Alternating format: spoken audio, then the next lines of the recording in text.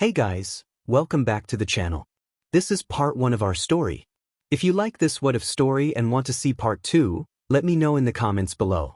Before we start, don't forget to like, subscribe, and share this video with your friends. Also, check the description for more great content and my playlist. This story was posted by 𝗵𝗃 on Wattpad. Now let's start. It was the day of the final exam, and Izuku thought things would finally be different at UA, but they weren't. School never seemed to get better for him. He groaned at the thought of getting up in the morning, knowing he would face his teacher's glare or be blamed for things whenever Bakugo caused trouble. This was the normal struggle he had endured throughout his life. Today he felt particularly awful. His body was sore because Recovery Girl had refused to heal him a few days ago due to the injuries he sustained during training. She believed he needed to learn not to rely on her for everything, especially since he had been paired with Bakugo during that training session.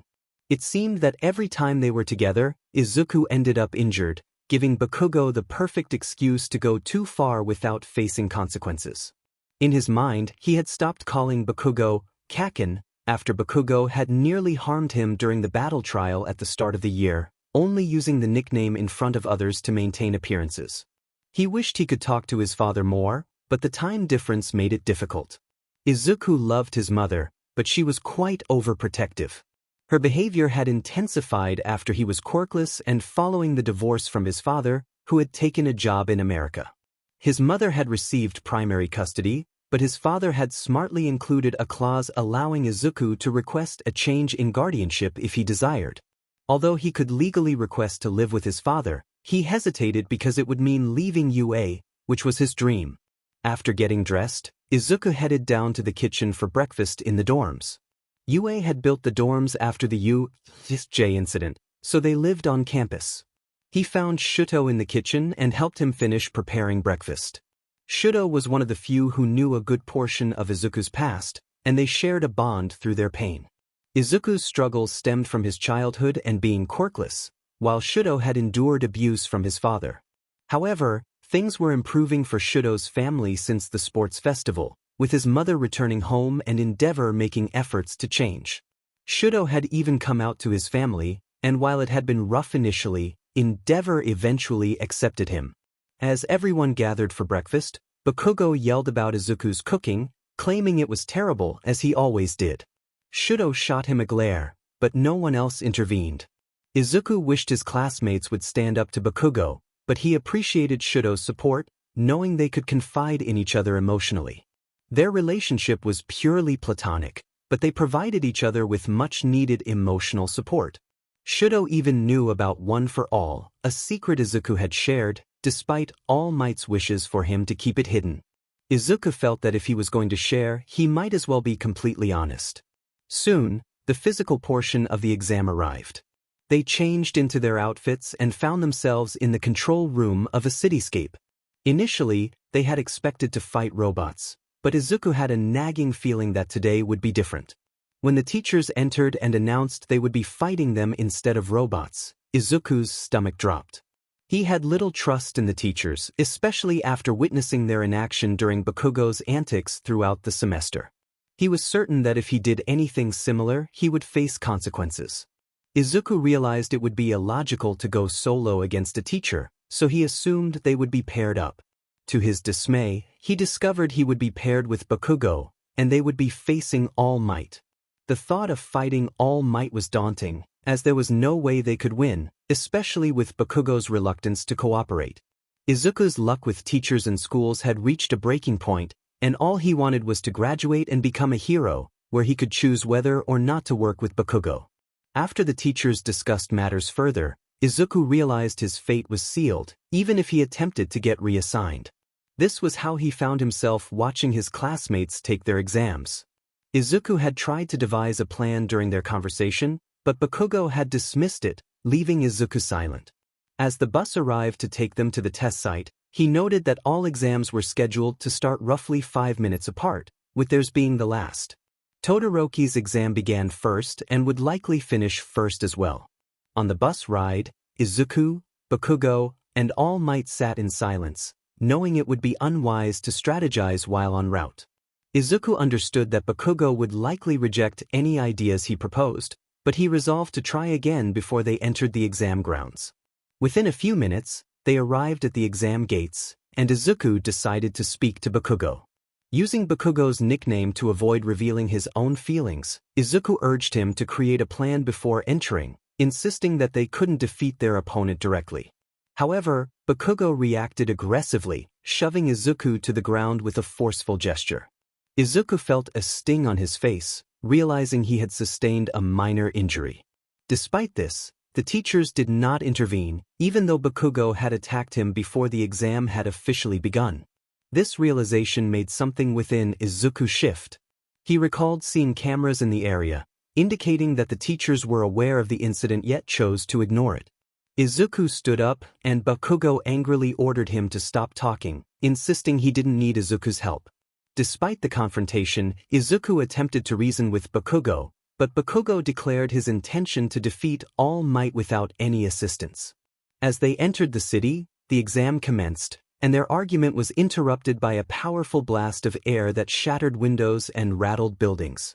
All Might had arrived, his presence instilling a sense of dread. Izuku urged Bakugo to cooperate, but Bakugo refused, stating there was no chance they could work together and that he would not win by retreating. Bakugo charged at All Might, forcing Izuku to follow, knowing Bakugo stood little chance alone.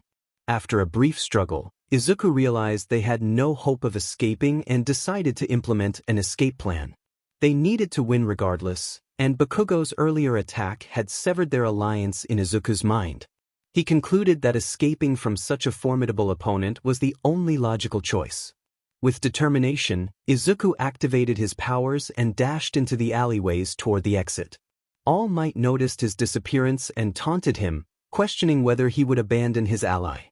Izuku thought to himself that Bakugo was no longer his ally under the circumstances, given the attack that had occurred. As he neared the gate, All Might brought up the sludge villain incident, attempting to provoke Izuku into returning to help Bakugo. However, Izuku pressed on, focused on reaching safety. Just then, a voice announced that Izuku and Bakugo had won by passing through the gate, leaving everyone astonished that Izuku had left Bakugo to fight alone. All Might's mind raced with doubt about his choice of successor, fearing he might have chosen the wrong person to inherit One for All. All Might quickly carried Bakugo, who was now unconscious, to the gate and spotted Izuku heading away. He called out to him, demanding to know why he had left Bakugo behind.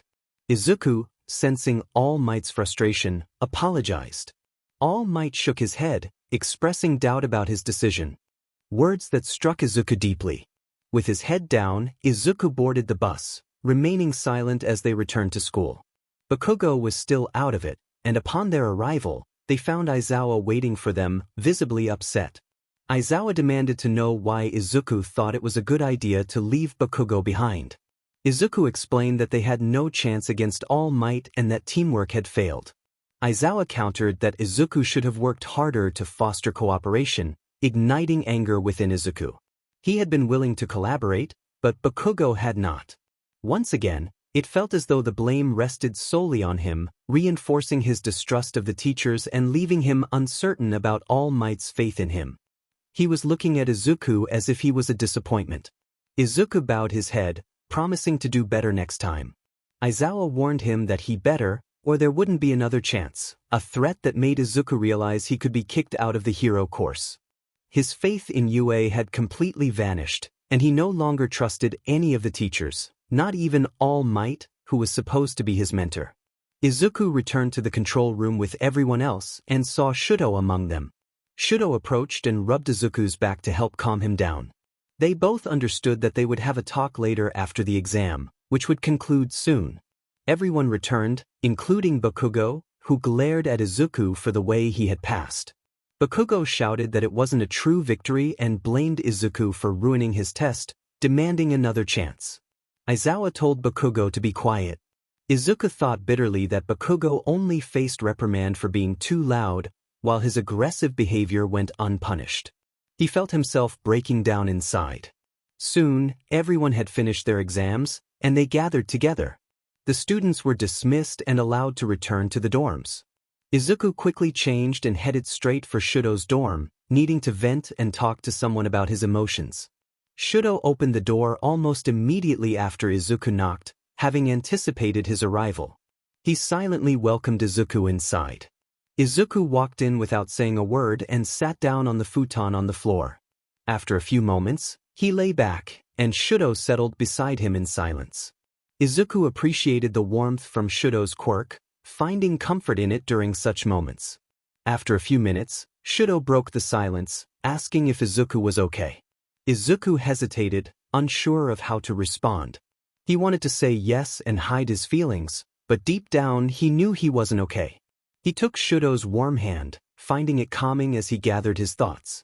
After a moment of contemplation, he spoke, shocking Shouto with his words. He confessed that he thought he hated Bakugo and UA, as well as the teachers. Shouto realized this must relate to the final exam and noted that he had sensed something was wrong due to Izuku's behavior. Izuku nodded, remaining silent for a few moments before explaining that they had passed the final exam because he had run across the exit to win for them. He mentioned that Bakugo had not taken that well, which was expected. However, what truly troubled him was that Bakugo had assaulted him before the exam even began, leaving him with a bruise and a busted lip. Izuku explained how Bakugo had struck him with his gauntlet when he tried to collaborate on a plan. Shouto's expression grew cold as he listened. He questioned why the staff hadn't stopped the exam, given that there were cameras. Izuku admitted he didn't know. He felt that the staff was using him as a tool to improve Bakugo while neglecting his own education. He pointed out that Bakugo had never faced consequences for his previous actions, including an incident at the beginning of the year. Izuku expressed his frustration about being paired with Bakugo for training and exams, believing they were using him to help Bakugo improve his teamwork skills, despite their clear issues.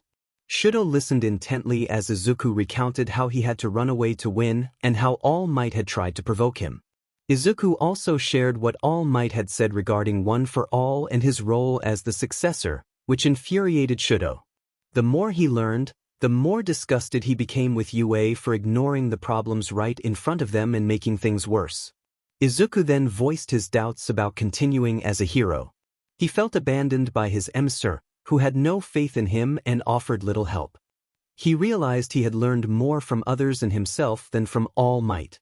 He compared UA to his previous schools, where bullying went unchecked, harming his education.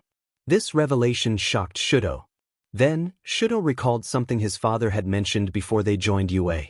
He suggested to Izuku that they could leave UA and attend another school in Japan or even America. Izuku's eyes widened at the idea, feeling stunned and unsure of how to respond. He questioned whether Shouto's father would allow him to drop out of UA and move to America, a prospect that sounded appealing. Izuku thought about living with his father on the East Coast, where the top hero school in America was located, just outside Philadelphia. The location made sense, given its proximity to major cities like Washington, D.C., and New York. There are many other important cities and locations on the East Coast as well. The #1 hero school was established in New Jersey, near Philadelphia, a major business hub. The school was built in an open forest area that used to be a state forest, allowing it to respond effectively to various problems. After Izuku posed a question, Shouto took a moment to think before responding. He mentioned that it would take some convincing but noted that Izuku's father lived near the #1 hero school in America. Izuku confirmed this. Shouto explained that his father had considered sending him to that school before UA, but he had insisted on attending UA because All Might was there and he didn't want to be away from his siblings. However, he was beginning to feel differently about staying at UA. He expressed that the recent events had shaken his resolve, and the offer sounded increasingly appealing. He wondered how they could transfer without being discovered, as All Might would likely try to track him down due to his connection with One for All. Shouto contemplated the situation and realized they would need to ask Endeavor for assistance.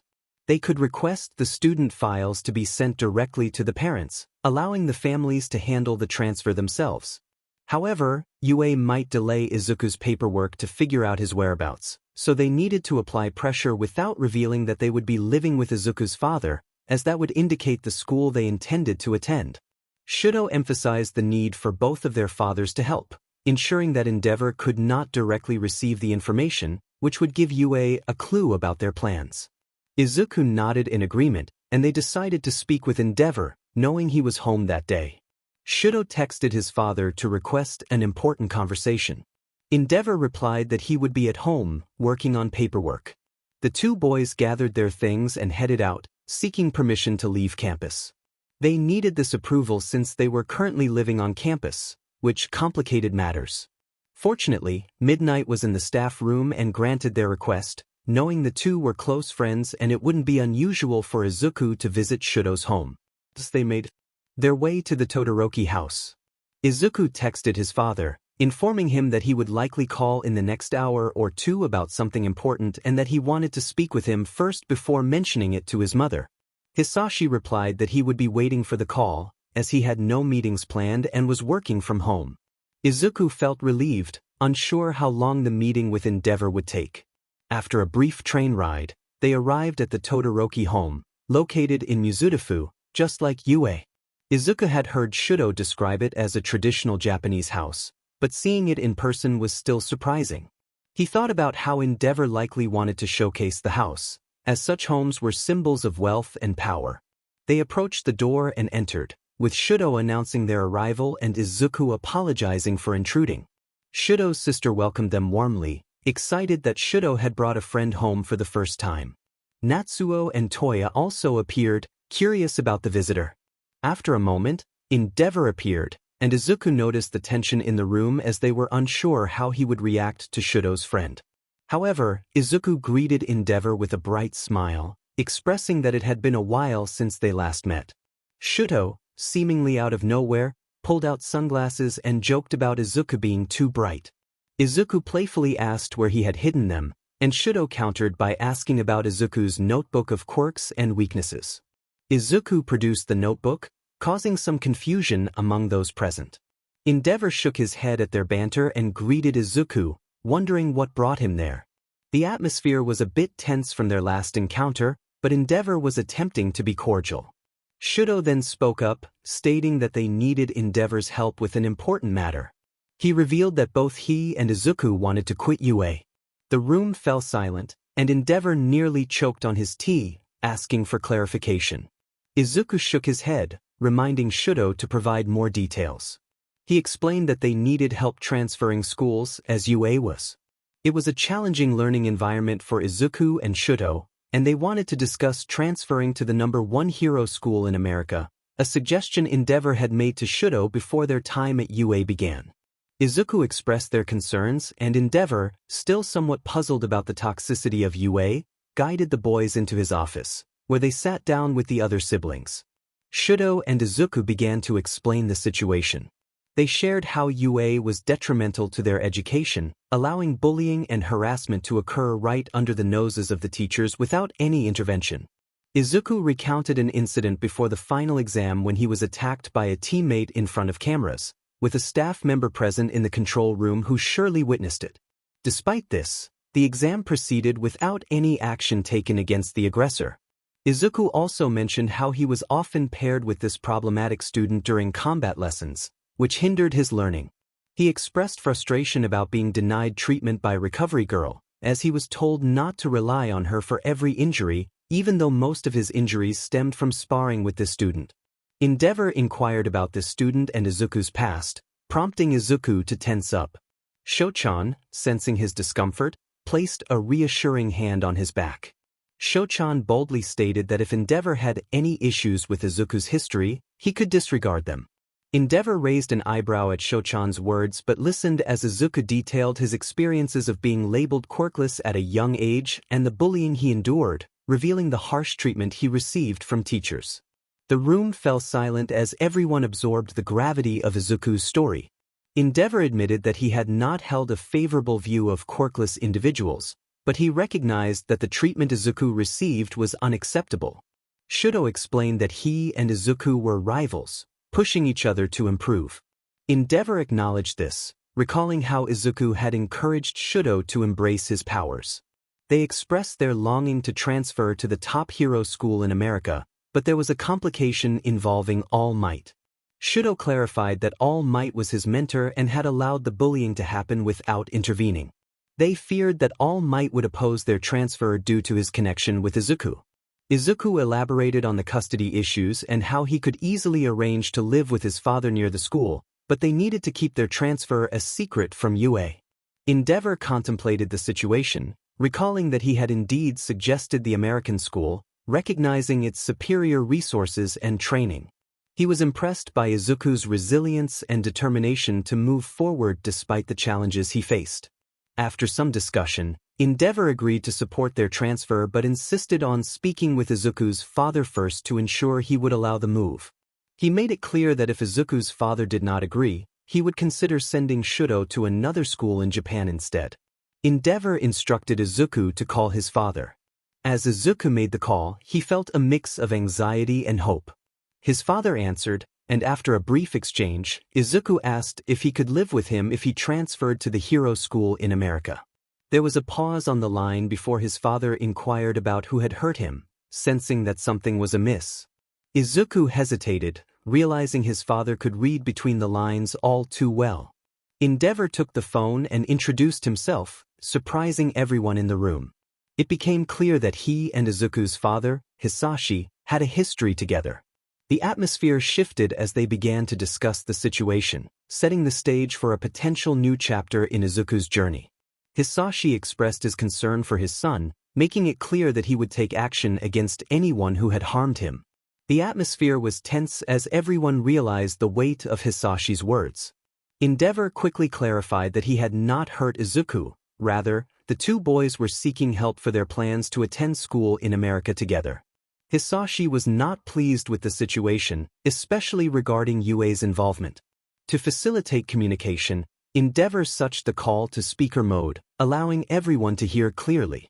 Hisashi offered to take custody of Izuku and his friend, asking what Izuku would like to tell his mother about the move, considering her reluctance to leave Japan and their divorce. Izuku shared his feelings about his mother's behavior since the divorce, which saddened Hisashi. He wished Izuku had confided in him sooner, feeling he could have offered support. Hisashi assured Izuku that he would handle the conversation with his mother, explaining that they wanted to transfer to a safer school in America. He anticipated that Izuku would need to reassure her frequently, but he was confident in their plan. Hisashi also mentioned that he would fax a document granting 𝗵𝗃 the authority to withdraw Izuku from UA, ensuring a smooth transition. He had connections with the principal of the new school, who owed him favors, and could arrange for the boys to take a test to gain admission to the hero course. Izuku confided in his father about All Might's potential search for him, feeling disillusioned with the hero who had once inspired him. He felt that All Might's judgment had damaged their bond, leaving Izuku feeling that he owed him nothing beyond his responsibilities as a user of One for All. After further discussions, it was decided that Izuku and Shouto would leave Japan the next day to stay with Hisashi. Izuku would need to gather his belongings and say goodbye to his mother. He loved her but felt constrained by her overprotectiveness, which had often made him feel inadequate. Despite his mixed feelings, he knew that pursuing his dream of being a hero in America and spending time with his father was the right choice. 𝗵𝗃 planned to inform UA that the boys would not be returning due to an emergency, ensuring that the school would respect his authority as the number 2 hero. He would handle the paperwork to officially withdraw them and arrange for their belongings to be sent to America. Izuku resolved to donate his All Might memorabilia, as they no longer held the same significance for him. As Izuku prepared to return home, Shouto offered his support for the difficult conversation ahead. They left the Todoroki residence while 𝗵𝗃 made the call to UA, setting off a wave of shock among the students and staff. On the way home, Izuku felt a mix of anxiety and love for his mother. He knew their relationship was complicated, shaped by emotional and psychological challenges rather than physical harm. While he understood that she loved him, her overprotectiveness had often hindered his growth. She had never allowed him to train at a gym, fearing for his safety, which he found frustrating. Her support had only come after he developed a quirk, leaving him with lingering doubts about her belief in his dreams. In contrast, his father had always encouraged him, even when he was quirkless. Izuku recalled a past conversation where his father had bluntly stated that most quirkless individuals would struggle to become heroes, emphasizing the need for unwavering determination. This honesty had shaped Izuku's resolve to prove himself, despite the obstacles he faced. The question lingered in the air as Izuku's father expressed his support. It wasn't a direct affirmation, but to Izuku, it was the most encouraging response he had ever received. Unlike his mother, who often apologized, or the others who dismissed his dreams, his father's words felt like a beacon of hope. These thoughts occupied Izuku's mind as he and Shouto walked down the street toward his mother's home. Noticing Izuku's anxiety, Shouto placed a reassuring hand on his back, grounding him in the moment. Izuku emerged from his thoughts, smiled at Shouto, and expressed his gratitude. They continued walking until Shouto decided to ask Izuku a question. He wondered if they should leave a note for their classmates and teachers or simply disappear without a word. Izuku found himself uncertain about the situation. He contemplated the idea of leaving a note, suggesting that perhaps the movers could handle it since he couldn't bear the thought of facing his classmates again. The memories of Bakugo's bullying haunted him, and he felt betrayed by those who had stood by without intervening. Shouto was the only one who had shown concern, but Izuku had prevented him from confronting Bakugo, knowing it could lead to conflict. As they walked, Izuku took Shouto's hand, providing comfort to each other amidst their struggles. Their bond made it easier to face their inner demons. After a few more minutes, they arrived at the Midoriya residence. Izuku knew his father had already spoken to his mother, but he was still apprehensive about her reaction. He felt a sense of relief that Shouto was with him as he unlocked the door and stepped inside. Upon entering, they found Izuku Midoriya sitting on the couch, her eyes red from crying. Izuku had anticipated her emotional state, knowing that both he and his mother were sensitive people. He greeted her, and she quickly recognized Shouto, her expression shifting as tears fell down her cheeks. Izuku expressed her sorrow for not being more supportive, feeling she had made things worse for Izuku. He wiped away his own tears as he moved closer to embrace her, while Shouto respectfully kept his distance, allowing them this moment of connection. Izuku and Izuku shared their experiences, discussing the physical and verbal assaults he had endured from classmates and even teachers. Izuku was shocked to learn that the bullying continued at UA. She inquired about Bakugo, hoping he was still a friend, but Shouto interjected, unable to hold back the truth. He explained that Bakugo had been Izuku's main tormentor, and Izuku's eyes widened in disbelief as she processed this revelation. Izuku confirmed the painful reality, recounting how their friendship had turned sour when his quirk had not manifested like everyone else's. Izuku was taken aback by the depth of Izuku's struggles, far beyond what Hisashi had conveyed over the phone. She felt a surge of anger and wanted to confront the school, but Izuku urged her to reconsider. He explained that his actions were not just about protecting himself but also about safeguarding others. He reminded her of All Might's mentorship and how his father had arranged for 𝗵𝗏𝗏 to take temporary guardianship, ensuring their safety and preventing the school from stalling their paperwork. Izuku reassured Izuku and Shouto that they needed to be cautious. If anyone questioned them, they should deny any information that could lead to their whereabouts. The stakes were high, and they had to be smart about their next steps. Izuku expressed his reluctance to attack UA, explaining that there were villains attempting to weaken the school and hero society.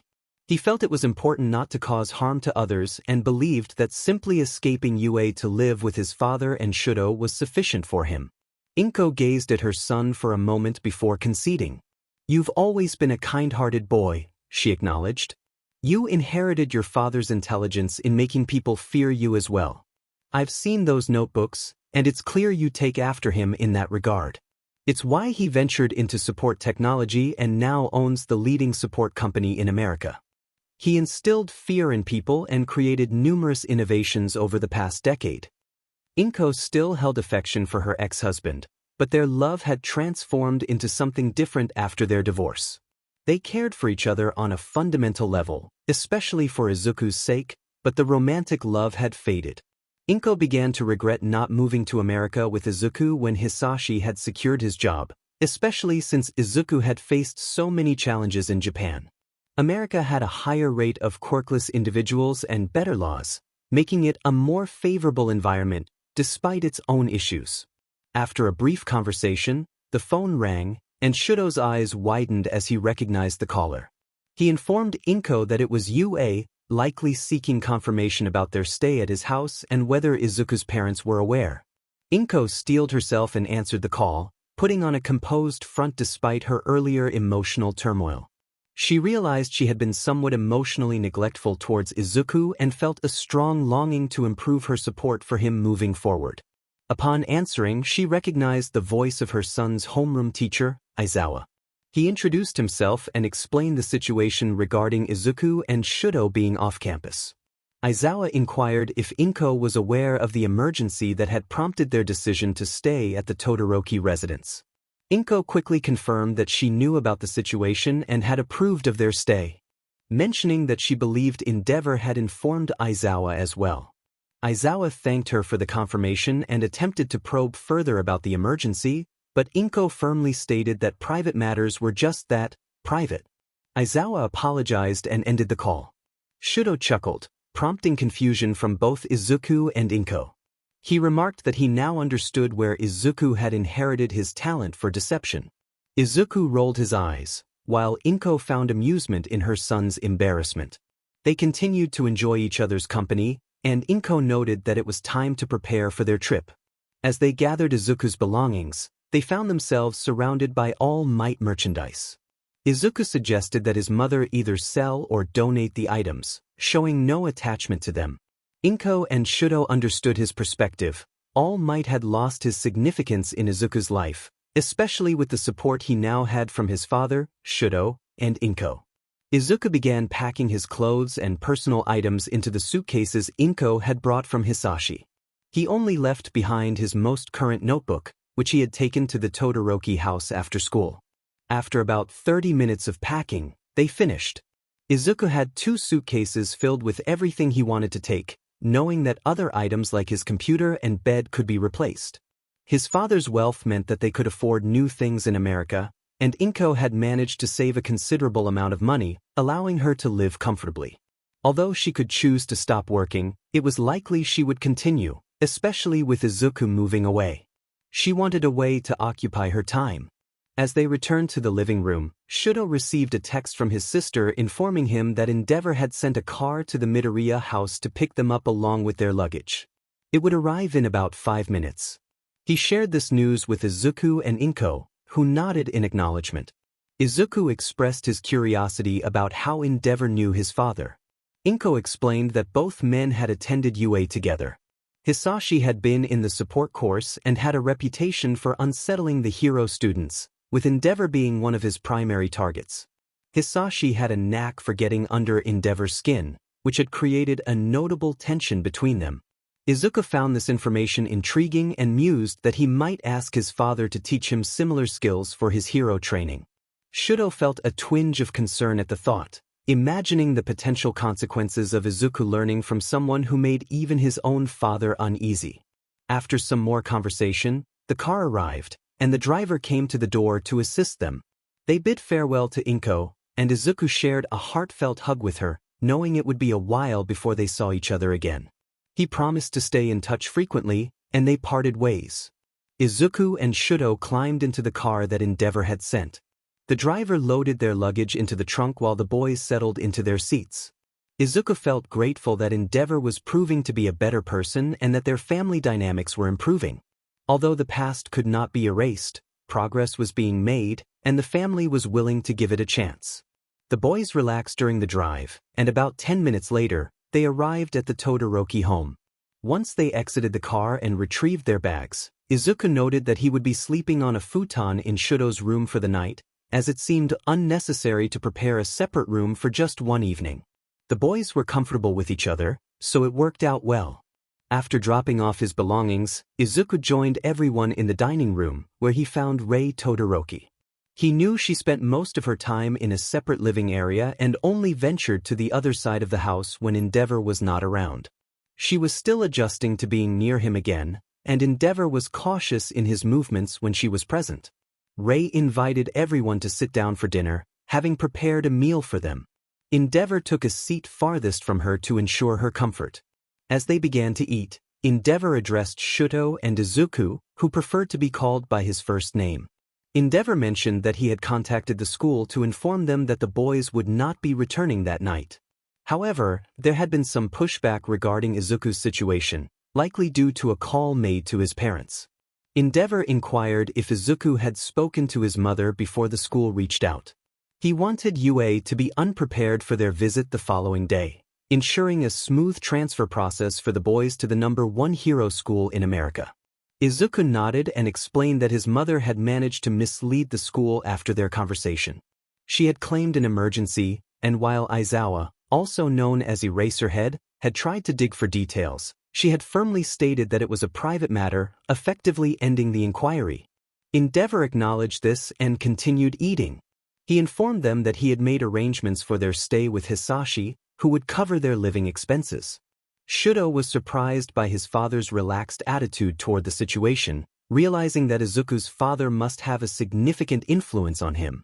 𝗵𝗃𝗏 added that the boys would leave later the next day to allow time for the paperwork to be completed.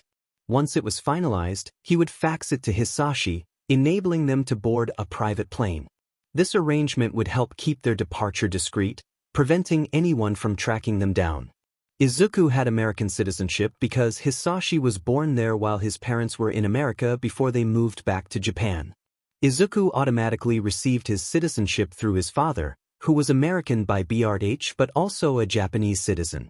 Shouto would be registered with the company as a sponsored student, allowing him to enter the country to attend a hero school. The laws were more relaxed for sponsored students, making the process easier and quicker.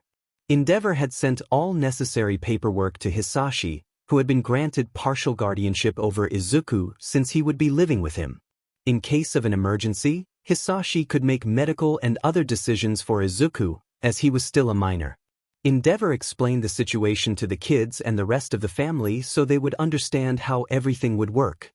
They needed to ensure that Nizu and All Might couldn't easily track down Izuku or Shouto. Traveling on a private company plane would allow them to exit the country without having to declare their passengers, only the flight plan. While there would be some paperwork upon their arrival, it would be government files that Japan would have to request, which would be tricky since All Might or UA would have no real reason to ask for them unless they claimed the boys had committed a crime or gone missing. 𝗵𝗃𝗏 could easily handle any claims of a crime unless it was particularly complicated, and the issue of them being missing could be resolved by 𝗵𝗃𝗏 and Izuku's parents, as they only needed to know where the boys were. They would have to be cautious if UA sought the help of a lie detector detective, but 𝗵𝗃𝗏 had already prepared his lawyers in case that became necessary. The conversation shifted to lighter topics, and they discussed their quirks. Izuku excitedly shared his thoughts, which made 𝗵𝗃𝗏 a bit apprehensive. He thought to himself how much Izuku resembled his father. At least Shouto was friends with him, which meant he wouldn't make an enemy out of Izuku. The family found it amusing that they had discovered several people who made 𝗵𝗃𝗏 uncomfortable. They were determined to maintain a good relationship with the Midoriyas and engaged in lively conversation for about 40 minutes until dinner concluded. Laughter filled the room as they joked about Izuku's quirk theories and how some heroes and villains misused their abilities. Even 𝗵𝗃𝗏 seemed more relaxed than usual in the company of the family. As dinner ended and they went their separate ways, everyone felt the ease that Izuku brought to the atmosphere. 𝗵𝗃𝗏 thought to himself that the kid had a remarkable talent for making people feel at ease as he retreated to his office to handle paperwork related to the withdrawal forms. Shouto and Izuku went to the bedroom to relax. Izuku expressed disbelief at the situation, feeling as though he was abandoning his 𝗵𝗃𝗏. Although he didn't feel guilty about leaving, he felt a sense of betrayal toward One for All and wished he could understand how the previous users had felt. Shouto reassured him, reminding him of All Might's shortcomings as a mentor. He acknowledged that All Might was improving but had not provided the direct support Izuku needed. They hadn't engaged in after-school training or worked on techniques together. Instead, All Might had to call in his old mentor to help train Izuku since he couldn't do it himself. Shouto emphasized that Izuku's only obligation was to grow strong enough to face All for One in the future once he had mastered the quirk, as attempting to do so now would be dangerous. He pointed out that All Might had left for America to escape All for One, and while Izuku's situation was different, It was based on a similar concept. Izuku was leaving due to the failures of All Might, UA, and others in protecting his education. Shouto reassured him that it wasn't Izuku who had a teamwork problem. Even 𝗵𝗲𝗍 agreed that the final exam events had been unfair, and Izuku shouldn't have been blamed for them. Izuku found irony in the fact that the hero known for being less cooperative in teamwork was the one pointing out the unfairness of his exam. Grateful for Shouto's advice, Izuku thanked him, and they both settled under the covers. Shouto used his quirk to slightly increase the warmth in the room, not to start a fire but to create a cozy atmosphere, and Izuku quickly fell asleep. He found that the nightmares and memories of his past didn't haunt him as much when Shouto was nearby, as it reassured him that someone was looking out for him. The warmth of Shouto's quirk helped keep him grounded. Shouto also enjoyed this, as using his quirk in this way helped him confront his own mental struggles, proving to himself that he was different from his father. Soon, Shouto fell asleep as well, his own mental demons stirred by Izuku's presence. They both slept soundly through the night. However, Izuku soon found himself in a strange place, a dark void where he couldn't move, everything but his eyes shrouded in mist. He wondered if he was trapped in a new nightmare. Then he heard a voice addressing him as the 9th user. A woman with black hair and black eyes appeared before him. As she called him the 9th, Izuku began to panic, but she quickly calmed him down, assuring him that everything was fine. Izuku found himself within the realm of One for All, a place shrouded in mystery. A woman appeared before him, revealing herself as Nana Shimura, the 7th user of One for All and the mentor of the 8th user, All Might. She explained that he had been brought here for a reason, one that would be discussed in more detail when he had better control of his quirk. The immediate purpose of their meeting was to address his feelings of stress and betrayal regarding the legacy of One for All. Nana acknowledged that this situation was unprecedented, 𝗬𝗧 had never before turned their back on their successor. However, she expressed understanding of Izuku's reaction and supported his decision to distance himself from All for One while he was still growing stronger. She appreciated his willingness to uphold the responsibility of One for All in the future, especially when facing All for One. Feeling reassured by her support, Izuku sensed that Nana had more to say but was hesitant. He focused on her, knowing she could read his thoughts in this space. Nana shared that her next request was her own opinion, not necessarily that of the other past users. She asked him to write a letter to Toshi, also known as All Might, to explain his perspective and the mistakes he had made. She hoped that one day, Toshi could recognize his errors and have the chance to correct them. Izuku pondered this request. All Might had been his mentor, and it seemed he was willing to reconsider his decisions. Looking at Nana, he saw the hope in her eyes for a future reconnection. After some reflection, he decided he would leave the note and allow All Might the opportunity to explain himself if their paths crossed again. Nana expressed her gratitude for his kindness, especially given the pain he had endured. She then made another suggestion, encouraging him to keep in contact with Gran Torino for advice and updates regarding One for All. She assured him that he could share his experiences without revealing his location, emphasizing the importance of having a knowledgeable ally during his journey. As their conversation came to a close, Izuku felt himself fading from the realm. Nana reassured him that it was time to leave, as this space was meant for the past users. He awoke suddenly, realizing he had only a few minutes before he would have naturally risen. He shook Shouto awake, who groaned about being disturbed early. Izuku shared his experience with the past users of One for All, explaining how Nana had supported his decision to leave and the request she had made regarding Gran Torino. Shouto listened quietly, absorbing everything Izuku had to say. Once Izuku finished recounting his dream, Shouto finally spoke up, expressing his disapproval of All Might but understanding why Nana had made her request. He had made a mistake, and even she was aware of it. That was why the other users couldn't support her request. However, she had a valid point. He was still her mentor, having provided her with the quirk and the legacy. If he could change, it would be ideal to reconnect in the future. Nevertheless, it was essential to remember that the quirk belonged to her now, not him. Every decision regarding it was hers alone, and he could no longer dictate her actions. Even if he were to ask her to relinquish it, he had no right to do so. Maintaining contact with Gran Torino seemed like a good idea, provided he kept their communication discreet. Shouto expressed these thoughts, and Izuku nodded in agreement, affirming that it was indeed his quirk and his choice on how to handle it moving forward. Afterward, the boys headed to breakfast before Izuku began drafting a letter to All Might. They also decided to write a general letter to their class and UA. As they entered the dining room, Rei greeted them, and the rest of the family was already present, except for Shouto's sister, who had left for work. They sat down to eat, and Izuku noticed some files next to 𝗵𝗲𝗏, along with 2 new phones, which puzzled him. After a few minutes, 𝗵𝗲𝗏 spoke up, calling out to Shouto and Izuku. They looked up, curious. 𝗵𝗏𝗏 handed them both phones, explaining that they were new and ready for use. Instructed them to transfer their contacts and apps, noting that the passcode was set to 1234 until they changed it. He and Hisashi had decided it was safer to hide their tracks, as their old numbers could be traced. 𝗵𝗏𝗏 had already shared their new numbers with Hisashi and Izuku Midoriya, as well as the rest of the family. He also mentioned that the phones came with a pre-installed GPS location app, which he and Hisashi could activate if they believed the boys were in danger and unable to reach them. This feature would not ping their phones but would display a notification within the app if checked. They could also send an emergency GPS ping to Hisashi and 𝗵𝗏𝗏's phones. While 𝗵𝗏𝗏 couldn't do much, Hisashi would be able to alert the police and heroes in America to their location. He demonstrated the app on his phone, showing them how it worked. After finishing breakfast, it was time for 𝗵𝗏𝗏 to head to UA to initiate the withdrawal, which would soon send UA scrambling to find them. He instructed Izuku and Shouto not to leave the house after he departed, as they might be searched for outside without legal grounds to enter the home. Izuku mentioned wanting to stop by Gran Torino, and 𝗵𝗏𝗏 agreed to have the car arrive an hour earlier than planned, as they would pass through that city on their way to the airport.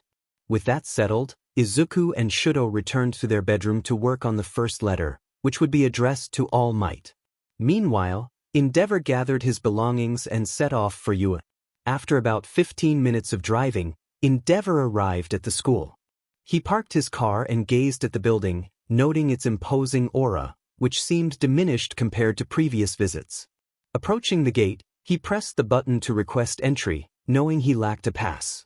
He was cautious not to force his way in, aware of the security measures in place, though that hadn't stopped a group of villains in the past. A voice came over the intercom. It was Principal Nizu. He greeted 𝗵𝗏𝗏 warmly, inquiring about his visit and whether it was related to the emergency involving the 2 boys. 𝗵𝗏𝗏 took a moment to choose his words carefully, wanting to avoid revealing too much information that Nizu could use to draw conclusions. He stated that he was there to discuss an important matter, hoping to keep the conversation focused. Nizu, sensing that 𝗵𝗏𝗏 was not forthcoming with details, allowed him entry into the school. He printed a temporary pass, which 𝗵𝗏𝗏 took before walking inside. As he made his way down the halls, a few teachers noticed him and raised an eyebrow, but he continued toward the principal's office. They were all curious about his presence, especially since Izuku Midoriya and Shouto Todoroki had not returned to campus the previous night due to their families approving their stay at the Todoroki home for an emergency. A few minutes later, 𝗵𝗏𝗏 arrived at the principal's office. He was about to knock when the door opened, and he was invited inside. Nizu was seated at his desk, and 𝗵𝗏𝗏 entered, closing the door behind him. He approached the chair in front of the desk and sat down, maintaining a reserved demeanor. Nizu observed 𝗵𝗏𝗏, wondering what he wanted. He was curious about the emergency that had occurred after the 2 students left campus. Based on Midnight's observations, they hadn't seemed distressed, so it likely wasn't related to a villain. The principal pondered the situation, questioning what had happened and why 𝗵𝗏𝗏 was there just a day after the so-called emergency. 𝗵𝗏𝗏 pulled out the files he had brought, placing them on the table as he prepared to speak. 𝗵𝗏𝗏 declared that he was officially removing Shouto Todoroki and Izuku Midoriya from UA's care, requesting the withdrawal process to be completed along with all necessary paperwork for their medical and academic records. Nizu was momentarily taken aback, his eyes widening in surprise at this unexpected announcement. He inquired about the reason for pulling his son out of UA and noted that 𝗵𝗏𝗏 was not the legal guardian of Izuku Midoriya, which complicated the request. However, 𝗵𝗲𝗏 presented a document signed by 𝗧𝗵𝗲 Midoriya, granting him the authority to make legal decisions for Izuku. 𝗧𝗵𝗲 was puzzled as there was no record of 𝗧𝗵𝗲 Midoriya in their system. He was then handed another document indicating that Izuku's custody had been legally transferred from Izuku Midoriya to 𝗧𝗵𝗲 Midoriya. 𝗧𝗵𝗲's mind raced with questions, wondering if something had happened to Izuku Midoriya that they were unaware of, as the speed of these developments felt suspicious. 𝗵𝗲𝗏 anticipated 𝗧𝗏's concerns regarding the swift changes and the implications for Izuku Midoriya, but assured him that nothing had happened to her. He insisted that the legal custody change had occurred the previous night and reiterated his request to withdraw Izuku Midoriya alongside his son. He emphasized that there was no reason to delay the process, especially since the semester had concluded and all grades should have been submitted already. 𝗧𝗏, sensing the urgency, agreed to start the withdrawal process but asked for clarification on why both boys were being withdrawn so hastily.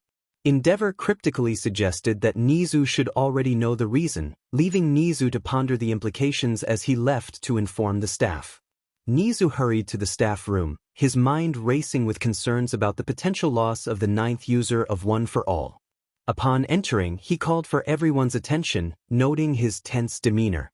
He expressed his alarm at 𝗵𝗲𝗏's request to withdraw not just Shouto but also Izuku Midoriya, prompting confusion among the staff. Aizawa speculated that Shouto was one of the students, but questioned who the second was. 𝗧𝗏 confirmed that the second student was indeed Izuku Midoriya, causing all might to react with shock. 𝗧𝗏 explained that 𝗵𝗲𝗏 had the legal right to withdraw Izuku, as he possessed the necessary paperwork granting him partial guardianship. He emphasized the urgency of the situation, as they had no choice but to accept the withdrawal request. All Might, growing increasingly pale, was asked if he had heard anything from Izuku, especially given the recent emergency that had kept both boys out of UA. All Might admitted he had not been informed and suggested calling Izuku's phone. When the call was made, a recorded message informed them that the number was no longer in service, heightening everyone's concern about Izuku's sudden disappearance. 𝗧𝗏 shook his head, realizing they were at an impasse. He instructed Aizawa to prepare the files for 𝗵𝗲𝗏, who wanted physical copies to send himself, complicating their ability to confirm the destination school. As Aizawa began his work, Present Mike suggested that 𝗧𝗏 should seek answers directly from 𝗵𝗲𝗏. 𝗧𝗏 relayed 𝗵𝗲𝗏's cryptic response, expressing his unease about the situation and the potential threat looming over them. He understood that they needed to locate Izuku Midoriya, as he was no longer under UA's protection, which increased the risk of 𝗬𝗏 targeting him. Though that would be a private discussion once 𝗵𝗲𝗏 left. After about 30 minutes of gathering everything, the paperwork was ready and just required 𝗧𝗏's signature to finalize it. 𝗧𝗏 signed the documents and then headed back to his office, needing to hold a quick staff meeting to figure out what had happened. A few minutes later, he arrived back at his desk and announced that all the paperwork was signed and ready. 𝗵𝗲𝗏 acknowledged this and mentioned that a moving team would arrive in the next day or so to pick up everything from the students' rooms. 𝗧𝗏 was curious about their destination but decided to wait until 𝗵𝗲𝗏 left to find out more. Once he confirmed 𝗵𝗲𝗏 was off campus, 𝗧𝗏 went straight to the staff room and addressed everyone. He urged the staff to retrace recent events to understand why 2 of their students from Class 1A had been pulled out of UA. The way 𝗵𝗲𝗏 had worded his response suggested that something significant had occurred, and they needed to determine if there was anything they had missed or failed to report. 𝗧𝗏 encouraged everyone to think critically, as they would soon learn the truth, which he wanted to know in advance to prepare for any implications. He then asked All Might to join him in his office, and they both left the staff room. Once in the office, they settled down with some tea. 𝗧𝗏 expressed his concern about Izuku Midoriya's sudden disappearance, noting how troubling it was. All Might decided to contact a detective to look into the matter unofficially, as they couldn't officially start an investigation without legal grounds. 𝗧𝗏 inquired about 𝗧𝗵𝗲𝗏 Midoriya, but All Might had little information. He explained that Izuku rarely spoke about his father, only that he lived in America and that his parents were divorced. All Might found it puzzling how 𝗧𝗏𝗏 had custody of Izuku, given that Izuku Midoriya was still alive and would not have lost custody without a court case. They began to dig into any information they could find. 𝗵𝗲𝗏 had left UA and was now on his way home, reviewing the files he had in hand. He noted the number of injuries Izuku had sustained and was astonished by the boy's determination. He also observed Izuku's progress in controlling his quirk.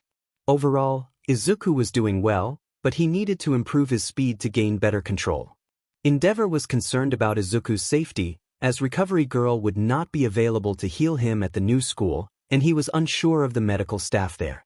After some time, he arrived home and found his family gathered in the living room. He greeted them and they welcomed him back. Shouto asked how things had gone, and 𝗵𝗲𝗏 took a moment before responding.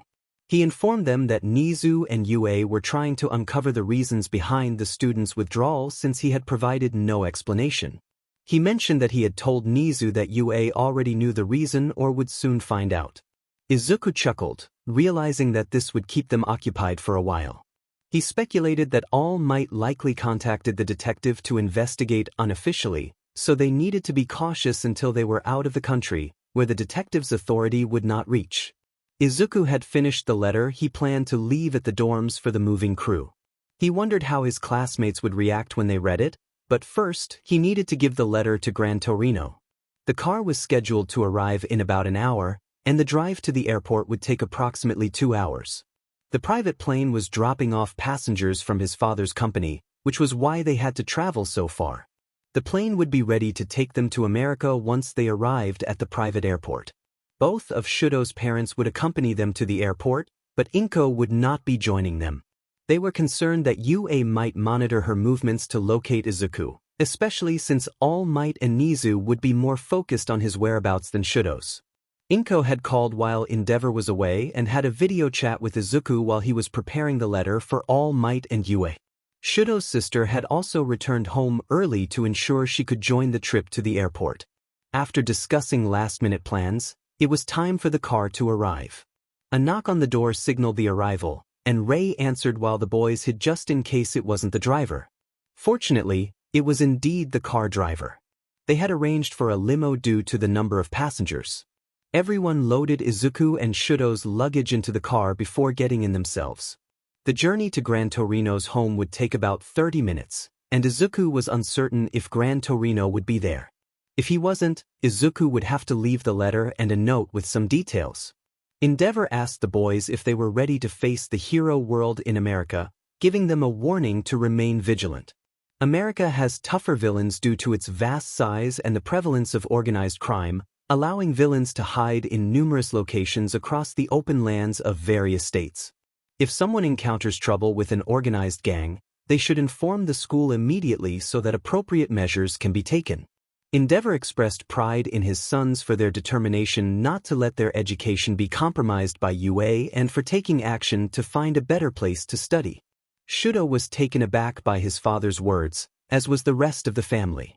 Izuku found himself at a loss, observing the expressions on everyone's faces. Toya remarked that he was almost proud of their father, prompting laughter from Shouto and his brothers, while Ray and Fuyumi shook their heads in response. Izuku remained silent, not wanting to provoke 𝗵𝗏𝗏 further. 𝗵𝗏𝗏, feeling annoyed, glared out the window at his son's laughter, grumbling about being taken seriously. Ray offered him consolation, which helped ease his irritation. Time passed quickly, and they soon arrived at 𝗵𝗃𝗄's home. Izuku exchanged a knowing glance with Shouto, both understanding what needed to be done. They exited the limo, promising to return, and walked a short distance from the main street since the car couldn't reach 𝗵𝗃𝗄's residence directly. Shouto looked at the building with curiosity, and Izuku reassured him that this was indeed where 𝗵𝗃𝗄 lived, having been there for so long without leaving. They approached the door, which Izuku knew was usually unlocked. As they entered, Izuku called out to 𝗵𝗃𝗄, announcing their presence. 𝗵𝗃𝗄 soon appeared, puzzled as to why Izuku was there with someone else. Izuku explained that he needed to discuss important matters involving All Might and One for All. 𝗵's attention sharpened at the mention of One for All, noting that Shouto seemed unfazed. He wondered why Izuku had shared this information with his friend. 𝗵𝗃𝗄 gestured for Izuku to sit down at the table, sensing the tension in the young hero. He urged Izuku to get to the point. Taking a deep breath, Izuku revealed that he had been advised to visit Gran by an old friend before leaving. He bluntly stated that he no longer saw All Might as his MSTR and had left UA, planning to attend a different hero school in another country, which he chose not to disclose. He expressed his concerns about UA compromising his education and safety, and how All Might no longer believed he was fit to inherit One for All, a notion Izuku strongly disagreed with. He had made the decision to pursue a new path alongside his best friend, Shouto. Gran Torino, caught off guard, choked on his tea, his eyes widening at Izuku's revelations. He demanded to know what had transpired at UA that led to such a drastic change in their relationship. At this moment, Shouto decided to share his perspective. He explained that Izuku had been assaulted by a teammate before the final exam, and during the exam, that same teammate had refused to cooperate. In light of this, Izuku chose to escape the city to secure victory, which meant leaving behind the teammate who had harmed him. Their opponent in the final exam had been All Might. Gran's eyes widened further at Shouto's account, noticing Izuku's serious demeanor, a stark contrast to his usual cheerful self. Izuku produced a letter detailing his past experiences with All Might and his feelings of betrayal, which he handed to Gran Torino. Gran quickly opened the letter and began to read, his shock growing as he absorbed the contents. After several minutes, he finally spoke, expressing his disbelief at the hardships Izuku had faced. Gran recalled that Izuku had mentioned an old friend had encouraged him to seek Gran out. He pressed for the identity of this friend, and Izuku met his gaze without flinching, revealing that it was Nana Shimura. Gran felt as though he had been struck, disbelief washing over him. He began to voice his thoughts, but Izuku interrupted, affirming that while Nana was indeed deceased, her presence lingered within One for All. The quirk transcended mere power, carrying echoes of its previous users. They had been aware of Izuku's struggles and allowed Nana to communicate with him in dreams. Izuku explained that Nana and the other users had agreed that All Might's judgment of him was misguided. They understood his decision to leave UA in search of a better education and a safer environment, especially since All Might had been willing to jeopardize Izuku's well-being for the sake of another student who wished him harm. They had even encouraged his choice, recognizing that distancing himself from All for One was essential, as Izuku was still too weak to confront that threat. Nana had asked Izuku to write the letter as a personal favor, hoping that one day, if their paths crossed again, All Might have the opportunity to reconnect with him after reflecting on his actions.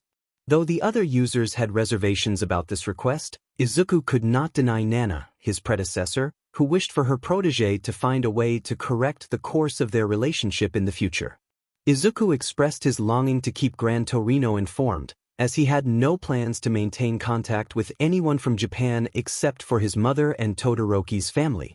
This arrangement would allow him to seek advice and receive updates from Japan, provided that Gran Torino would keep their communications confidential. Gran Torino took a moment to process Izuku's request before agreeing to maintain silence. He felt relieved to have a way to communicate about All for One and to warn Izuku of any potential threats. He hesitated for a moment before asking if Izuku would share which country he was heading to. Although tense, Izuku decided to trust Gran Torino and revealed that he was going to America, emphasizing the importance of confidentiality. Gran noticed the boy behind Izuku glaring at him, sensing the loyalty that existed between them. Gran Torino reminded Izuku that he should never relinquish One for All unless he was on his deathbed or had found a worthy successor in his hero career. The quirk belonged solely to Izuku, and he was the most suitable person to wield it. With that, it was time for the boys to leave, and Gran was prepared to confront an old student. He informed Izuku that he would be heading to UA to deliver a letter and deal with the situation. Izuku decided to give Gran another letter for his class, explaining that everything in their dorm rooms was being donated since it was all replaceable. He requested Gran to pass the letter to his classmates, as they had played a part in his decision to leave, having failed to intervene against Bakugo's behavior. Gran agreed and took the letter. As they exited the building, Gran followed them to the car. When 𝗵𝗃 saw him, he rolled down the window.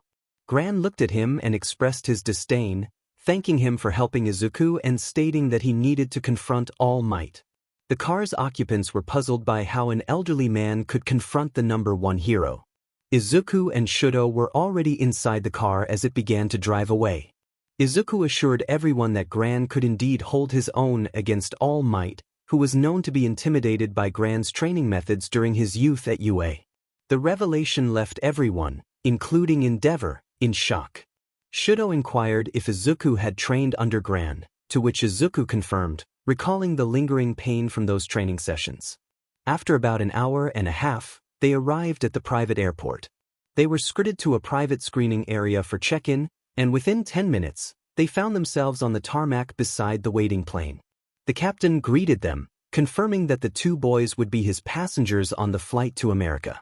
After confirming their status as the only passengers, the captain took their luggage and informed them that they would be ready to depart shortly. He invited them to board the plane to avoid standing in the sun while final checks were completed. Inside the beautifully designed private airplane, Izuku marveled at the accommodations. He discovered a spacious sleeping area suitable for both of them during the long flight to America's East Coast. As they chatted, Ray unexpectedly asked if there was anything romantic between the two boys, surprising everyone, including 𝗵𝗃𝗏. Izuku blushed, while Shouto quickly composed himself. Shouto clarified that while he wouldn't mind a romantic relationship, their bond was currently platonic. They were comfortable with each other because they understood each other's struggles and pasts. They had supported one another in overcoming their challenges, creating a deep emotional connection. Izuku echoed Shouto's sentiments, explaining that while they had shared a bed for comfort, it was not a romantic situation. Ray nodded in understanding, and 𝗵𝗃𝗏 surprised everyone by suggesting they should be safe if they ever decided to pursue a romantic relationship in the future. This unexpected approval left them all stunned, given 𝗵𝗃𝗏's past demeanor. As he checked his watch, he announced that it was time to prepare for departure, indicating that the captain would be calling them shortly.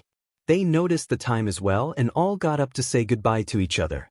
As Izuku and the Todorokis made their way to the airport to see the boys off, Gran Torino sat on a train with 2 letters in his possession.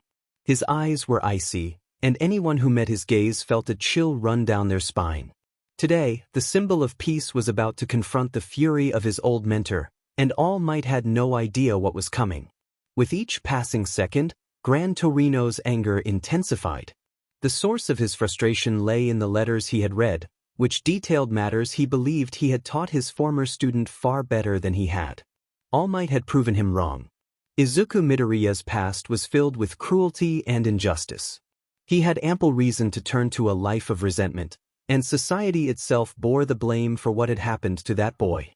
Gran Torino's anger extended beyond All Might. It also encompassed UA and Principal Nizu for their failures. The fact that an attempted assault had occurred without any action taken, that Izuku was allowed to use his quirk more freely than he should have, and that he was continually paired with his bully, his abuser, made Gran Torino feel nauseous. It was one thing for Eraserhead to have a lapse in judgment, but for All Might, Nizu and Recovery Girl, who were aware of One for All, to repeatedly overlook such issues was inexcusable. They had a recording of the exam, and the fact that they allowed an assault to happen without intervention violated their duties as educators. To blame Izuku for not staying with his attacker and saving him from All Might was absurd. Gran Torino would have done exactly what Izuku did. The moment the boy attacked him, he ceased to be an ally and became a hostile enemy. They say that anger and emotions fade with time, but in this case, Gran Torino's fury only grew as he traveled from his home to the school. Upon arriving at UA, he checked his phone and saw a text from Izuku stating that they had already taken off. This was a relief, as it meant UA could no longer interfere with the boys' departure. Gran Torino pressed the button on the intercom. It was late afternoon, nearing evening, and he knew the staff would soon be preparing to leave the staff room. He was determined to confront all of them. Nizu's voice welcomed him as he printed a pass for Gran Torino to enter. Gran took the pass without a word and made his way to the staff area. After about 8 minutes of walking, due to his short legs and age, he arrived at the staff room and burst through the door. Everyone was taken aback, even Nizu, who was shocked by the force with which Gran Torino opened the door. All Might felt a wave of fear wash over him. Gran Torino scanned the room and noticed everyone was present except for Recovery Girl. He asked Nizu where she was, and 𝗍𝗬 informed him she was in the nurse's office.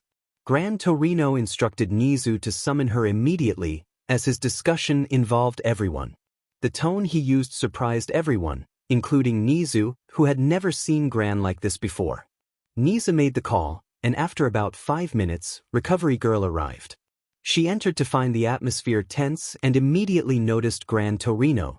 She greeted him, but he shot her a side glare, leaving everyone even more confused. 𝗵𝗃 commanded everyone to take a seat, stating they had earned a lesson in how to be teachers and heroes, as they had all failed miserably. His words captured their attention, and they wondered what he meant. All Might, in his usual manner, asked 𝗵𝗃 for clarification, which turned out to be a mistake. 𝗵𝗃 reacted swiftly, delivering a blow that sent All Might reeling back, shocking everyone in the room. 𝗵𝗃 stood over All Might, applying pressure with his foot, and yelled, expressing his outrage at their negligence. He demanded to know how they could call themselves heroes when they allowed so many wrongdoings to occur right under their noses. The room fell silent, filled with shock and confusion. What crimes had they overlooked? Even 𝗍𝗬 was uncertain but suspected it was related to Izuku Midoriya and Shouto Todoroki. He decided to take a chance and asked if it had anything to do with their withdrawal from the school by 𝗫𝗏 that morning. 𝗵𝗃 leaped onto the table, glaring at 𝗍𝗬, and confirmed his suspicion. He demanded to know what crimes they had ignored throughout the semester. 𝗍𝗬's mind raced as he recalled the discussions among the staff, trying to pinpoint what had gone wrong. The only recent incident involving Izuku was when Aizawa reprimanded him for abandoning Bakugo during the exam, but that hardly constituted a crime. Then it struck 𝗍𝗬, 𝗵𝗃 had mentioned it had been ongoing all semester. He began to reflect on everything that had transpired involving Izuku Midoriya and perhaps Shouto Todoroki. There was the incident in battle training, which had been dismissed as a foolish mistake by a student who had gotten in over his head. The 𝗎𝗪𝗎 incident occurred, but nothing stood out as a crime except for the villains involved. The sports festival took place, and aside from what was already known, nothing remarkable happened. 𝗍𝗬 had all the pieces, but he was overlooking one crucial detail. He was focused on Izuku Midoriya as the 9th user of One for All, forgetting the boys past before that. 𝗵𝗃 noticed 𝗍𝗬's struggle and offered a hint. He suggested that 𝗍𝗬 remove what made Izuku the 9th user and then piece everything together to uncover the truth that should have been evident throughout the semester. Following 𝗵𝗃's advice, 𝗍𝗬 imagined Izuku as quirkless once more, leading to a startling realization. Suddenly, it struck him, they had misread the signs regarding Bakugo all along. As 𝗍𝗬's eyes widened in shock, everyone else looked on, puzzled by his sudden epiphany. All Might and Recovery Girl were working through the implications when 𝗍𝗬 voiced his thoughts. They had misinterpreted the relationship between Bakugo and Izuku, mistaking it for rivalry when, in reality, it was a dynamic of abuse. They had continuously placed the victim in proximity to the abuser, allowing the cycle of harm to persist. 𝗵𝗃 elaborated, explaining that Izuku had been quirkless until the entrance exam, a fact that had significant implications for how he was treated. He had been subjected to the same prejudices as any other quirkless individual in Japan, which was far from favorable. In middle school, he had been bullied by Bakugo, who used his quirk to instill fear. The name Deku, meaning worthless, had been moved upon him, reinforcing the peer pressure he faced. 𝗵𝗃 continued, detailing the attempted harm during the battle trial when Bakugo disregarded All Might's orders and unleashed a powerful attack aimed at Izuku. The instructors had repeatedly placed Izuku in situations with Bakugo, who had a complex ego and numerous issues, while failing to recognize that Izuku was capable of working with anyone else. 𝗵𝗃 pointed out that Izuku had even been targeted on the first day of school, and Recovery Girl had expressed her concerns about the injuries he sustained, declaring she would no longer heal significant wounds after the sports festival. This had led Izuku to avoid seeking medical help when he truly needed it. After a passionate rant, 𝗵𝗃 paused to catch his breath, but before anyone could respond, he pressed on. He recounted the final exam, where Bakugo had assaulted Izuku on camera before the exam even began. This incident had gone unpunished, and yet the instructors had scolded Izuku for his actions during the exam. 𝗵𝗃 expressed his disbelief that they would reprimand Izuku for acting in self-defense, emphasizing that he would have done the same in Izuku's position, despite his decades of experience. The room fell silent as everyone absorbed the weight of 𝗵𝗃's words. Aizawa finally broke the silence, expressing his frustration at not being informed that Izuku had been quirkless prior to the exam. He lamented that Izuku's training should have been approached differently, rather than allowing him to endure constant injuries. Nizu reminded Aizawa that this information had been in Izuku's file, updated after the exam. Aizawa realized he had overlooked it, having assumed Izuku was simply a spoiled child who hadn't trained properly. 𝗵𝗃 pointed out that both Nizu and Aizawa shared responsibility for the oversight. He emphasized the gravity of the situation, noting that they had lost 2 promising students due to the failures of UA. He warned that Izuku could take legal action against the school, potentially leading to its closure, but the boy chose not to exploit the situation for personal gain. 𝗵𝗃 then produced a letter addressed to All Might, revealing that it was from Izuku. He declared that All Might was no longer Izuku's mentor and that this letter would be the last communication for a long time. The revelation that Izuku had been All Might's personal student shocked everyone, shedding light on their once close relationship. 𝗵𝗃 also presented another letter intended for UA and the 1A students. This letter highlighted how many aspiring heroes had stood by while witnessing various injustices, some even encouraging the bullying of Izuku. He urged them to read the letter collectively and reassess their teaching methods, warning that if this behavior continued, the future looked bleak. As 𝗵𝗃 concluded, All Might was visibly shaken, tears streaming down his face, leaving everyone to wonder what could have prompted such a response. You were so close to the boy and knew a lot about his background, yet you allowed yourself to be blind due to your position at the top. You should have known. You, of all people, share a significant amount of blame for this outcome. 𝗵𝗃 bluntly asked All Might how it felt to disgrace the legacy and turn his back on his protege, Toshinori. This made All Might grip the letter tightly and stare back at 𝗵𝗃, unable to respond because the truth was too painful. He had failed and betrayed his protege due to a single event. He hadn't even realized he had voiced this thought aloud, but now he understood that the boy likely held a deep-seated distrust. 𝗵𝗃 advised Nizu and All Might not to seek out the boy. He stated that if fate dictated they were to meet again, it would happen. When All Might inquired if 𝗵𝗃 knew where Izuku was or how to contact him, 𝗵𝗃 looked at him and replied without hesitation that he did not. Izuku had given him the letter and explained things before leaving. All 𝗵𝗃 could share was that both boys were together, as they were true rivals who pushed each other. They had agreed that UA was no longer a safe place for their education and decided to seek new opportunities elsewhere. 𝗵𝗃 didn't know what school Izuku intended to pursue after leaving. He had come straight to this meeting afterward. The teachers felt a collective shame, realizing they had allowed a toxic environment to persist for some of their students, resulting in 2 of them leaving. They were grateful the students hadn't chosen to tarnish their names in the media, which they had every right to do. However, if they did, the villains would seize the opportunity to undermine hero society. After discussing the situation further, they decided to head to the 1A dorms. President Mike raised the question of what to do with Katsuki Bakugo, which was a pressing concern. The League of Villains was after their students and would take any chance to strike at UA. Expelling him would only set him up for capture by the League. They resolved to wait and see how he would react when the truth came to light before deciding on any punishments, as expulsion was too risky at that moment. As they got up to head to the dorms, 𝗵𝗃 suddenly dashed forward and struck All Might several times before anyone could react. He expressed his frustration over All Might's actions, insisting he needed to do better or face consequences in the future. All Might nodded, acknowledging 𝗵𝗃's glare. The sight of the symbol of peace being so easily bested by the old man left everyone uneasy. Even Nizu felt wary, knowing 𝗵𝗃 was not showing any mercy today. Once All Might was back on his feet, they all proceeded to the dorms. The teachers walked toward the 1A dorms, and Nizu checked the security system, noting that all the students appeared to be inside.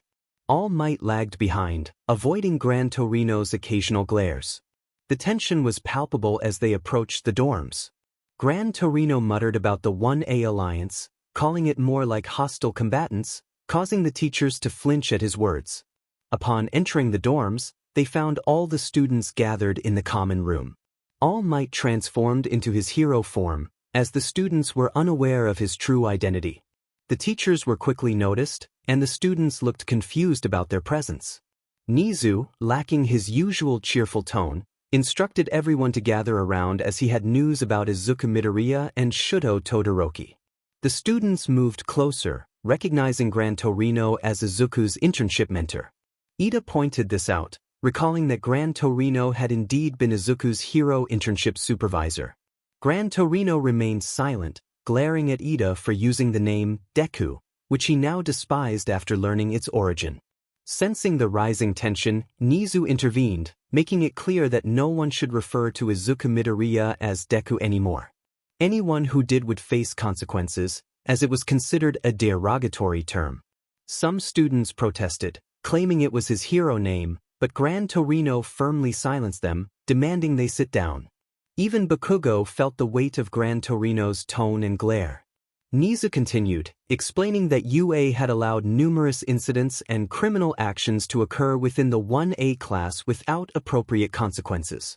This negligence led Izuku Midoriya and Shouto Todoroki to deem UA unfit for their continued education, prompting them to relocate to a new school effective immediately. The eyes of the 1A students widened in shock at the news that two of their classmates were suddenly gone, especially since it had only been a day since they had spoken to them. Ida, ever the inquirer, asked what incidents had taken place. 𝗵𝗃𝗁𝗀 took the lead and began explaining everything from the beginning to the final exam. He outlined the serious issues at hand: attempted harm, illegal quirk usage, assault, and verbal bullying, all attributed to one Katsuki Bakugo. This behavior had occurred under the guise of training or right in front of everyone, who had dismissed it due to Bakugo's explosive attitude. As 𝗵𝗃𝗁𝗀 continued, Bakugo reacted defensively, insisting that they were making things up. 𝗵𝗃𝗁𝗀 then revealed that Izuku had been quirkless before, detailing everything Bakugo had done. The eyes of everyone in the class widened as they listened, and Bakugo realized he was in deep trouble. Kirishima and others who had hung out with him looked at him with disappointment. They attempted to rationalize the situation but found it increasingly difficult. Finally, one of them asked if it was all true, and Bakugo's silence spoke volumes. 𝗵𝗃𝗁𝗀 continued, addressing the rest of the class. He pointed out that many had either encouraged Bakugo's behavior or ignored it since it didn't directly involve them. Some students tried to object, but 𝗵𝗃𝗁𝗀 produced a letter from Izuku and began to read it aloud. The letter explained that Shouto and Izuku had decided to leave UA High School because they felt the institution was compromising their education and endangering their lives. Izuku described how he had been paired with Bakugo, who had shown a longing to cause significant harm since their first day of school.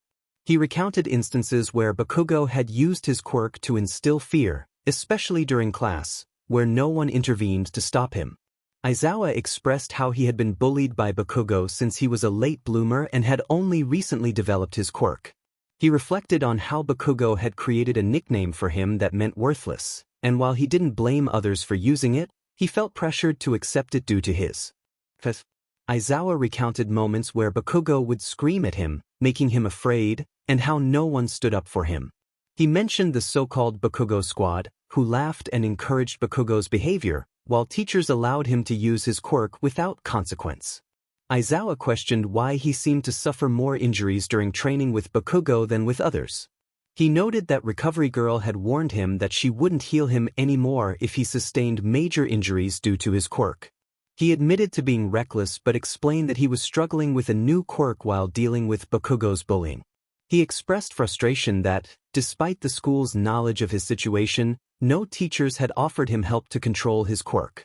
In just 3 days with 𝗵𝗃𝗁𝗀, he had learned a control method, highlighting the lack of support he had received at UA.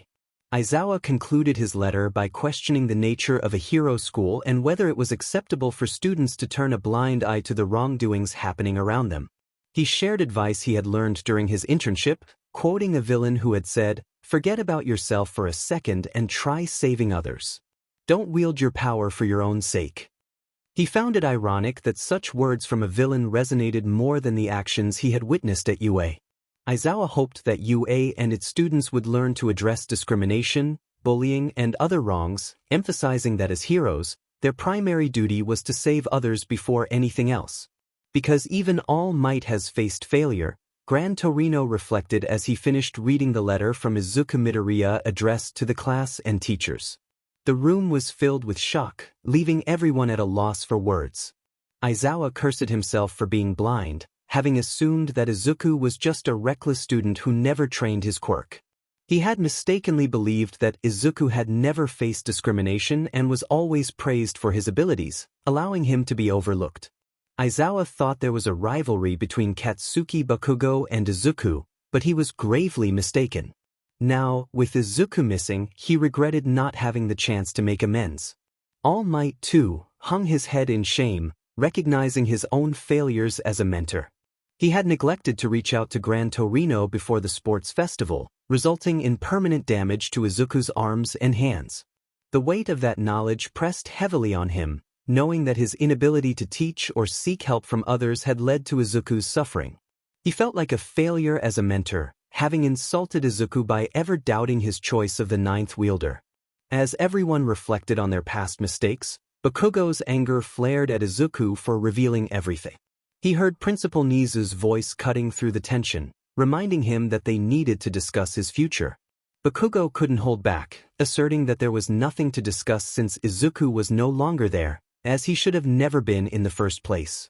He expressed his confusion over how Izuku activated a quirk so late in life, dismissing him as insignificant. Gran Torino, having had enough of Bakugo's disrespect, swiftly intervened, pinning him down and reminding him that Izuku was far from insignificant. He emphasized that those who require effort to overcome are like mountains, not mere pebbles. Izuku had chosen to seek a better education elsewhere, and with his determination and skill, he would always surpass Bakugo as a hero. The speed and agility of Gran Torino surprised everyone, and they recognized that Izuku had not merely copied Bakugo's moves but had learned from Gran Torino's techniques. After a brief struggle, Bakugo relented, and Gran Torino released him, stepping back to avoid any retaliation. Bakugo stood up, glaring at Gran Torino, who then instructed him to accompany him and Aizawa to his office for a serious discussion regarding his place in the hero course and potential consequences for his actions. Nizu's tone was serious, indicating that while Izuku was not pressing charges, they still had options to address Bakugo's behavior. Before everyone departed, All Might spoke up, acknowledging the truth in the letter. He reminded them that even he had faced losses and regrets, emphasizing the importance of learning from their mistakes. He hoped that one day their paths would cross with Izuku again, allowing them to make amends. The students sat in silence, grappling with the weight of the revelations. Many felt a deep sense of shame for their past actions, particularly those in Bakugo's group, who had bullied Izuku and now recognized their complicity. They vowed to reflect on their behavior and strive to be better. Others, who were not as close to Izuku, felt disappointment in themselves for failing to act when they had the chance. They realized that their inaction contradicted their aspirations to become heroes. Among them were Uraraka and Ida, who felt particularly remorseful for their past treatment of Izuku. Ida recognized the painful words from the letter, recalling the moment when Izuku had saved him during the Hosu incident, and felt a deep sense of regret for not standing up for their friend when it mattered most. Ida recognized the irony in the quote used by the hero killer, realizing its truth in his current situation. Overwhelmed with disgust for himself, he rushed to the bathroom in his room. He vowed to improve and hoped that one day his former friend would accept him back. This was the only hope they all clung to, that Izuku Midoriya still had some measure of forgiveness left for them. The teachers made their way back to the main building, aware of Bakugo's silence. They noticed his jaw clenched and hands tightly balled into fists as he stared ahead. All Might had drifted away from the group, taking a separate path. Gran Torino observed this and decided to follow his old student. After a few minutes, he found All Might sitting on a bench in his slimmer form, gazing at the sunset. You know you made a significant mistake, don't you? 𝗵𝗃 remarked as he approached. All Might flinched at the sound of his voice, anticipating a reprimand. 𝗵𝗃 reassured him that he wouldn't be struck this time and took a seat beside him. They both watched the sun dip below the horizon, reflecting on the day's events that had altered their lives. I'm not sure I can atone for all my mistakes. And then there's the vision Sir Knight I had. I fear I may never see young Midoriya again or have the chance to mend things and be a positive figure in his life, All Might confessed. 𝗵𝗃 nodded, acknowledging the truth in his words but also pointing out the core issue. That's part of the problem. You never shared much about yourself with him. Did you know he didn't even know your true name until I told him during the internship? You were 𝗵𝘃𝗲 student for so long. And you prevented him from sharing his longing about one for all with anyone he trusted. While it was wise not to disclose it to everyone, he deserved to confide in at least a couple of close friends. Thankfully, he didn't reveal anything to his classmates about one for all, 𝗵𝗃 explained. You need to fight hard and not give up when the day of Sir Nightai's vision arrives. Remember Izuku and your past failures, and strive to do better for your former protégé. Do you understand? Nana wouldn't be pleased if you didn't at least try to reconnect. All Might nodded, rising to head to the staff room to check on everyone. Decided not to attend the meeting with Bakugo, feeling drained. As they walked, All Might mused about how one for all carried echoes of past users, reflecting on how Nana was helping him from beyond. 𝗵𝗃 acknowledged this, noting that Nana had made a personal request of Izuku, who couldn't refuse her because of her status as a predecessor. She wanted All Might to have one more chance to rectify his mistakes, and the letter was her idea to get Izuku's agreement. Upon arriving at the staff room, 𝗵𝗃 relished the familiar sensation of the staff flinching at his entrance. Meanwhile, Aizawa, Nizu, and Bakugo were in the principal's office. Nizu had already contacted Bakugo's parents, informing them that something significant had occurred involving their son, prompting their immediate arrival. Just as they settled in, Nizu received notice that they were at the front gates. Bakugo tensed, sensing the gravity of the situation. He struggled to comprehend why he was in trouble, especially since he had never faced consequences for his actions in previous schools, where teachers had praised him. Deep down, he knew he had messed up, but his mind resisted admitting it. Welcome, Mr. and Mrs. Bakugo. I wish this conversation could be more pleasant, but it won't be. Nizu began as Bakugo's parents entered and took their seats. Concern washed over them as they noticed their son's tense posture, his hands gripping the chair tightly. What exactly happened? Bakugo's father asked. Nizu set down his tea and met their gaze. It has come to our attention that, due to failures in the educational system and authority figures in Katsuki Bakugo's life, he has committed numerous offenses without facing any repercussions. These include property destruction, physical and verbal bullying, discrimination, assault, illegal quirk usage, and possibly attempted harm, Nizu stated. The moment those words left his mouth, Bakugo's mother attempted to deny her son's involvement, while his father sat in stunned silence. What makes you think my son has done any of that? Who is claiming this? She asked. Nizu understood the shock such accusations could provoke. The individual making these claims is Izuku Midoriya, the victim of these actions, he replied. This revelation silenced them, as they knew Izuku wouldn't lie about such matters, though it was difficult for them to process. They inquired about Izuku's whereabouts, but Nizu shook his head, leaving them confused. At this time, there was no information regarding Izuku Midoriya's current whereabouts. He and another student had seemingly vanished, leaving no trace behind. The search for them proved fruitless. It was revealed that Izuku Midoriya no longer had custody of her son, as it had been transferred to Hisashi Midoriya, who granted 𝗵𝗃𝗏 the right to withdraw Izuku from UA when he also pulled Shouto Todoroki from the school. This complicated matters significantly, but there remained a list of incidents involving Bakugo at UA that could still be addressed. It became clear that the situation had been misinterpreted as a rivalry when, in reality, it was an abusive dynamic between Bakugo and his victim.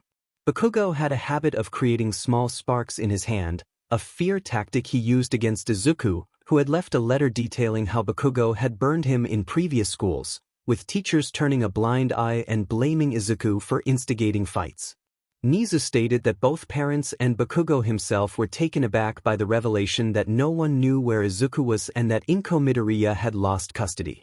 They speculated about what might have happened to her. 𝗍𝗂 clarified that 𝗵𝗃 was alive but no longer had custody, which had occurred the day before both students left the school, citing an emergency. The families had reported that they would not be returning. The custody transfer to Hisashi Midoriya was only learned of that day when 𝗵𝗃 came to withdraw both students. While they were relieved to know 𝗵𝗃 was safe, questions lingered about how she lost custody. Bakugo's father inquired about Bakugo's actions at UA beyond the use of his quirk. 𝗍𝗂 nodded and presented video footage from the first day's attempt at assault. He admitted that they had failed to impose appropriate consequences for Bakugo's behavior, having misjudged the situation. This oversight had created an unsafe environment for Izuku. 𝗍𝗂 displayed footage of a battle trial where Bakugo disregarded orders and caused significant damage. His parents were horrified and questioned why they had not been informed about that incident. 𝗍𝗂 explained that All Might had neglected proper documentation, leading to a failure in UA's internal system to address such issues. What had been dismissed as a child's reckless mistake now appeared in a completely different light. 𝗍𝗂 then showed clips of Bakugo yelling at Izuku and intimidating him. He acknowledged that these were failures on UA's part, having been brushed off as part of Bakugo's personality and a rivalry, when in fact it was an abuser maintaining control through fear. Another video was presented, depicting the day of the final exam when Bakugo assaulted Izuku using his quirk. 𝗍𝗂 expressed regret for UA's inaction, noting that the teacher in the control room should have halted the exam immediately, as it had not even begun. Instead, Bakugo's actions led to Izuku reaching his limit, resulting in his escape and the end of the exam. Izuku was unfairly scolded by All Might and Aizawa, which pushed him to leave the school, with Shouto following him, having been the only one to notice the troubling dynamics. Izuku had prevented Shouto from intervening, as he didn't want his friend to face repercussions. 𝗍𝗂 asked if there were any questions, but the parents and Bakugo could only shake their heads in stunned silence. Bakugo felt pale, grappling with the realization that he could no longer deny his actions.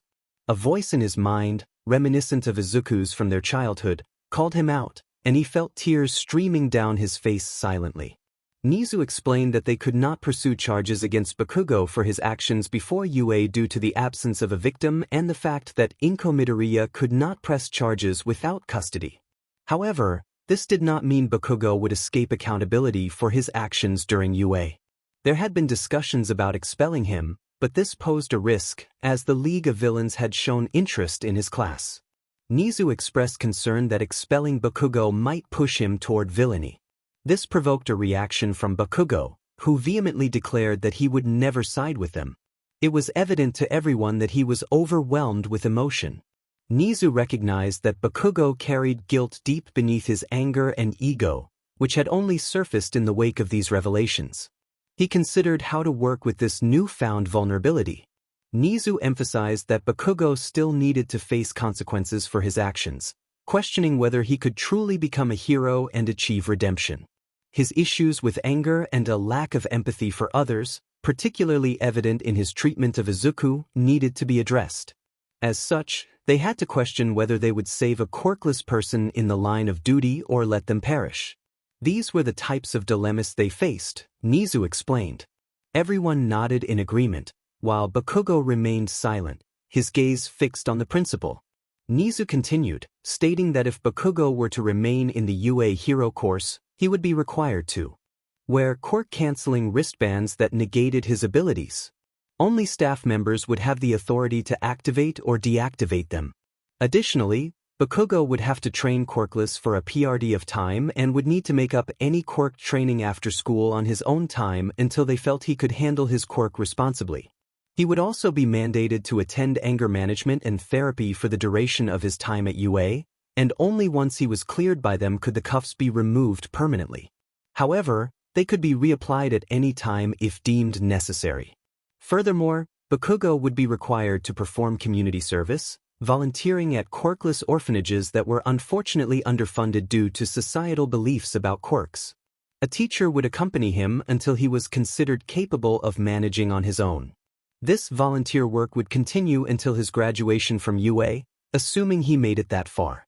Additionally, during the next semester, he would serve 1 month of after-school detention, cleaning the school for 1 hour each day. His record would also reflect these black marks, which would impact his potential hero license. 𝗵𝗃 emphasized that the terms of his enrollment could be adjusted at any time if he did not show improvement or reverted to old behaviors, as they would not tolerate such conduct any longer. Bakugo's parents nodded in understanding, while he remained silent. 𝗵𝗃 then recalled the summer camp.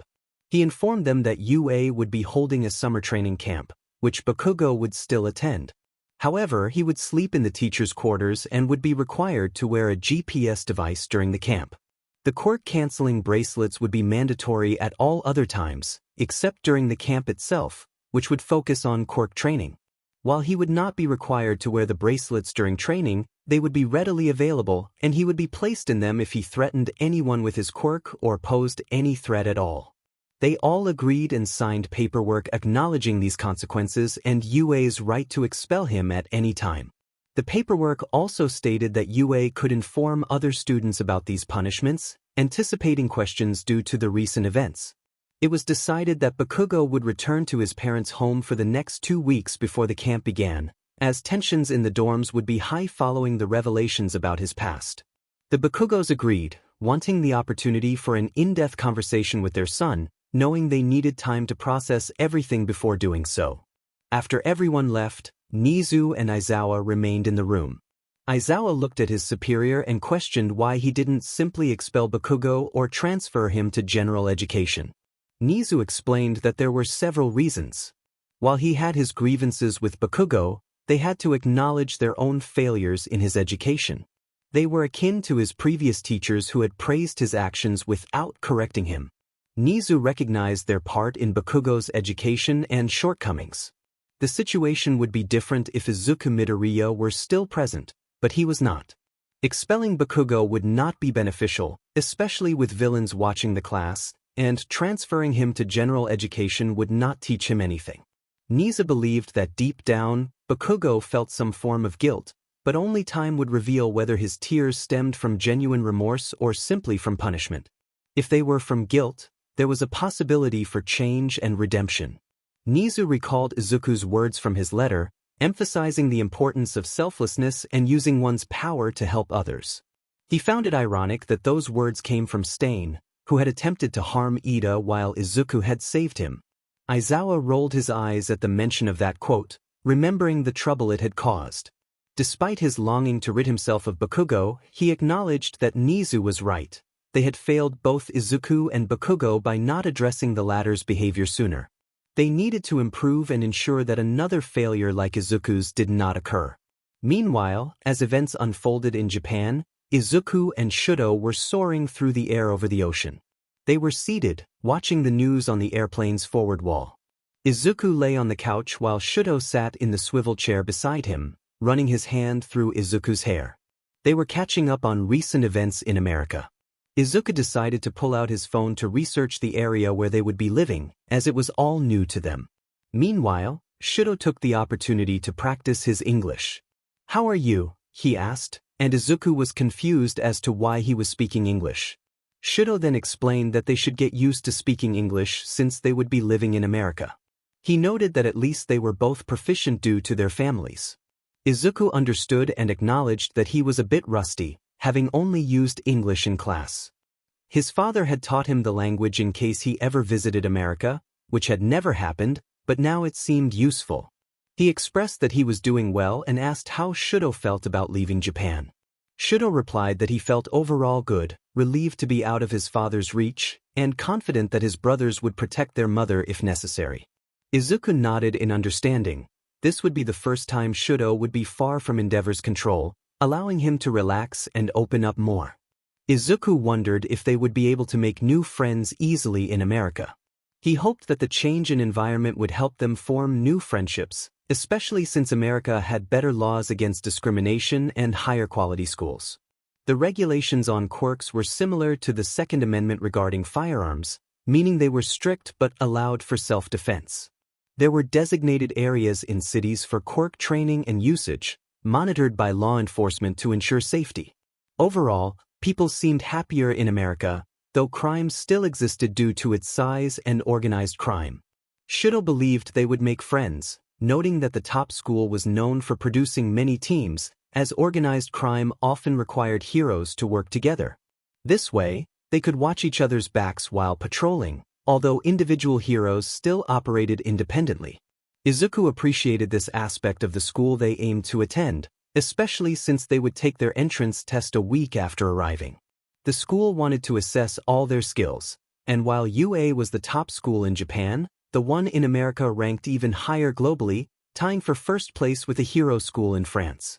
In America, heroes operated at both state and national levels, with each state having its own ranking system.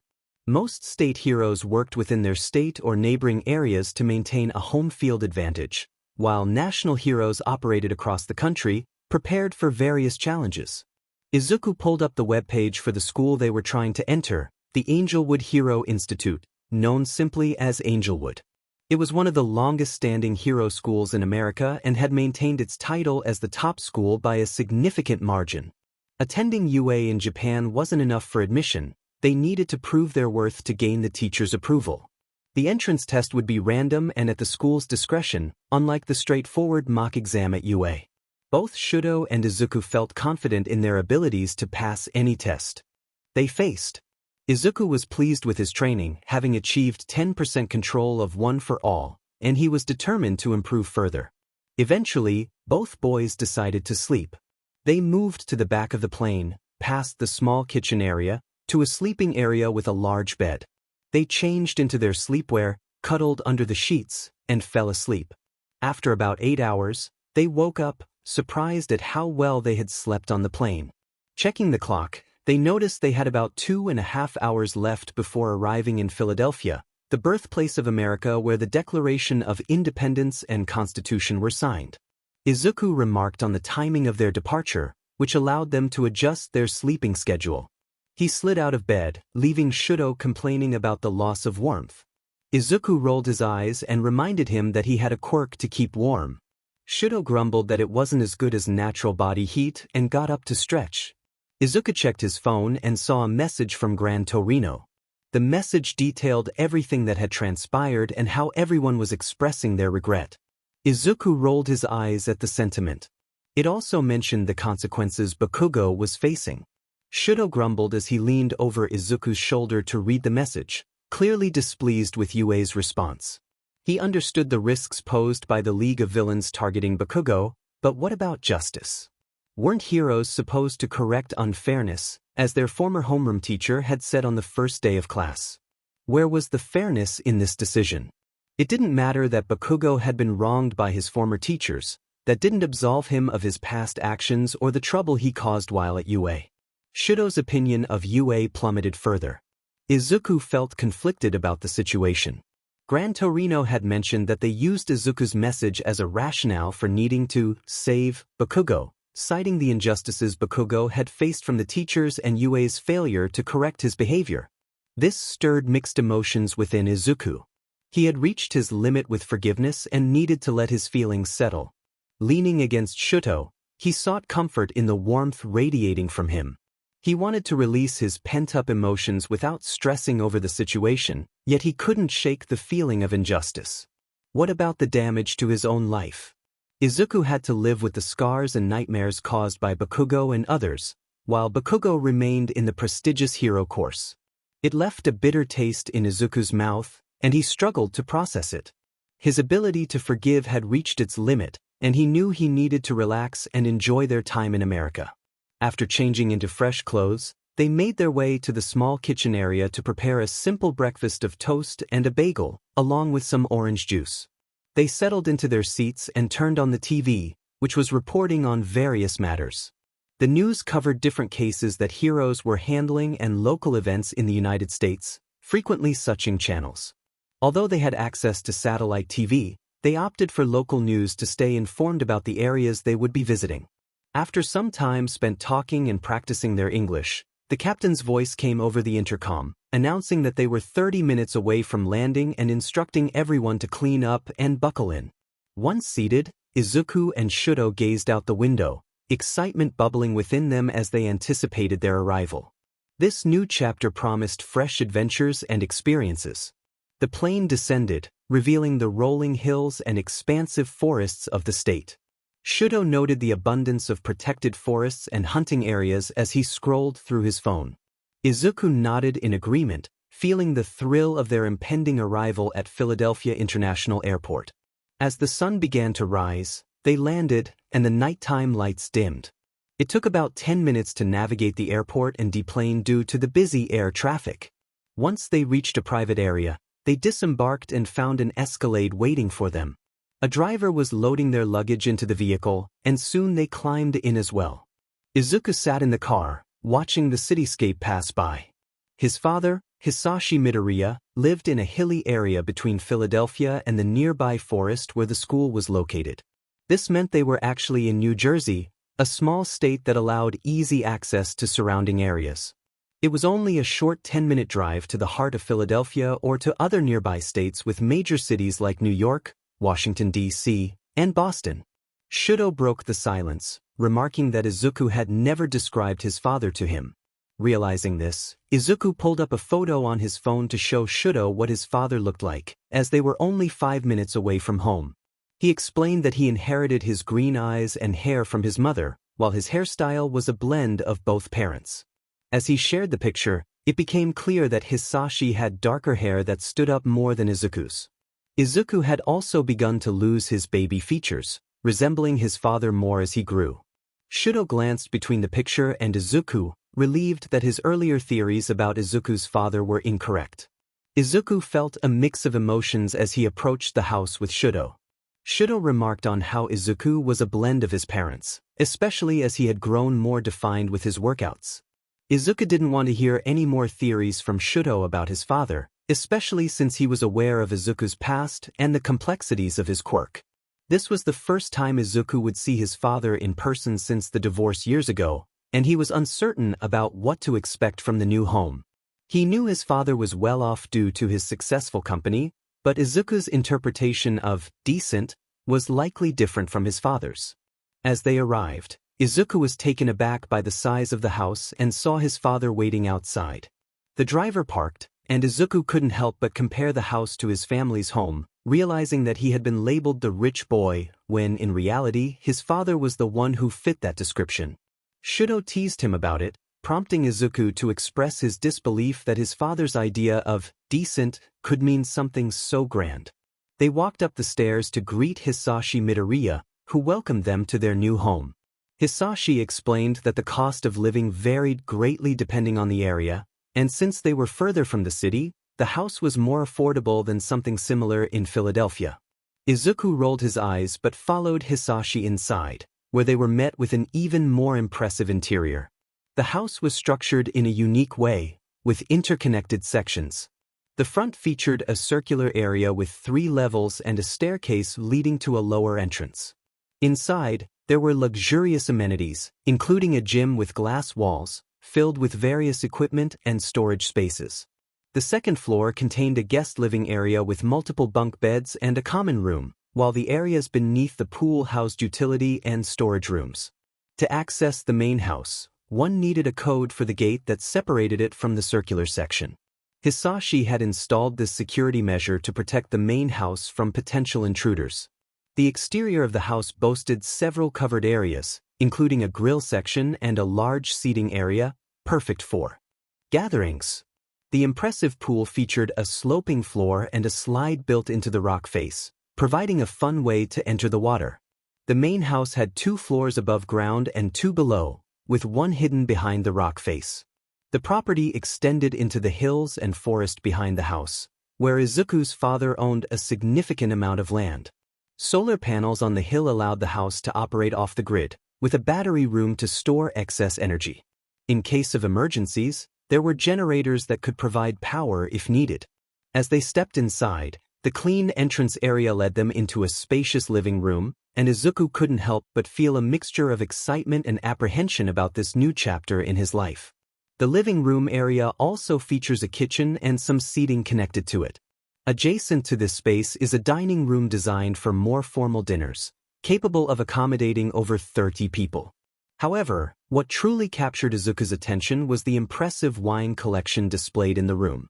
Hisashi mentioned that he had a wine room as well, where he kept the bottles he intended to drink, restocking as needed. He explained that he hosted dinner meetings there, which accounted for most of his wine consumption. Leading them to a door just down from the dining room, Hisashi unlocked it to reveal the wine room, equipped with a separate temperature control system. Hisashi began by stating that the legal drinking age in America is 21, meaning neither of them was old enough to drink legally. They nodded in acknowledgement, but then he continued, emphasizing that since they were training to become heroes, he believed they should be allowed to drink under certain conditions. He laid out the rules. They could only drink in his house, only when he was home to supervise, and not at any other time or place, including the pool area. Hisashi had already obtained approval from 𝗵𝗃𝗏 and Ray Todoroki regarding this arrangement, explaining the laws surrounding it. He clarified that some states allow exemptions to the drinking age law, including New Jersey, where they lived. However, these exemptions require a parent, family member over 21, or legal guardian to provide the alcohol, and it must be consumed on private property. He reiterated the importance of never taking drinks outside and the necessity of him being present when they chose to drink. Hisashi reminded them that this privilege could be revoked if misused, and they were eager to explore the wine collection over time. Continuing the tour, they discovered a bowling alley designed to resemble a mine, which the boys found fascinating. Next, they entered a room styled like a classic mansion, converted into a pool table area. This room featured seating and a wet bar with a television. Izuku noticed that aside from wine, there was no other alcohol. Hisashi explained that he preferred to collect a variety of wines rather than invest in expensive spirits, keeping the pricier bottles secured in the wine room while the more affordable options were available in the wet bar or dining room. The expensive wine was reserved for special occasions or when he desired a fine drink, as wine improves with age. The boys nodded, excited about the prospect of playing pool in their new home. They then entered an arcade room filled with both classic and modern arcade machines. Izuku was puzzled by the presence of a dancing machine and glanced at his father, who sheepishly rubbed the back of his head. Shouto made a light-hearted comment, pointing out the gesture. Both Hisashi and Izuku instinctively rubbed their necks, realizing their shared habit, which made Shouto laugh. They moved on without discussing the dancing game further, and Izuku shook his head to dispel the odd image of his father dancing. Soon, they arrived at one of Hisashi's favorite places to relax, the home theater. The room, while not large, could comfortably seat a family, which at that moment consisted of Izuku, Shouto, and Hisashi. Behind the seating area was a small kitchen stocked with snacks and easy-to-make food. Hisashi pointed out that there was a door leading to a room filled with a vast collection of movies or the option to play something already available on the TV, thanks to multiple streaming subscriptions. As they continued their exploration, they entered a grand library filled with books and other treasures. Hisashi proudly stated that he had books on nearly every subject, including some rare volumes stored in glass cases that required special keys to access. He offered to retrieve the keys from his bedroom if they ever wanted to see the rare books. Izuku and Shouto wandered around the library, taking in the vast array of knowledge surrounding them. There was a chessboard on one of the small tables. After looking around a bit, they headed off to the other rooms and soon arrived at the bedrooms. The main house had many guest bedrooms, but Hisashi preferred to keep them unused since there was a guest area at the front of the home, complete with its own kitchen and everything above the gym portion. The first room they entered was Izuku's. Izuku's room was quite nice, featuring a walk-in closet and an attached bathroom. It also had its own heating and cooling unit, allowing Izuku to control the temperature of his room independently. They then moved to Shouto's bedroom. Shouto's room also had a walk-in closet and an attached bathroom. However, both Izuku and Shouto knew they would be sleeping in Izuku's room together. They had grown too close and had become accustomed to sharing a bed. Hisashi was somewhat aware of this arrangement, having been tipped off by Ray Todoroki, so he wouldn't be surprised to see them close together. He sensed that the boys had some romantic feelings for each other, but they were not used to receiving love from others, except for a few family members, which stunted their emotional growth in that area. Hisashi decided to let their relationship develop at its own pace. After exploring the other rooms, they stopped by the garage, which was a decent size. Hisashi mentioned that he had a mix of regular cars and a few luxury vehicles. He expressed his longing for both boys to learn to drive and obtain their permits since they were old enough at 15. With their permits, they could drive alone during certain times of the day, but not at night. This would allow them to drive to school, and he encouraged them to aim for their permits before summer ended. As they walked back to the living room, Hisashi felt it was important to address the topic of them sleeping together, wanting to make it clear that he supported them if their relationship turned romantic. When he brought it up, both boys felt embarrassed, especially when Hisashi awkwardly attempted to give them the talk. He had agreed to do it at Ray Todoroki's request, and by the end, both boys were hiding their faces in embarrassment. Shouto struggled to contain his flames, overwhelmed by the situation. As they exchanged glances, both boys realized they were having similar thoughts about each other. Shouto considered that he might actually have feelings for Izuku, and Izuku couldn't deny that Shouto was good for him. They enjoyed each other's company and provided support as they dealt with their personal struggles. Their relationship felt positive, and the only thing missing was a clear label of being together. Hisashi reassured them that they could be romantic without needing to engage in physical interactions.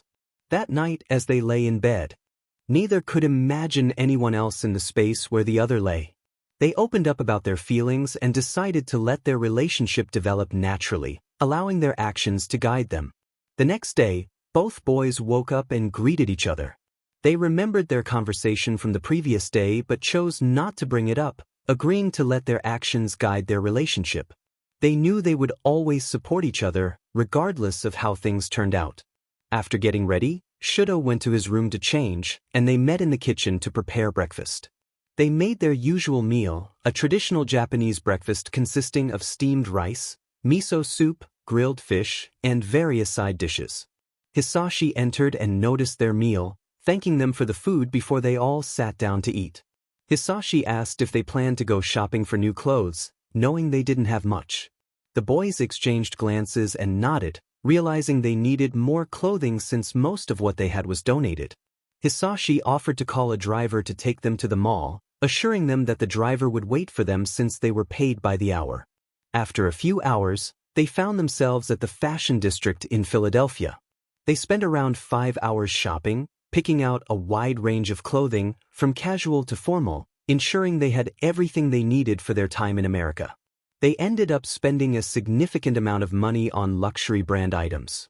Once they finished shopping, they returned to the car and had the driver take them back to the house to relax before heading into the forest behind the hills for some training. The hills belonged to Hisashi and were considered private property, allowing the use of quirks for training. This meant that the boys could practice and get some exercise in before the entrance test, which was just over a week away. Izuku and Shouto ventured a bit behind the first hill area. Hisashi had informed them of a clear patch in the forest where they could train. They also decided to create a clearer pathway from the house to the clearing, incorporating this into their training routine. Izuku used his strength to uproot trees and relocate them to the clearing, while Shouto utilized his fire and ice quirk to turn the trees into ash and create ice walls to prevent the fire from spreading.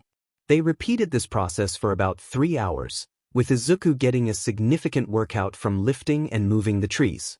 Whenever a tree felt manageable, he would find a slimmer one along the path and carry that as well. Shouto decided to experiment with his ice and fire abilities.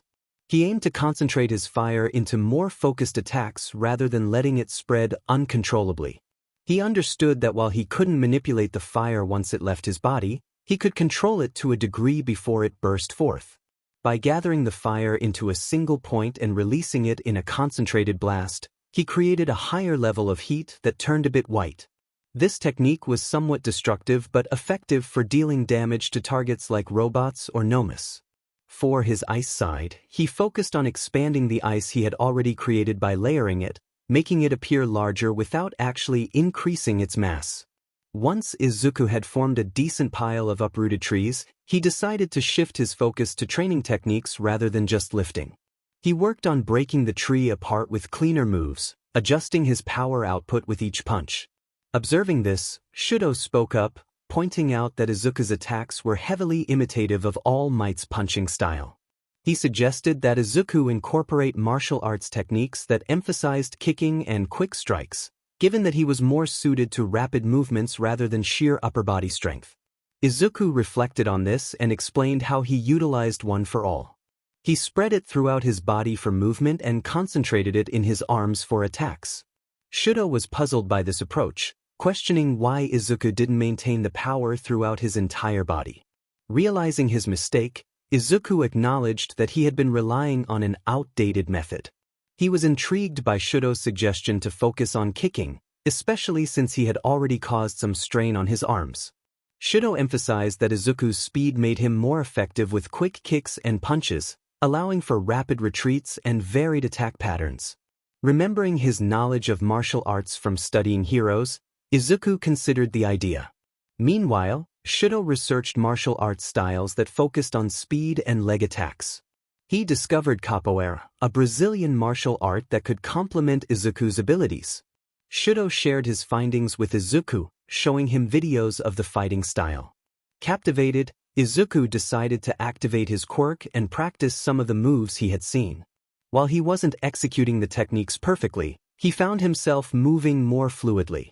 Despite some missteps and falls, he noticed that his movements were far smoother than his previous approach of preparing a powerful smash like All Might. The combination of Gran Torino's teachings and the new techniques he was trying could lead to a unique fighting style for him. After several hours of training, the boys decided to call it a day as the sun began to set. They had successfully cleared about a quarter of the pathway, removing trees, rocks, and other obstacles along the way. Shouto placed a block of ice over the area where he had made the fire, ensuring it was completely extinguished. He then slowly melted the ice, turning it into water to make sure everything was too wet to reignite without using a quirk. Once they finished, they headed back to the house, where Izuku inquired about a capoeira instructor. Hisashi asked why, and Izuku glanced at Shouto. He had been contemplating whether to tell his father about One for All and felt a strong longing to share it. He hadn't mentioned it to his mother, as she had no connection to the hero world aside from him and Hisashi. Izuku was determined to become a hero, and his father, involved in the support industry for heroes, had a wealth of knowledge about it. Hisashi also understood quirks, and Izuku sensed that his father had suspicions about his quirk, given how it activated and functioned in his body. Shouto nodded in agreement. Telling someone like Endeavor would have been daunting for him, but Hisashi was different. He believed at least one parent should know about One for All so Izuku could receive better support when he needed to talk to someone other than Shouto, especially since he would one day face a formidable opponent.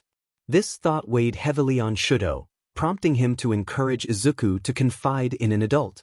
Hisashi, who owned a support company, would be in an excellent position to assist Izuku, creating gear tailored for One for All and strategizing against All for One.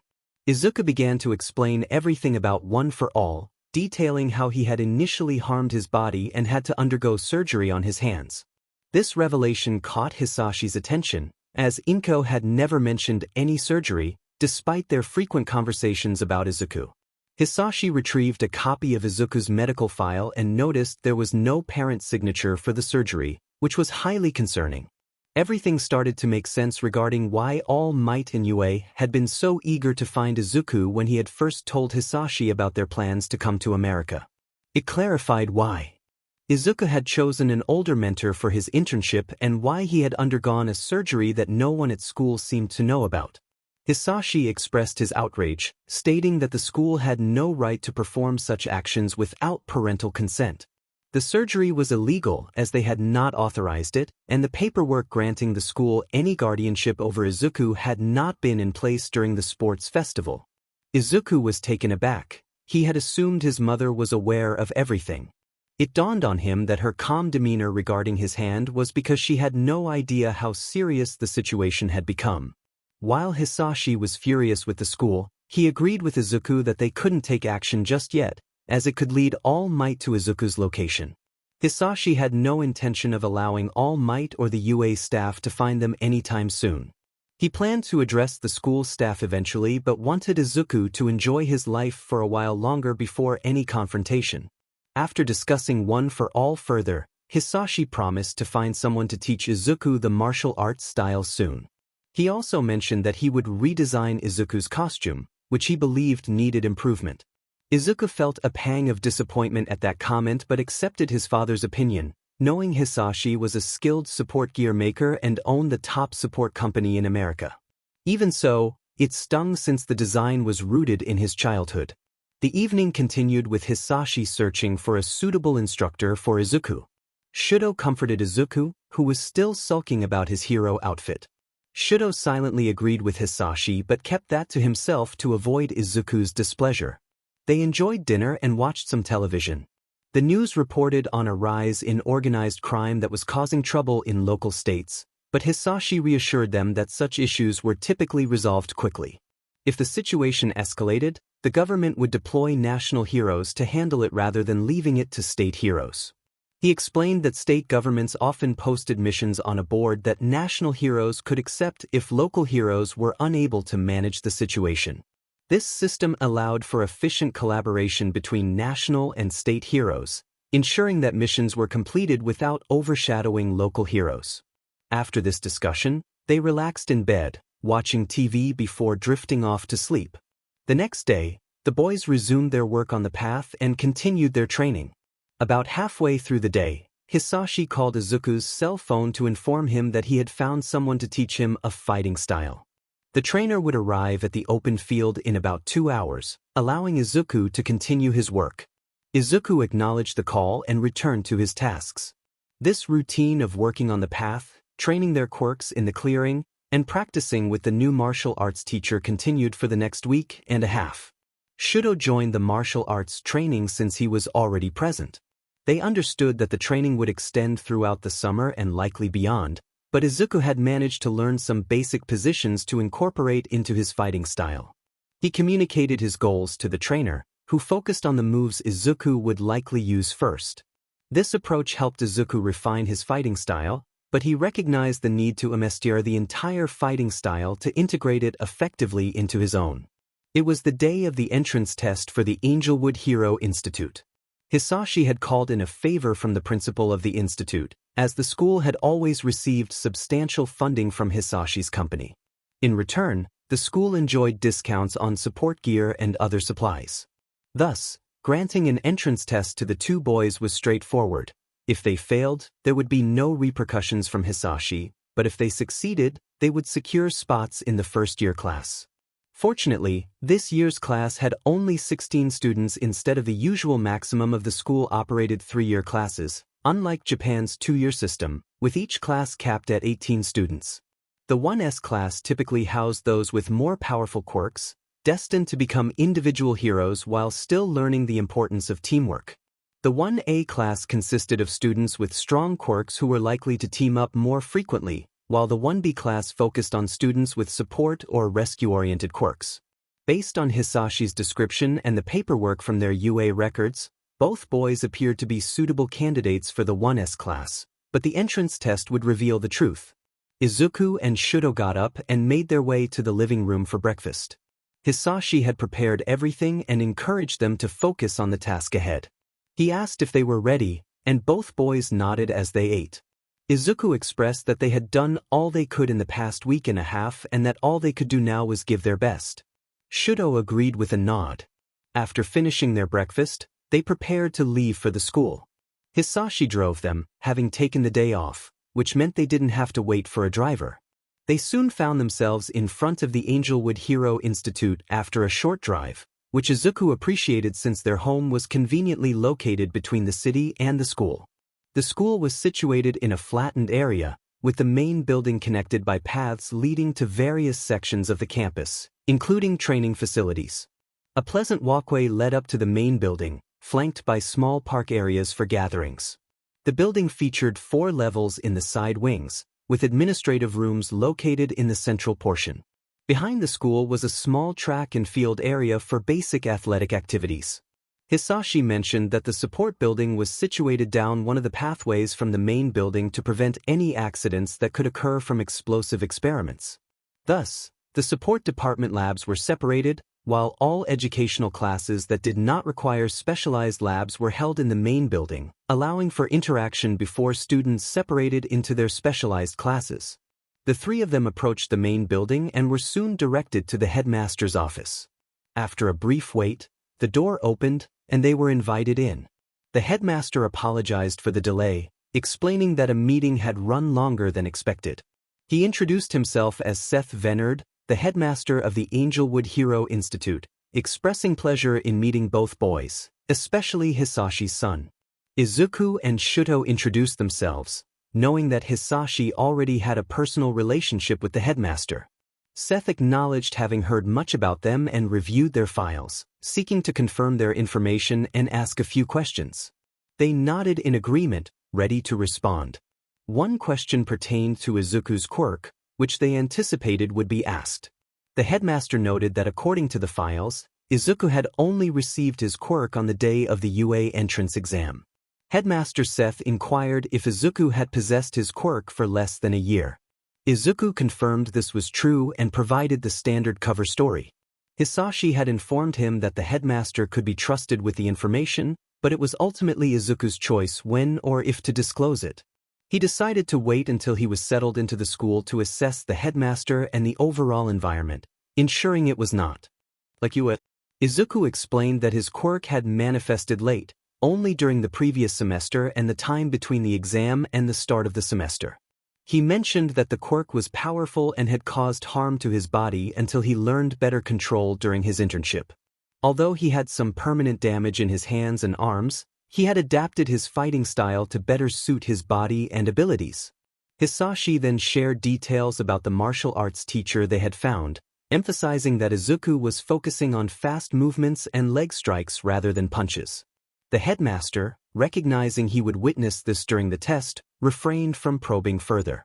Curious about the boy's sudden transfer to America, Headmaster Seth noted that the files provided no explanation, nor had Hisashi clarified the situation. He pressed for the reason behind their departure from Japan's top school. Izuku exchanged glances with Shouto and Hisashi before explaining everything, carefully omitting any mention of one for all. The headmaster's displeasure was palpable. He felt furious at the past teachers who had failed Izuku. Rubbing his temples in frustration, he contemplated the implications of Izuku being the former protege of All Might. He understood Izuku's reaction during the final exam and empathized with his decision to leave. If he were younger and still in the field, he would have made the same choice, but he felt too old for such challenges now. The headmaster expressed understanding of Izuku's departure and turned to Shouto, asking why he had left as well. Shouto explained that he was very close to Izuku and disapproved of the school's actions, prompting him to accompany Izuku as they motivated each other to improve. The headmaster accepted this explanation, acknowledging he would not want to remain at the other school either. He assured them that everything discussed would remain confidential, leaving it up to them to inform other staff or students as they saw fit. He also mentioned that he would need to inform the staff about Izuku's short time with his quirk, but reassured them it would not negatively impact him, noting that he was performing remarkably well despite operating at only 12% of his strength compared to others who had years of experience. Soon, it was time for the test to commence. They proceeded to the training grounds where the assessment would take place. Izuku, Shouto, and Hisashi had arrived early to speak with the headmaster, anticipating questions and basic introductions. After a brief walk, they reached a facility where the principal had them change into gym uniforms provided by the school, preparing them for the test. This was to ensure that all participants were on equal footing, with no extra support or special outfits allowed unless there was a valid reason for requesting gear. As they emerged from the facility, Izuku and Shouto were taken aback by their surroundings. A short distance away lay several abandoned city blocks, overrun with grass and vegetation. The headmaster introduced them to the Forgotten City, explaining that a quirk user had caused the vegetation to overtake much of the area. He informed them that staff members were monitoring the test from another location using cameras and drones. The headmaster outlined their mission: to confront the villains who had taken hostages in the city. These villains had evaded pursuing heroes and were hiding among the abandoned structures. The number of hostages was unknown, but it was confirmed that 6 villains were involved, classified as A+ level threats. The government had deemed the destruction of this area unimportant due to its abandonment, prioritizing the safety of the hostages instead. They had 1 hour before the government would consider the mission a failure and send in other heroes. The headmaster asked if they had any questions. Izuku inquired about the quirks of the villains. The headmaster smiled as he provided the information. 2 quirks had been confirmed, one that could inflict pain with a mere touch, causing victims to flinch, and another that could significantly increase the user's speed, allowing the villain to outrun a police car. Both Izuku and Shouto nodded, absorbing the details. Shouto requested descriptions of the 2 confirmed quirk users, and the headmaster obliged based on the reports available. Unbeknownst to the boys, the test had already begun. They were being evaluated the moment they entered the area, and the staff was impressed by their insightful questions, noting that most first-year students typically did not think to ask such things before a test. As a siren blared, the boys were informed that the exam had officially started. The headmaster took 𝗧𝗵𝗲 back into the nearby building to observe from a room equipped with televisions. He excused himself from grading, having accepted the request for this test from 𝗧𝗵𝗲, ensuring that the boys could participate fairly and on their own merit. The staff observed as the boy sprang into action. Izuku grabbed Shouto and leaped onto a building that towered over the surrounding structures near their starting point. The staff noticed the boys were communicating and adjusting the microphones built into their uniforms. These microphones were installed in all test uniforms to allow the staff to assess how candidates acted and spoke, even in private moments away from villains and civilians. Izuku expressed the need to identify which building housed the hostages and strategize accordingly. He voiced his concern about the headmaster's wording, which implied there might be more villains than the 6 confirmed during the chase. This insight earned nods of approval from the staff, recognizing that the boys were considering hidden objectives and motives in the test. Shouto added that if they could find any separated villains, they could capture them using his ice and extract information, though he acknowledged the risks involved. The 2 boys continued discussing their plan for a while, spending about 8 minutes of their hour-long time limit strategizing. Then they moved into action. Izuku set Shouto down and quickly navigated the rooftops, utilizing his speed and stealth. Shouto took a more cautious approach, carefully listening for any movements within the buildings. After about 15 minutes of searching the city, they spotted a villain standing guard outside a building in an alleyway. Shouto noticed and retreated to a rooftop to signal Izuku. After a few more minutes, they both reached the target building and began to scout for additional information without being detected. They positioned themselves in a building across the street, peering through the windows. Inside, they spotted 6 villains, confirming their suspicions, especially since they knew one was stationed outside, keeping watch while the front door was barricaded.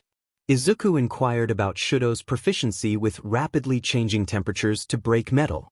Shouto replied that he could manage it quietly in about 30 seconds. Izuku pointed out a metal door on the roof that they could access.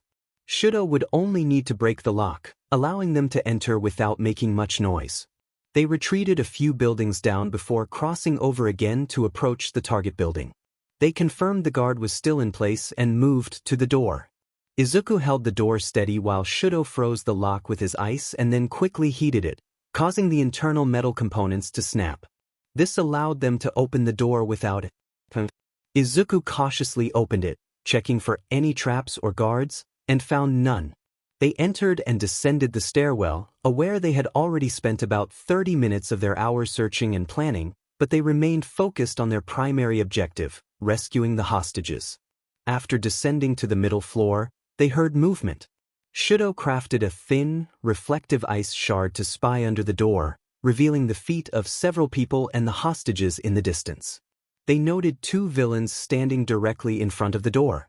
Izuku and Shouto communicated their plan through sign language, quickly formulating a strategy. Izuku would kick the door down at his maximum output of 12%, while Shouto would unleash a wave of ice toward the villains positioned in the middle of the room.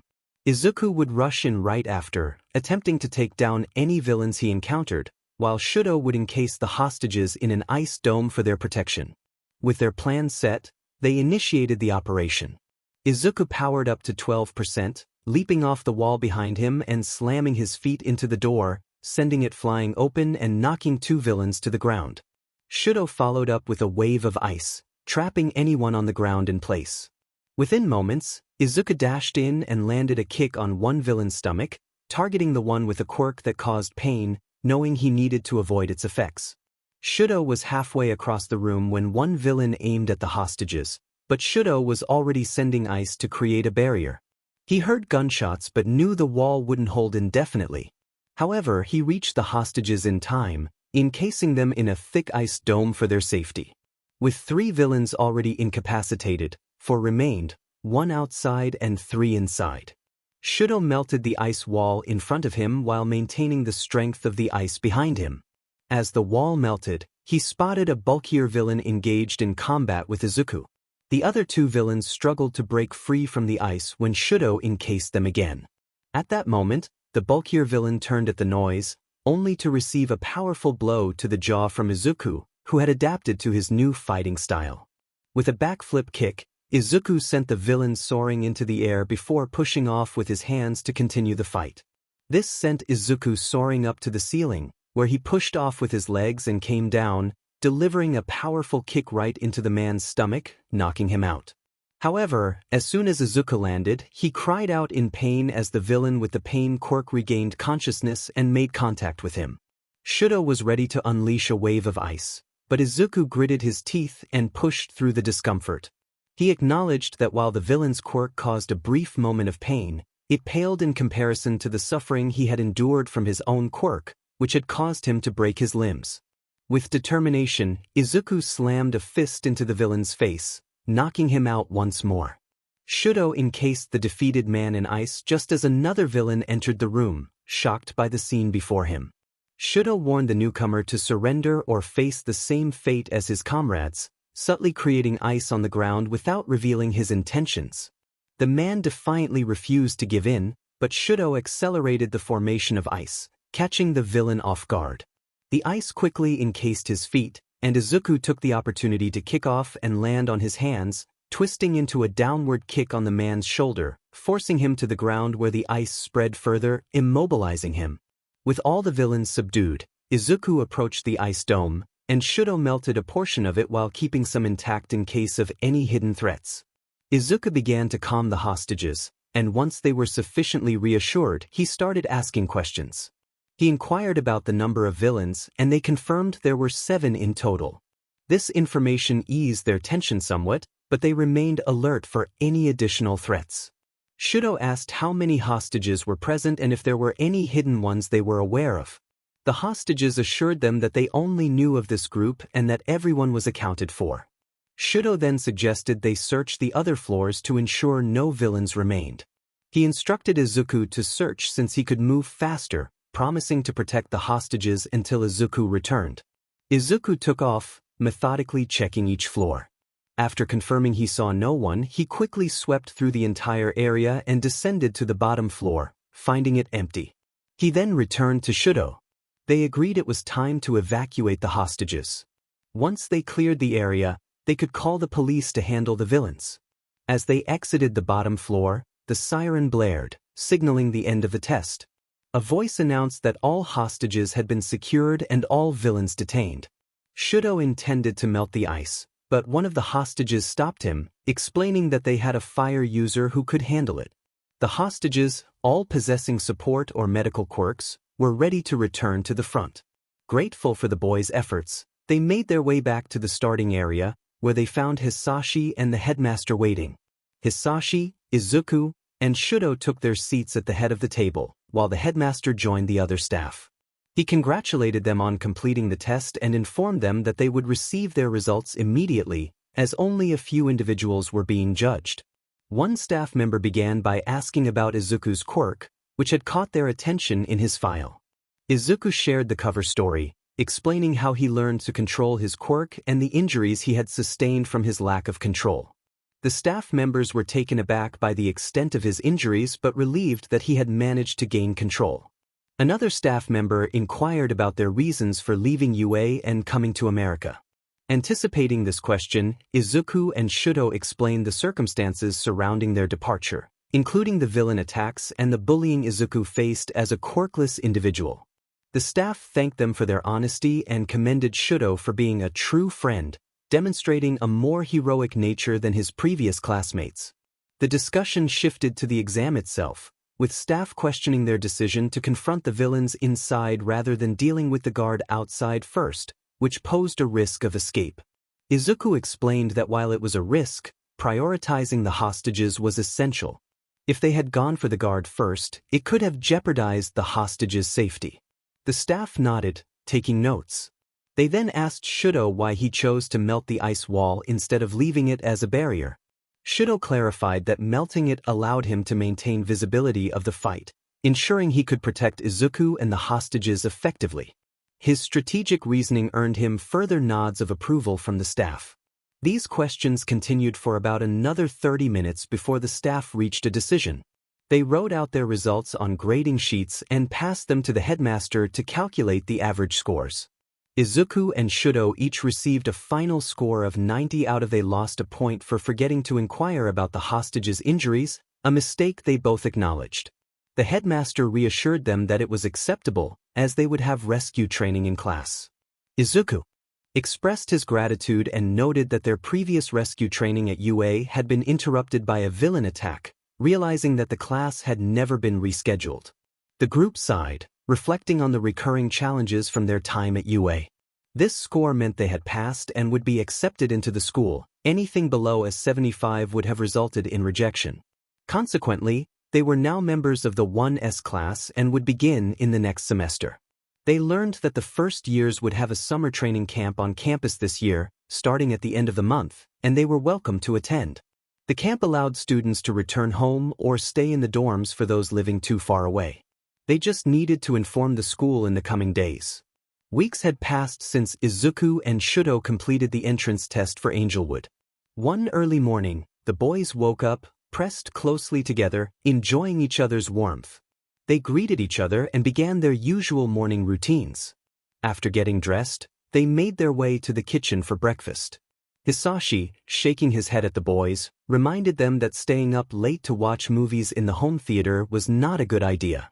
They were exhausted from binge-watching a large number of films.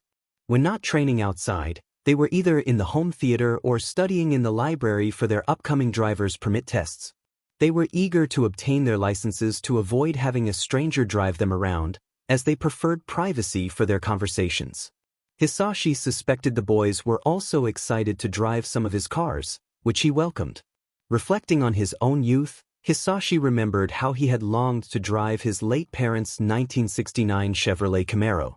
Unfortunately, he lost that car in an accident 5 years after their passing, a loss he still regretted. Now, he owned a variety of expensive and classic cars in his garage and wouldn't mind if the boys took them out for a drive, as long as they were safe. Breakfast concluded, and the boys received their hero outfits from Hisashi, who had prioritized their completion. The outfits were ready just in time for their departure to the training camp. Izuku's custom outfit maintained an overall green theme but was tailored for his powerful quirk.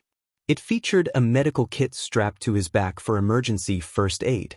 The outfit included non-metallic equipment for his arms and legs, designed with the knowledge that one of his classmates could control metal.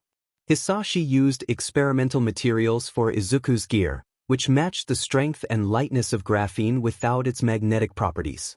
The arm and leg pieces could be quickly removed with straps and clamps, allowing for swift detachment in case of damage during a fight, while still wearing combat shoes. The suit also included chest armor for added protection. Hisashi ensured that Izuku would be as safe as possible from serious injuries. Additionally, the suit had an earpiece and mouthguard.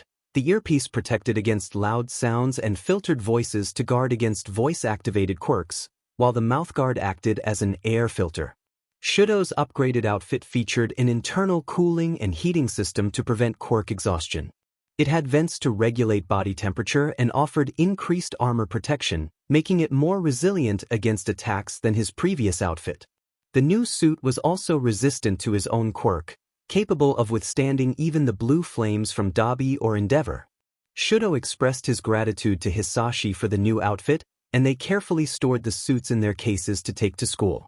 After discussing the capabilities and uses of the suits, the boys felt prepared to head to school, as the summer camp was set to begin that day.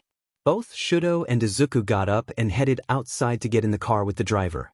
Hisashi had to go to work in the office that day and wouldn't be able to take them since he was heading to the city while they were going in the opposite direction. They all said their goodbyes as the car drove away. After a while, the boys arrived at the school and made their way inside, stopping at the staff room. They needed to drop off their outfits for their teacher to have them checked and submitted into the school system for official use, which wouldn't take long since the outfits were produced by Hisashi's company. After about 5 minutes of walking, they reached the staff room, knocked on the door, and were called in. The staff room was clean and organized, featuring various meeting rooms for private discussions and desks for each teacher. One teacher, whose name they didn't yet know, greeted them and asked how they could help. They explained that they were there to drop off their outfits for their homeroom teacher, whom they had not yet met. The teacher informed them that he wasn't in the building yet but would be arriving soon.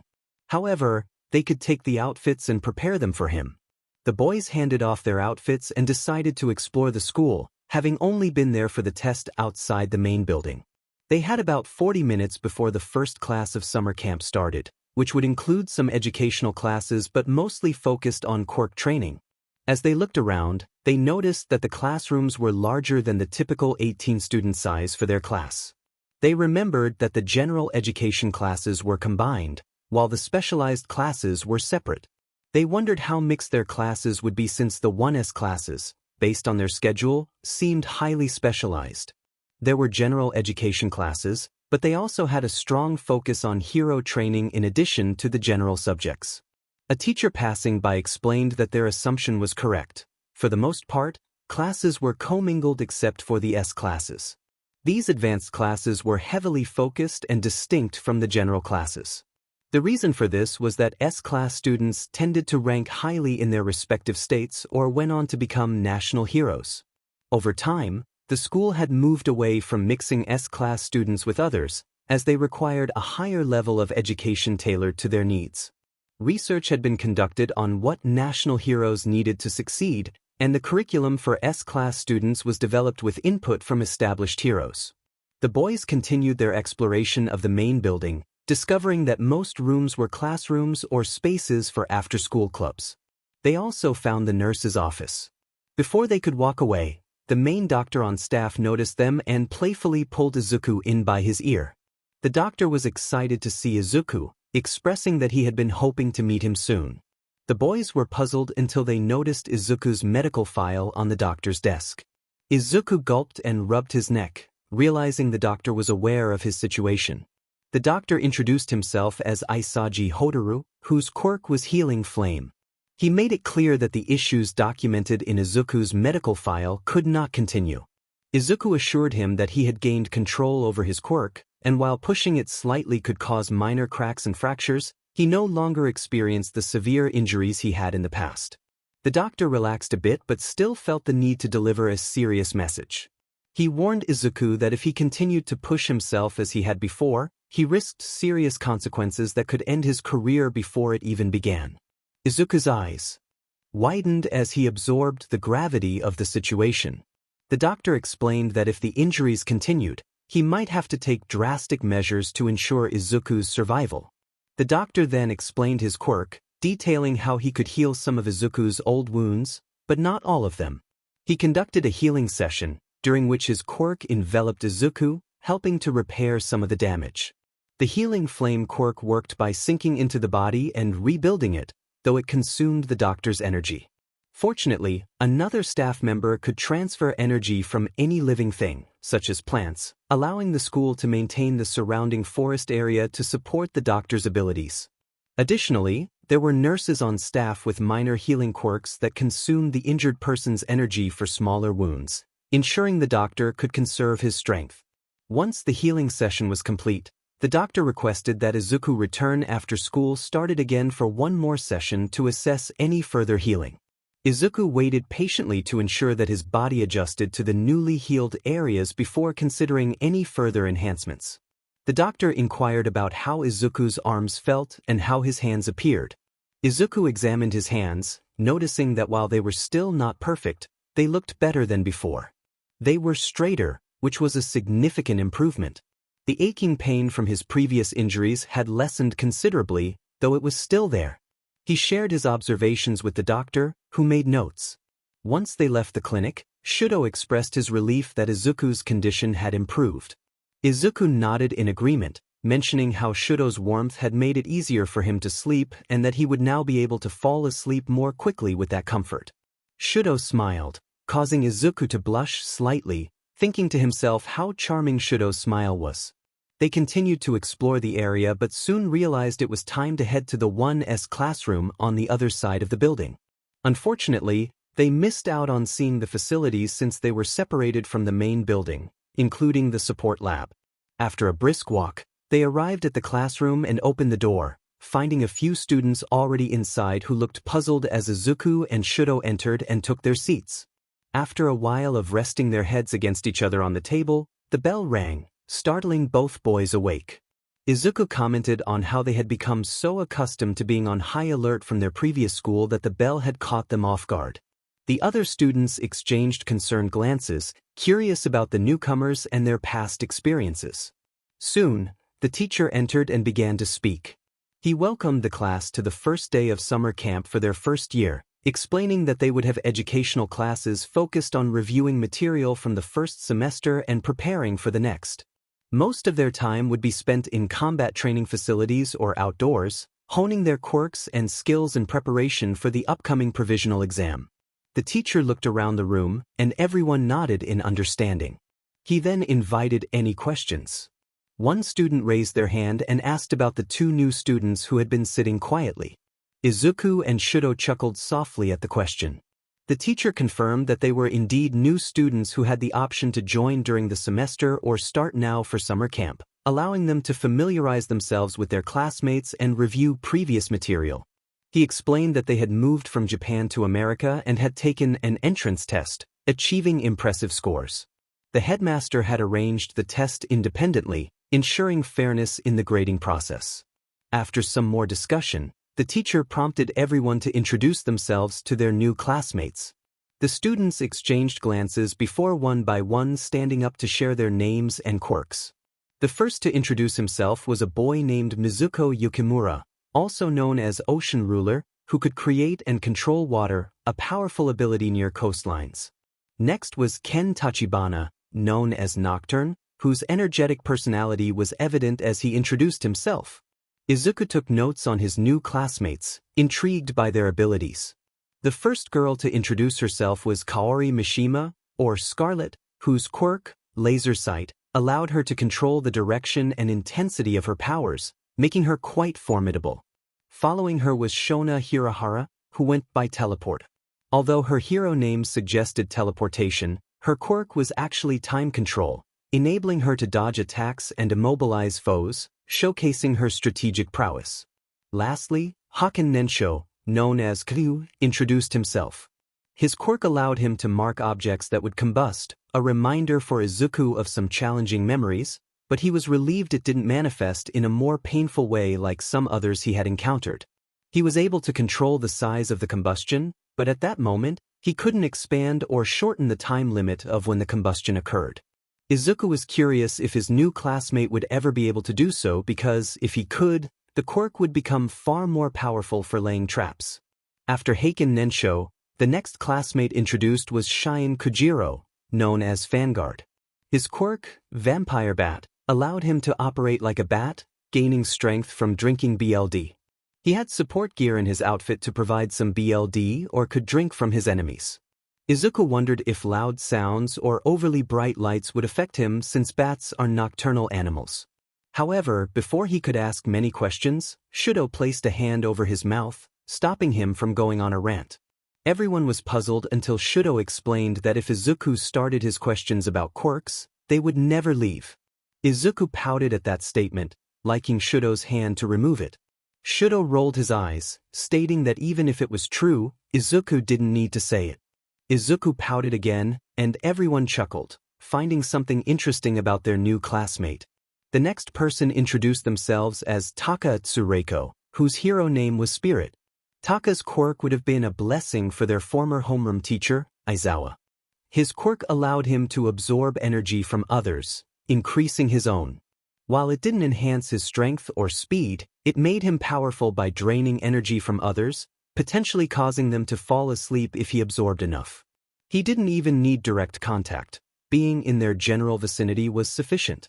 Overall, it was advantageous for prolonged battles if he was skilled in martial arts. Next was a female classmate named 𝗬𝗏 Shiratori, known as 𝗵𝗃𝗃. Her quirk gave her a peacock-like appearance, complete with a tail that served both defensive and offensive purposes. She could pull out one of her feathers to use as a sword, though it took a few days for a feather to regrow. Izuku found the tail fascinating, and even Shouto was impressed. 𝗬𝗏 thanked them for their compliments. The next classmate was another female named Hinata Inoue, whose hero name was Corona. Her quirk allowed her to transform her body into fire, concentrating it on her limbs for enhanced strength. This ability forced opponents to retreat to avoid burns. She absorbed solar energy through the halo above her head when activating her quirk. Another female classmate, Kazuko Hisakawa, introduced herself as 𝗵𝗃𝗃. Her quirk, Reprogram, allowed her to reprogram various things, primarily electronics. With effort, she discovered she could also manipulate attacks and physical objects, though it required more energy. She could redirect the path of an attack, which could be crucial in life-or-death situations. However, she focused mainly on technological advantages, as most hero and villain outfits contained some form of technology. Next was Hideki Yukawa, whose hero name matched his quirk, Marionette. This quirk enabled him to send out strings from his fingers to control a person's actions through his thoughts. While others could break the strings, the individuals being controlled often could not. This made it a powerful quirk against unsuspecting targets, as only the end portion connecting to the individual was visible. The next classmate was myheroacademia, known as 𝗧𝗏. Their quirk was psychokinesis, and Izuku noted that Myhero was stronger than his mother, able to control objects with greater ease and lift heavier weights. Izuku wanted to understand his classmates' limits to plan around what he could and couldn't lift. Then came Shinobu Kitahara, whose hero name was Echo. Her quirk allowed her to attack with sound waves, similar to a former classmate, Jiro. However, she could also absorb sound waves to use them for her own attacks, meaning she could continuously gather sound from the environment and unleash powerful blasts. Izuku realized that Jiro would face a significant challenge against Shinobu. The next classmate was Terra Adarisa, whose quirk made her energetic. Her hero name, Hyperdrive, suited her perfectly. Her quirk, Static Battery, allowed her to consume food to recharge her core energy, requiring electrolytes from her meals. This quirk burned through a lot of calories, so she needed to eat frequently to maintain her health and keep her quirk functioning. Both Shouto and Izuku recognized that she would indeed be a hyperdrive of energy. The second to last classmate introduced was Elena Reyes, known as Nico. Her quirk, Metal or Magnet, allowed her to control any metal under a certain weight. She had metal knives designed for her hero outfit, which she used to keep opponents at bay or pin them down, gaining the upper hand in fights. She could also manipulate the metal in others' outfits, causing them to malfunction during combat. The last person stepped forward to introduce herself to Izuku and Shouto. The final classmate of 1S was Kuroda Yuri, whose hero name was Lux. Kuroda's quirk was called Reflection, which allowed her to reflect emitter-type attacks back at their source. She could also deflect rubble or objects thrown at her, providing her with significant defensive capabilities. Relying on her martial arts skills and some support gear, she was well equipped to handle her opponents. However, she could not reflect physical attacks, such as punches from Izuku Midoriya, since those were not objects or emitter quirk attacks. Once everyone had introduced themselves, Izuku made an observation. He noted that the number of girls and boys in the class was now even, with 9 on each side since he and Shouto had joined. This caught everyone's attention. Terra, with her energetic demeanor, suggested that they could have boys versus girls matches now that the teams were balanced. The teacher nodded in agreement, mentioning that he would consider organizing training sessions like that, possibly with some friendly bets on which team would win.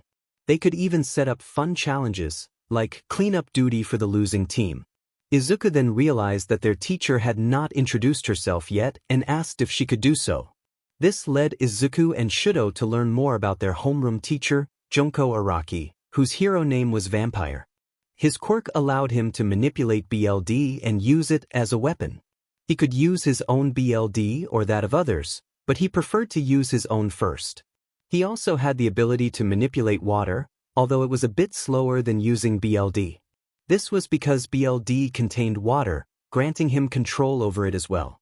Izuku recalled that Junko had been present during the staff meeting when he was tested alongside Shouto during the entrance exam. However, he had only learned his name now. Izuku introduced himself and Shouto, explaining that they had come from Japan to pursue a better education in America. He described his quirk, which enhanced his strength, speed, and durability. He mentioned that he had only possessed his quirk for a little over a semester, as he was a rare late bloomer who developed it at the age of 14, just before the entrance exams for hero schools in Japan. He shared some of the damage his arms had sustained due to his lack of control, noting that he was currently at only 12% mastery of his abilities. The class was astonished by the level of power he exhibited. Shouto then shared details about his own quirk and some information about himself. When the class inquired about hero names, Izuku and Shouto remained silent. Izuku rubbed his neck, while Shouto chose not to respond. Izuku expressed that he would not use his old hero name due to the painful memories associated with it, and since Shouto only used his first name, he asked the class if they would help them come up with new names. The room erupted in chatter as they brainstormed various options. After some time, with the teacher writing names on the board, one name was quickly chosen for Shouto, Duality. Izuku's hero name took longer to decide, but eventually, they settled on Titan, reflecting his strength, speed, and durability, as well as his potential for continued growth. This marked the beginning of their journey as Duality and Titan, heroes in training at Angelwood, with aspirations of becoming professional heroes.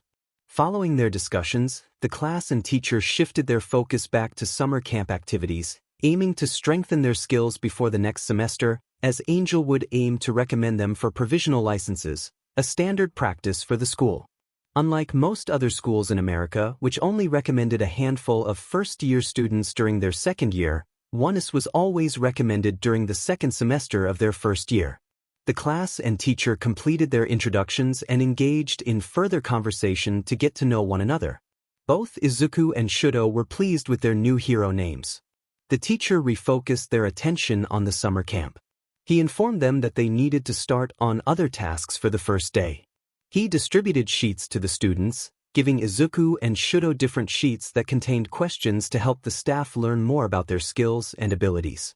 The teacher explained that they only knew what they had observed during the test and needed more information. He outlined the type of information they were seeking, including what the boys already knew, what they wanted to improve, and any skills or tricks they wished to experiment with. This would provide a general guide that could be adjusted as they progressed through the camp. After about 30 minutes of working on their sheets, everyone was nearly finished. The teacher collected Izuku and Shouto's sheets and began reviewing them while distributing a test for both to complete, which would help the school gauge their current educational standing. The other students received homework in areas where they were struggling, based on their grades. The class spent the next hour working on this. Izuku completed his test in about 40 minutes, while Shouto took around 50 minutes. Once the teacher finished reviewing their sheets, he ran their tests through a grading machine on his desk. He announced that they were not far behind at all and estimated that with about a month of studying, they would catch up to the class's current learning level. He noted that the more specialized topics the S class covered would not occur until the second semester, so they hadn't missed anything critical. He promised to provide study sheets for any specialized topics they had not yet covered, as expected.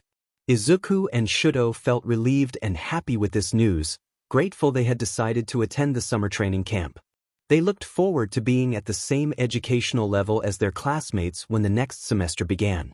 The first day of summer camp concluded with the teacher indicating that the other staff would review the boys' sheets to prepare ideas. The rest of the class also focused on homework that day. The teacher reminded them to be ready for physical training the following day and instructed them to meet in the classroom before heading to the training facility. The reason the teacher suggested they meet at a different location was that Izuku and Shouto were still unfamiliar with all the spots, and this would allow everyone more time to converse rather than focus solely on training. The teacher's light-hearted comment elicited laughter from the class, as it was true that much of their time at camp would be spent either sparring or honing their quirks. Izuku was eager to achieve 15% control over his quirk and fully master martial arts techniques to integrate into his fighting style. His sparring sessions with Shouto had shown significant improvement, and Shouto mentioned feeling pushed harder than he had at UA, which was beneficial for him. The following day, the students gathered in their classroom once more, with about 10 minutes to spare before the teacher would arrive to escort them to the training area. Shine caught everyone's attention by directing a question toward Izuku and Shouto. He inquired about the school they had attended in Japan. Both Izuku and Shouto tensed slightly, a reaction that did not go unnoticed by their classmates. Heiken quickly reassured them that they didn't have to answer if it brought up painful memories. Izuku glanced at Shouto and then at the class, explaining that they had attended UA, Japan's top hero school. This revelation piqued everyone's interest as they were familiar with UA and its legendary hero, All Might, who had gained fame even in America. Elena, however, sensed an underlying tension and questioned whether UA was as prestigious as it seemed, or if there were aspects the public was unaware of. Izuku sighed, with Shouto offering a comforting rub on his back.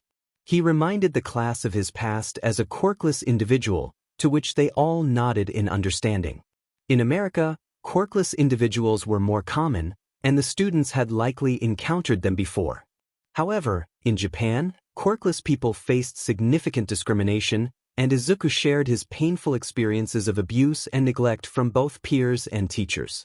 He recounted how, even after gaining his quirk and entering UA, he faced bullying from a former classmate, with teachers turning a blind eye to the harassment. The class's reaction surprised Izuku. Instead of ridicule, they expressed outrage at UA's failure to protect him. Terra exclaimed in disbelief that aspiring heroes should have intervened, while others echoed her sentiments, criticizing UA's reputation. Myheroacademia, visibly agitated, floated knives in the air, muttering about retribution, causing the boys to instinctively protect themselves. Haken, curious about Izuku's earlier reaction, asked if it was his presence or his quirk that had caused the tension. Izuku quickly clarified that it was nothing personal against Haken. Rather, it was the reminder of his past bully, whose explosive quirk had been a source of trauma for him. Shouto stepped in to explain further, and the class collectively paled at the thought of Izuku's experiences. Haken looked down, but Izuku reassured him that he held no ill feelings toward his quirk, emphasizing that it was the user's actions that defined their character. Izuku then shifted the conversation to Haken's quirk, asking a flurry of questions that surprised Haken but helped ease the atmosphere. He inquired about Haken's training methods and whether he had explored the limits of his quirk. Shouto placed a supportive hand on Izuku's back, bringing him back to the moment. Grateful for the encouragement, Izuku acknowledged his tendency to get carried away. The tension in the room dissipated as Haken explained that doctors had told him his quirk's limitations were fixed, but Izuku challenged that notion, suggesting he consult their teacher for advice on testing his abilities further. Just then, the teacher entered, having overheard the conversation about testing. Haken asked what they were wanting to test, and the teacher nodded as Haken explained Izuku's viewpoint. The teacher agreed, noting that while doctors aren't always correct, quirks that provide detailed information are generally more reliable. Testing it during the camp trip would be beneficial, as it could enhance Izuku's quirk, allowing him to set traps or plan attacks strategically to distract opponents. Haken's eyes widened at the possibilities for his quirk if they could manipulate the time frame, and he felt energized to explore it. After the teacher spoke a bit more, they all grabbed their outfits from the cart he had wheeled in and followed him to the training grounds. After a short walk down a pathway from the main school building, they arrived at an older gym building. The teacher explained that this gym, while looking old, was still functional and open for any student to use, even without staff supervision, unlike the larger facilities. The boys nodded in understanding. The gym was equipped with durable equipment designed to withstand various quirks. There was a climbing net for practice, throwing discs for those with mid or long-range abilities, and further down, a weight room specifically for students with powerful strength quirks. The teacher encouraged Izuku to train there often to build muscle and improve his control. Izuku was impressed by the weight room, which surpassed the one at home. While the home gym was helpful, the school's facility offered heavier weights that would better prepare him for lifting substantial loads with his quirk. As they spread out around the room, 𝗵𝗃 focused on the throwing discs, setting tags, and working on his time limit. Others were in smaller rooms. 𝗬𝗵 practiced her sword skills in the weapons training room, using her peacock feathers as blades.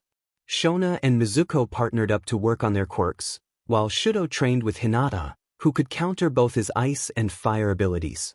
This forced Shouto to think creatively in his attacks. Hinata's solar flames could melt Shouto's ice if it wasn't strong enough, and she could even transform into fire, making it challenging for him. To adapt, Shouto employed techniques he had used in the sports festival, creating small explosions and shockwaves to keep Hinata on the defensive. Under the guidance of their teacher, Izuku practiced his adapted fighting style, which included capoeira.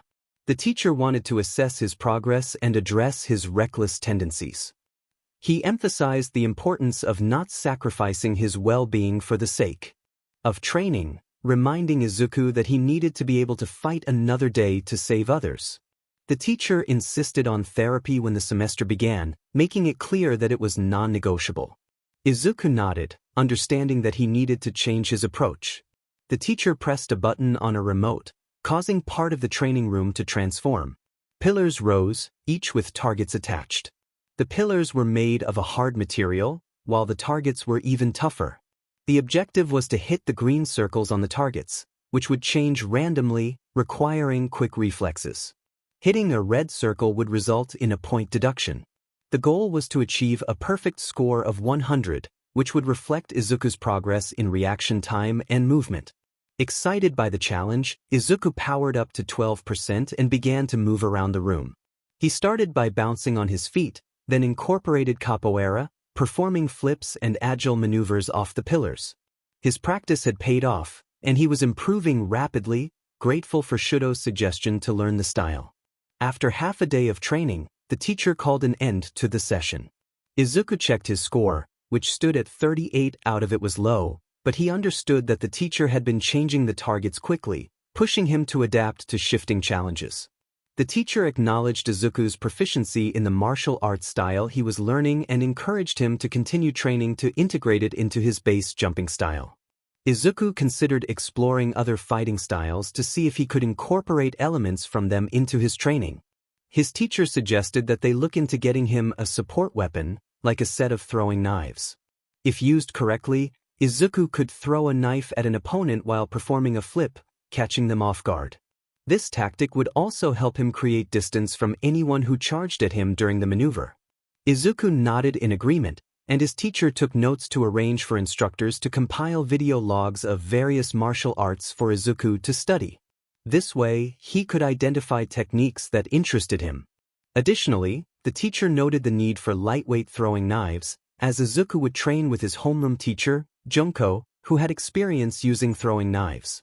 As the students gathered around on the floor, Shouto leaned against Izuku while their teacher reviewed the day's observations and provided feedback.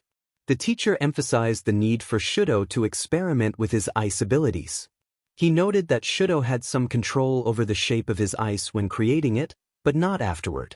They discussed the possibility of Shouto forming weapons, like a sword, from his ice. While ice might not be the hardest or sharpest material, it could be made thin and sharp at the edges while remaining solid in the center.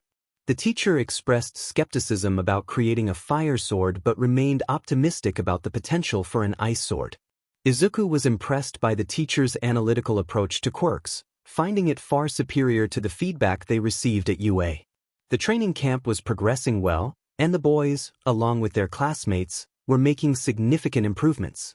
Izuku and Shouto were catching up on the educational topics they needed to master within the next couple of weeks, as the camp would conclude soon, leaving them with a month before the next term began. Recently, Both boys had taken their driving tests and passed with high marks, earning their permits.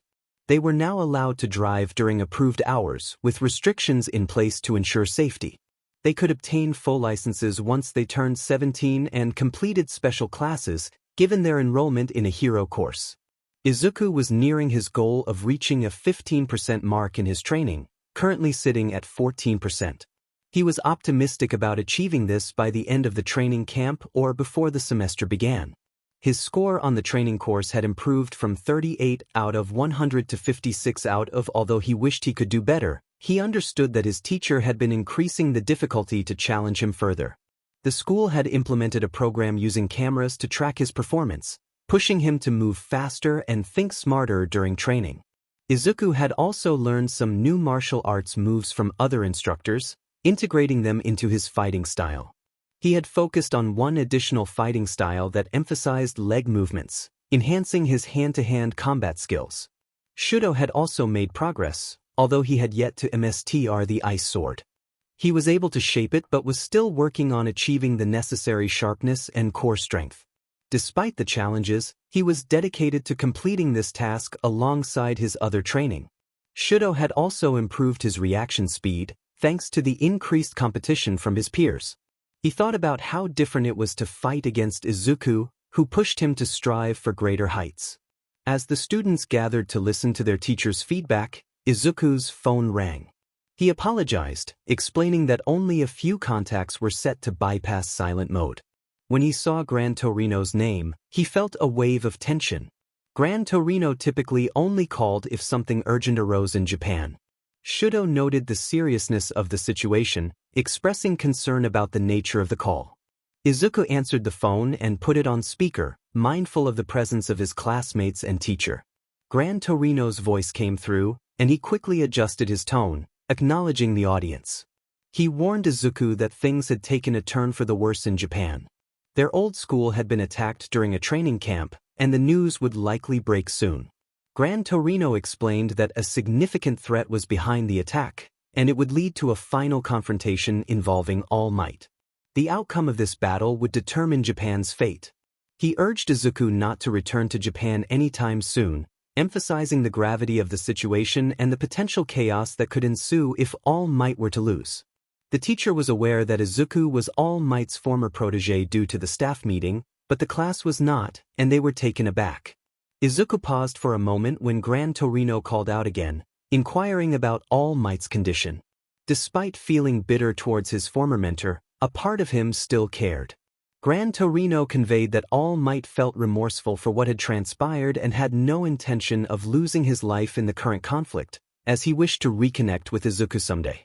However, Gran Torino emphasized that they needed to focus on the present situation. Izuku then asked about the injuries sustained during the camp, prompting Gran Torino to recount everything he had learned from the reports. Flashback 15 hours ago, the students of classes 1A and 1B were traveling on separate buses to the summer camp. Hitoshi had joined class 1A after performing well in the sports festival, filling one of the 2 spots left vacant by Izuku and Shouto. He felt a sense of guilt regarding his past interactions with Izuku, having avoided him out of fear that Izuku might use any information against him. Hitoshi regretted not having the chance to apologize for his rudeness, but he promised himself that he would make amends if he ever encountered Izuku again, though he doubted that would happen since even UA had been unable to locate him. Hitoshi did harbor a strong dislike for Bakugo Katsuki, who had been keeping a low profile since Izuku and Shouto's departure. Bakugo had become somewhat of an outcast in the class, with only a few old friends still reaching out to him. He had expressed a longing to improve but had said little else. While his classmates were skeptical, they were also striving to better themselves. This was evident as the class requested their teacher to arrange sessions on recognizing signs of bullying and abuse to avoid repeating past mistakes. The school appreciated their commitment and readily agreed to set up the classes. Returning to the present, the class arrived at the camp and were greeted by the wild pussycats. The students of 1A were initially confused about the purpose of this meeting until they learned that the pussycats would assist with their training camp. Suddenly, the ground beneath them gave way, and they plunged into the forest.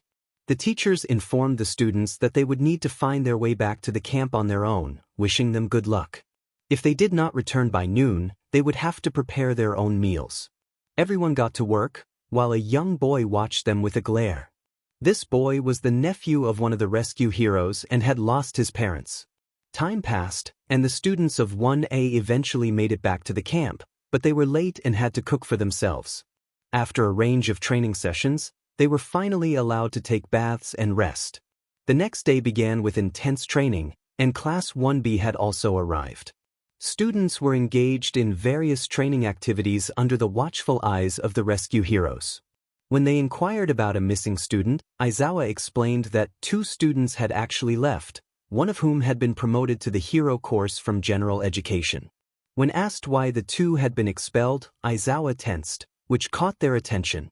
He then revealed the mistakes made by UA and the class, explaining that the students had left for another school, successfully covering their tracks so UA could not locate them. The Pussycats were disappointed in UA, but they felt it was not their place to comment further since the students had already departed. As night fell, it was time for a game in the forest, where the objective was to scare the other students and see who could endure the most fright. Koda had retreated to the mountain to avoid the others, but Shinso decided to follow him, feeling a sense of responsibility. Koda's aunt expressed her gratitude to Shinso for keeping an eye on him from a distance as Shinso ascended the mountain. This small act would prove crucial, as the night held many hidden dangers. As the students engaged in their game, chaos erupted in the forest when blue flames and gas were spotted in the distance. Alarmed, they alerted one another and prepared to defend their camp. Shinso found himself confronting a villain alone, but fortunately, the villain was talkative and fell victim to Shinso's quirk. When Koda asked why Shinso had come to his aid, Shinso reflected for a moment before responding. He spoke of someone he had known who had left UA, someone who had wanted to save others but had not received help in return. Shinso expressed his regret for not taking action back then and his determination to prevent others from suffering in front of him, especially those who did not deserve it. His thoughts drifted to Izuku Midoriya, who had endured far too much pain and hatred from those around him. Shinso thought about how Koda deserved far more than UA could ever offer as he picked him up and began to run. He was relieved to have learned some crucial details from the villain he had under his control. Among those details was a list of targets, including one Katsuki Bakugo, which posed a significant threat if Bakugo were to turn to villainy. The consequences for UA would be dire, especially if Bakugo's past were to come to light, revealing that UA had kept him around long enough for him to betray them. Soon, Shinso arrived and met Aizawa. He informed Aizawa about the villain on the mountain and how he had managed to subdue him with his quirk. He also shared the alarming news that they were after Bakugo, intending to convert him into a villain, which caused Aizawa to go pale. Aizawa quickly sent Shinso back to the lodge while he arranged for a message to be broadcasted and set off to locate his student, determined to ensure Bakugo's safety. However, he would be too late. As Aizawa sent out the message and began his search, he soon found them. At that moment, a warp gate opened behind 𝗬𝗵𝗲, who had seized Bakugo by the throat and pulled him into the portal. Aizawa had dispatched the capture scarf, but just as it was about to ensnare Bakugo, the gate closed, severing part of the scarf. The class was devastated. Despite Bakugo's troubled relationships with his peers, none of them wanted to see him kidnapped by villains. Aizawa felt a deep frustration with himself for failing to protect his student. Shortly after, medical and police units arrived at the scene, and news of the attack and kidnapping began to spread. All the students were gathered and transported to a hospital. Aizawa informed the detective that Bakugo had a hidden GPS device on him, which Nizu could track. They also discovered that some students had managed to place a GPS on the Nomu, providing them with 2 locations to raid simultaneously. This led to a meeting at UA, where they discussed plans to confront the League. All Might understood that this could be his final battle if All for One was involved. Gran Torino arrived to assist with the raid, knowing the stakes were high. Gran Torino checked in on All Might, who was visibly stressed. All Might acknowledged that this battle could determine his fate. He was determined to rescue Bakugo and ensure he had a chance to redeem himself. He also expressed a longing to see Midoriya again and apologize for past actions. Gran Torino nodded in understanding before speaking with Nizu and then retreating to a spare room. He pulled out his phone and dialed a number that had never been used before, the new number for Izuku Midoriya. Gran knew this call was important, as it connected to All for One. After sharing the situation with Izuku, Gran Torino noted that Izuku seemed relieved that his classmates were safe but had mixed feelings about Bakugo. Gran acknowledged Izuku's feelings, recognizing Bakugo's past as a bully and the pain he had caused. However, he emphasized that heroes needed to save Bakugo, who still had a chance at redemption according to 𝗬𝗧𝗎. Izuku agreed with Gran's assessment and wished him luck. He cautioned that if All Might became distracted during the battle, Gran should deliver a message to help refocus him. Gran asked what message he should convey. Izuku suggested telling All Might to stay focused and go plus ultra, as he would be watching. Gran promised to deliver the message and thanked Izuku for his insight. After the call ended, Izuku leaned against Shouto and sighed, acknowledging the weight of the situation. Kuroda remarked on the gravity of the moment, and everyone nodded in agreement. Izuku then shared his connection to All Might without mentioning One for All, recounting how All Might had trained him and activated his quirk, which was believed to one day rival All Might's own. He admitted that he was still learning about his quirk, which seemed to be an enhancer, and that he was working with less than a year's worth of experience. The teacher dismissed the students, and Shouto and Izuku headed to their car in the parking lot, eager to turn on the news and stay informed about any developments. They switched to an internal news channel, hoping to catch updates on the situation. Hisashi kept himself updated on events in Japan through subscriptions to Japanese networks. Izuku and Shouto spent the night watching TV and informed Hisashi about the latest happenings, including a phone call from Gran Torino. To ensure they were alerted if anything significant occurred while they slept, Hisashi had his company monitor the situation in Japan. Eventually, exhaustion took over, and the boys fell asleep on the couch, with Izuku resting his head on Shouto's shoulder. Hisashi snapped a picture of the two before covering them with a blanket. The next day, the boys woke up, and Izuku was reluctant to leave the warmth of his spot. He mumbled about how much warmer Shouto's chest was compared to his side. Shouto gently ran his fingers through Izuku's hair as they got up, knowing they had to prepare for the next day of summer camp. After completing their morning routines, they checked the news. There was still no sign of the anticipated battle, but as it was morning for them, it was becoming nighttime in Japan, leading them to expect action soon.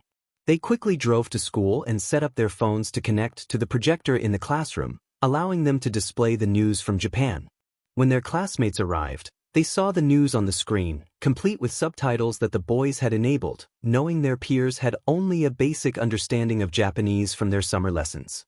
The teacher entered and announced that they would be postponing physical training for the day, explaining that it was better to avoid distractions. He reassured them that they could reschedule the training for a later date, so they weren't losing anything.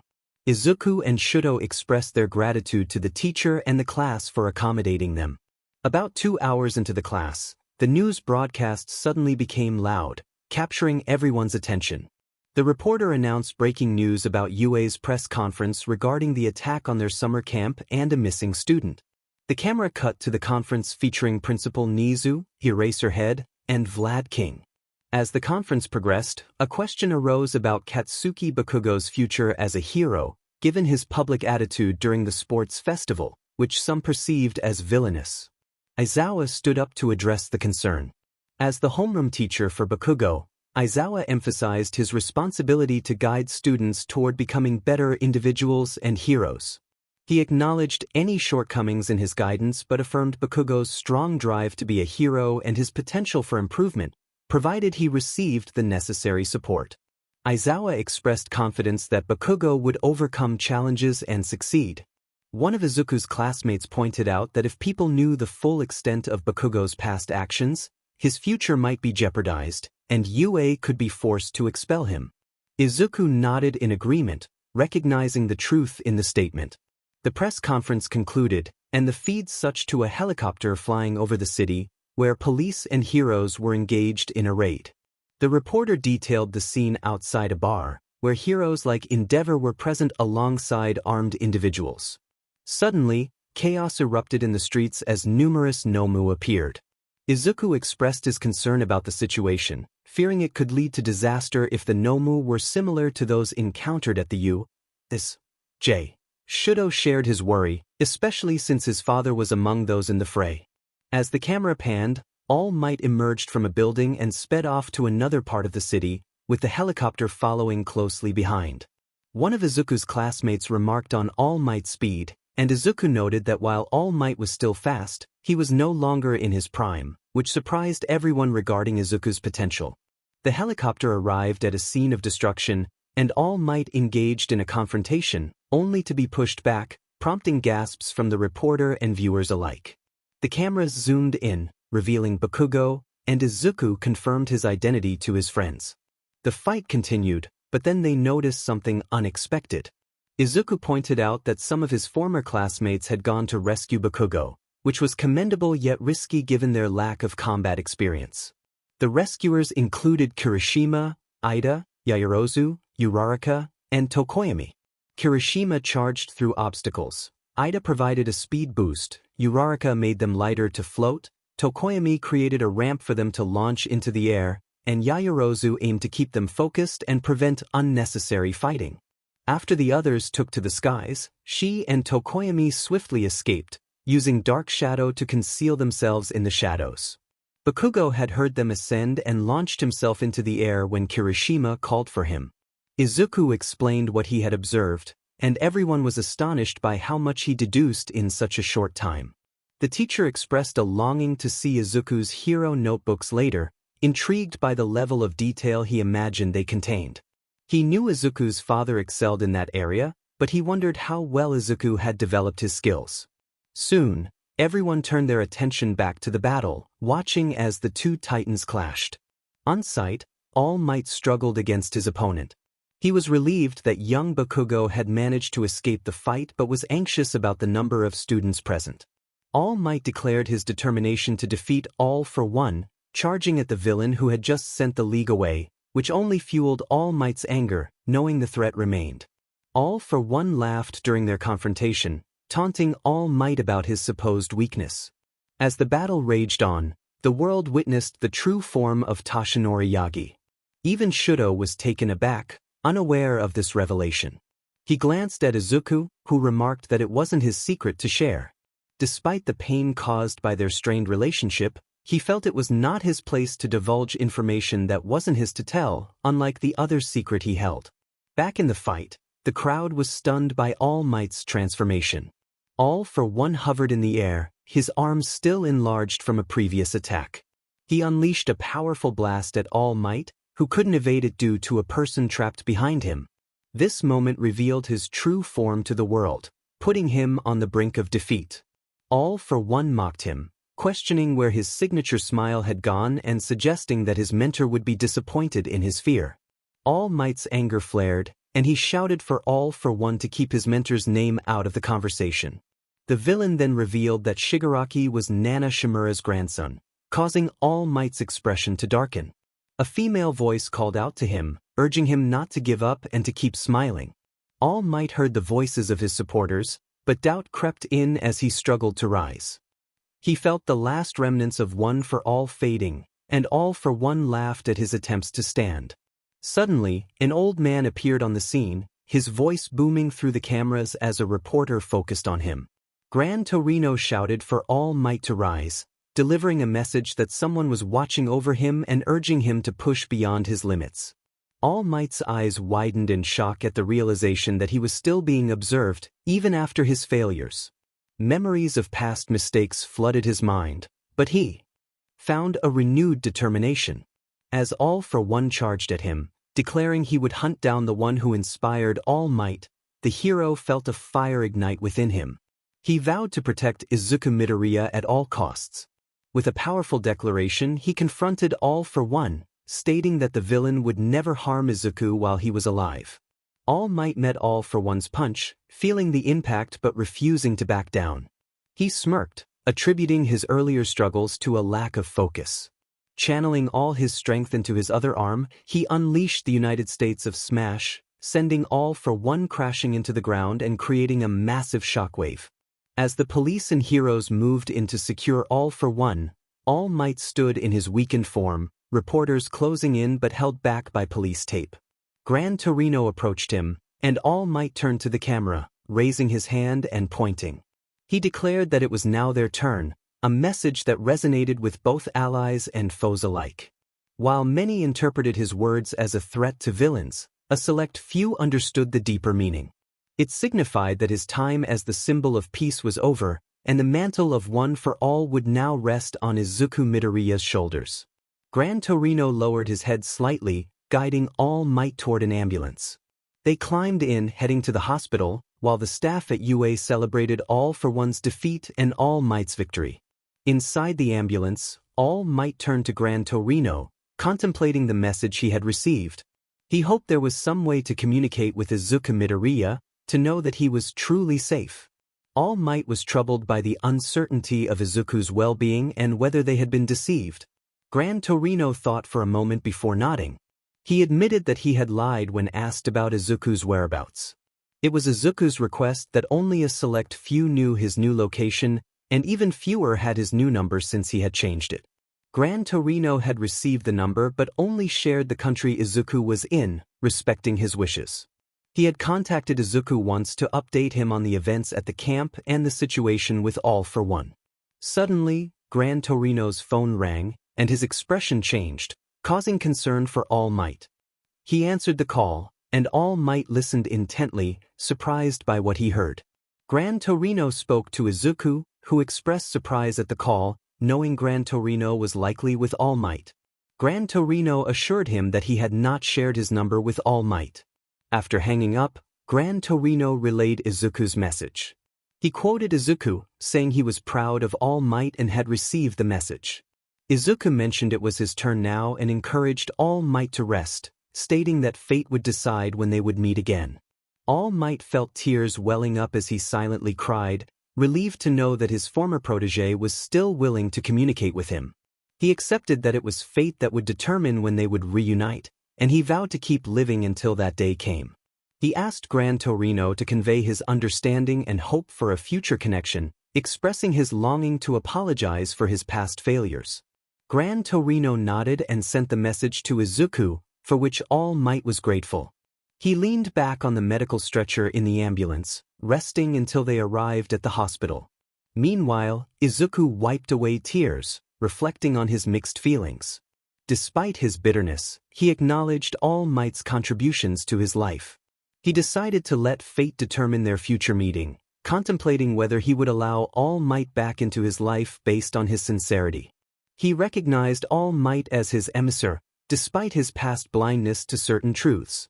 As he rubbed his eyes, his classmates remained silent, deep in thought. Shouto then pulled Izuku into a comforting hug, reminding him that the decision to forgive and allow All Might back into his life was entirely his own. Whether as a friend or mentor, it would be Izuku's choice when they met again. The rest of the class silently agreed, respecting Izuku's space as they were still getting to know him. The events in Japan quickly made international headlines, shocking the world with news of All Might's condition. While he issued a statement explaining some details, many were left wondering about the extent of 𝗏𝗏's power and how it had affected All Might over the years. The public expressed gratitude for All Might's dedication to heroism, even at the cost of his health, though they felt unsettled by how much they had relied on him. Bakugo was questioned by detectives but was cleared to return to school. Back on campus, the students who had participated in the rescue operation faced serious consequences. They were warned that, due to All Might's retirement, new heroes were needed, and their trust was now fragile. Izawa addressed the group, emphasizing the importance of their actions moving forward, and they nodded in understanding before returning to their dorms. Meanwhile, All Might met with Nizu, discussing 𝗵𝗃's knowledge of Izuku's location and contact method. Nizu considered using this information to find Izuku but ultimately decided against it, recognizing that it might push him further away from UA and Japan. As long as they could communicate with the holder of One for All, that was what mattered. The ongoing threat of the League of Villains loomed over them, ensuring that the hero's work was far from over. All Might requested Nizu to help him prepare a study plan to obtain his teaching license, acknowledging that he had failed to teach Izuku effectively. Nizu was pleased to assist and provided him with the necessary materials for an online course, which included a timed test for certification. As they discussed these matters, Bakugo sat alone in his room, reflecting on the events of the kidnapping, a tear rolling down his cheek. He hated the fact that the villains were so painfully accurate about him. They claimed he had committed many crimes in his past and was on the path to becoming a villain himself. However, Bakugo refused to succumb to their words. Not when his friends, if he could still call them that, were willing to believe in his potential for change. The way they distanced themselves and shared their own pasts affected Bakugo deeply. He felt an overwhelming guilt when he looked into their eyes. It consumed him. He was accustomed to being praised for his past actions, but this new treatment stirred emotions within him that he had never fully acknowledged, prompting him to reflect more than he had anticipated. Bakugo could only set his sights on the future and strive to reach his goals as he had always done. As the summer camp for UA came to an abrupt end, the summer camp at Angelwood continued. It had been weeks since the events in Japan, and the final day of the Angelwood camp was primarily a recap of everything learned. The students had grown closer over the remaining weeks, often hanging out with Izuku and Shouto outside of the school camp. They visited local libraries and arcades, enjoying each other's company, which made Izuku happy as their relationships evolved from mere acquaintances to genuine friendships. The teacher entered the room and began discussing everyone's progress. He praised Izuku for his achievements, noting that he had improved significantly. As the semester approached, he encouraged Izuku to continue training at the gym and utilizing the system they had set up. Izuku had reached a score of 61 out of 100, and the teacher hoped he could achieve an 80 or 90 by the end of the semester, which would be considered a success. When asked about his current percentage, Izuku proudly reported that he was at 16%, a fantastic increase of 6% since leaving UA for the camp. The training had greatly impacted his control and abilities, and he was thrilled with his progress, especially since he hadn't suffered any injuries. The teacher then moved on to Shouto, commending him for his work on sword making and overall progress. Although the sword wasn't fully completed, it was functional enough for combat. The teacher encouraged Shouto to finish it to a higher standard, as it would serve him well in close combat situations when he couldn't rely on his fire or ice powers due to nearby restrictions. The teacher continued to review the remaining students, noting Hawken's improvement with his quirk. They discovered he could alter the time PRD of combustion, although he was still 𝗵𝘃𝗏. The realization brought Hawken immense joy, and he expressed his gratitude to Izuku for the idea. Many students sought inspiration from Izuku's hero notebooks, which both impressed and intimidated them due to the extensive details contained within.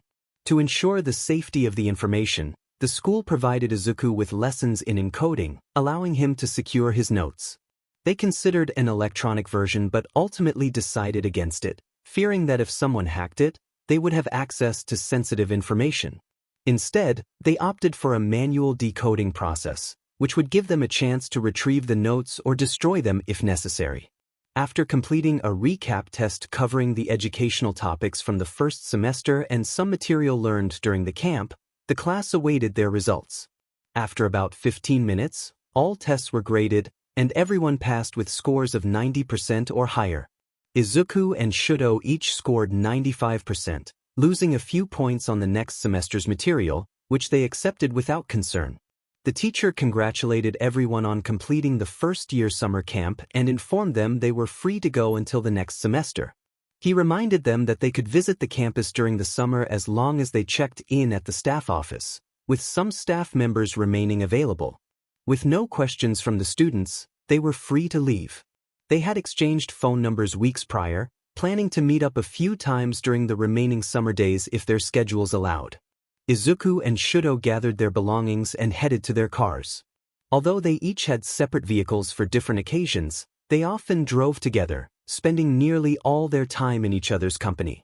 This time, however, their relationship was evolving. Shouto had asked Izuku on a date, and Izuku readily agreed, feeling a rush of emotions as their relationship shifted from platonic to romantic. They got into the car, with Izuku allowing Shouto to drive, as he was the more skilled driver. The vehicle they often used was Hisashi Midoriya's Lamborghini Sián FKP-37, one of the more luxurious cars in the garage, which both boys adored. Hisashi would often joke that the car's color reminded him of Izuku. Both Hisashi and Shouto had noticed a change since the boys arrived in America. Izuku was becoming more outspoken and social, a transformation attributed to being away from those who had harmed him. The more protective laws against discrimination in America allowed Izuku to feel safer and more confident than he ever had in Japan. Overall, they liked the changes in Izuku. He was more outgoing now, and Shouto appreciated how Izuku's energy lit up a room far more than it had in the past. As they drove to the house, they began to talk. Shouto asked if Izuku was ready for the provisional exam at the start of the next semester.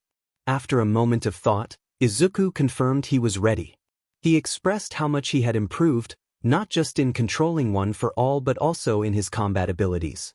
He was pleased with his new combat style, which focused more on using his legs than his arms, relieving the constant stress on his arms. Shouto nodded in agreement, glad to see Izuku thriving. Since their first healing session with the doctor, Izuku's body had improved significantly, and he no longer had trouble moving his fingers. This enhancement allowed him to use his hands better for everyday tasks. Shouto eagerly anticipated their next healing session, curious to see how much more of Izuku's body could be restored. In Shouto's eyes, the doctor's quirk was more powerful than Recovery Girl's, as it could heal damage and replace bones that had been removed, making it a remarkable ability. Soon, they arrived at the house and changed before heading out again. Shouto had made a reservation at a fancy restaurant, and they drove into the city, arriving after a while at a highly rated Italian restaurant. Shouto had consulted Hisashi for recommendations before even asking Izuku on a date. Hisashi had set up the reservation and had looked at Shouto as if he had asked a silly question when he wondered how Hisashi knew Izuku would accept. This led them to a private wine room. The room had a sliding door for privacy, but they were already distanced from others, so it didn't matter much. Their dinner was served, and they enjoyed their meal while talking. Izuku complimented the restaurant choice, curious about how Shouto had found it. Shouto mentioned that he had asked his father, prompting a smile from Izuku. He remarked that their parents would likely hear about this date, which made Shouto chuckle and caused Izuku to blush slightly. The dinner went smoothly, and soon Shouto took Izuku to their next destination, Spruce Street Harbor Park. Shouto had arranged for Hisashi to bring the car back home and send a driver, as they would be out past the legal driving hours. They arrived at the park just as the sun set, and Izuku was captivated by the sight. The park was adorned with LED lights, live music filled the air, and various activities were happening all around. Izuku leaned into Shouto's side, who wrapped an arm around his waist as they strolled through the park. After exploring the park, they found an area with hammocks filled with couples. Shouto guided them to a section with a few open hammocks. He asked if they should get in separate ones, but Izuku hugged him closer, expressing that he wouldn't mind sharing. They settled into one hammock, relaxing together. Time passed as they lay there, gazing up at the stars visible through a gap in the trees. Shouto looked down at Izuku and playfully poked him. He then asked if he could pose a question. With a smile, he inquired if Izuku would go out with him, knowing their date was coming to an end. Izuku's eyes widened momentarily before a smile spread across his face. He leaned in and planted a quick kiss on Shouto's lips, affirming that he would love to be with him. Shouto hugged him tightly, and they snuggled close. After about 15 minutes, Shouto's alarm went off, signaling that it was time to leave as the driver would soon arrive. After a short drive, they returned home, where Hisashi was in the living room working. He looked up and noticed their smiles and how they were holding hands. He asked if the date had gone well, and they nodded enthusiastically. Shouto thanked Hisashi for the recommendation and shared that they were now officially dating. Hisashi smiled and hugged them both, offering some advice. He emphasized the importance of communication, especially in a world filled with threats that could lead to misunderstandings. He encouraged them to talk things out, even when it was difficult, to ensure they understood each other. Afterward, they changed and showered before settling down to watch some movies in bed. The night passed quickly, and they were aware that summer break would soon end. They were excited for the upcoming semester, eager to continue improving after their experiences at camp. Eventually, they drifted into a peaceful sleep, knowing they would face the world together. As summer break came to a close, they had enjoyed a few more dates and spent time with their classmates, organizing meetings through group chats. The start of the semester was finally here, and it was time to focus on their training once again. They had relaxed a bit on their training during the last month but still engaged in basic workouts to maintain their fitness. Now, they were ready to kick it into high gear and ensure they were working as hard as possible. The school had warned them during the summer break that the provisional exam would take place a few weeks into the second semester, so everyone was prepared.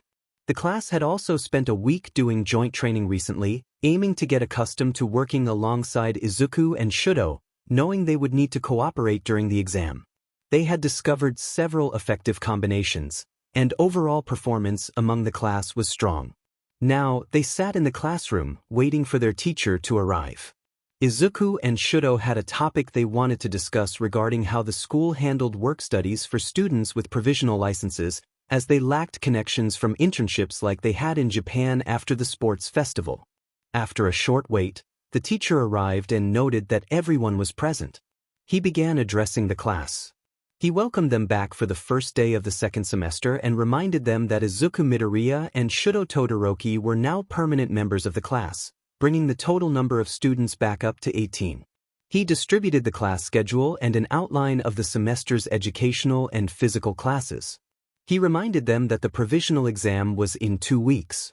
If they passed, they would receive provisional licenses, allowing them to use their quirks for combat instead of just self-defense.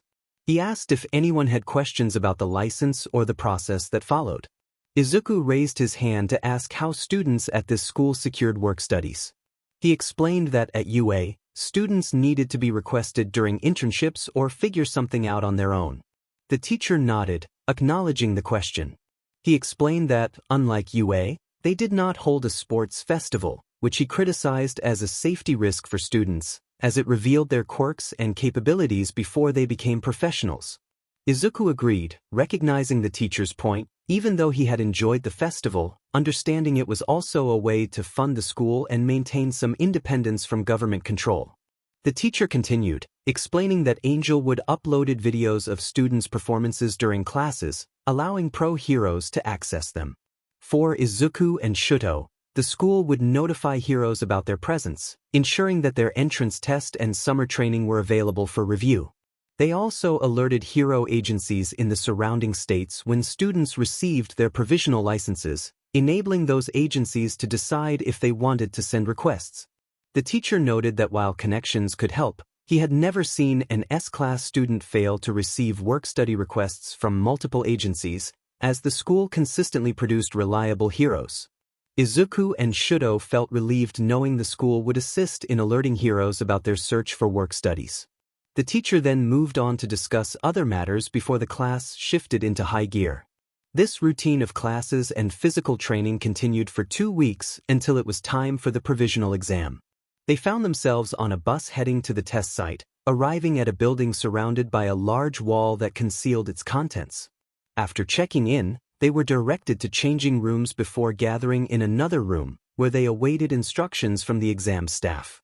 The staff explained the events of the exam. The first would be a secure and rescue operation, followed by a villain fight while protecting a retreating civilian group. When they entered the exam site, they were taken aback by the sight of a devastated city, realizing they would need to rescue people from a scenario resembling a villain attack or natural disaster.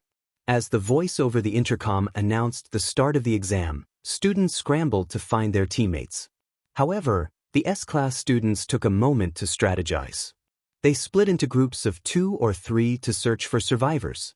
Izuku teamed up with Taka, who had discovered that Izuku's energy seemed to replenish his quirk. Shouto paired with Mizuko, as he could create water by melting ice, providing Mizuko with a resource for defense or offense. Soon, Izuku and Taka found people trapped inside a building.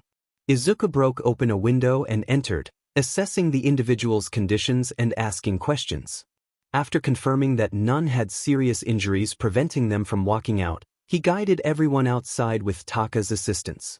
Once they ensured everyone was out, They headed back to the medical tents at the exam starting area, delivering the rescued individuals without issue. Shouto and Mizuko arrived shortly after, also having successfully rescued people. They all returned to continue searching for more survivors, maintaining this effort for about 20 minutes until the first portion of the exam concluded. Everyone gathered to receive their scores after approximately 15 minutes. The results were in for the first portion of the exam, and about half of the test takers had not passed. The school had warned everyone that the exams were challenging, with the government eliminating half of the candidates in the first round and another half in the final round.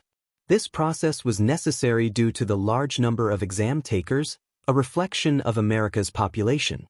However, it ensured that only the most dedicated heroes, those who genuinely wanted to save people rather than seeking fame or fortune, would emerge. Izuku felt relieved that no one from his class had failed the first round. Once the unsuccessful candidates exited the room, the remaining students prepared for the second portion of the exam. This part focused on saving civilians while protecting them from villains. A significant number of civilians would be retreating from one side of the zone, and the heroes needed to reach them and provide protection as the villains advanced, aiming to eliminate them. If a hero was hit by a paintball, they were considered out of the fight. The objective was to ensure as many civilians as possible escaped safely. The test was conducted in groups, with the zone divided into sections suitable for the exam. Participants could form teams beforehand, or teams would be randomly created, as heroes often had to work with different partners to defend civilians. The entire S-class decided to join forces as one team for this exam. They felt prepared, though they had no idea what challenges awaited them inside. After a brief wait, their turn was called, and they entered the arena. As the start siren sounded, everyone sprang into action.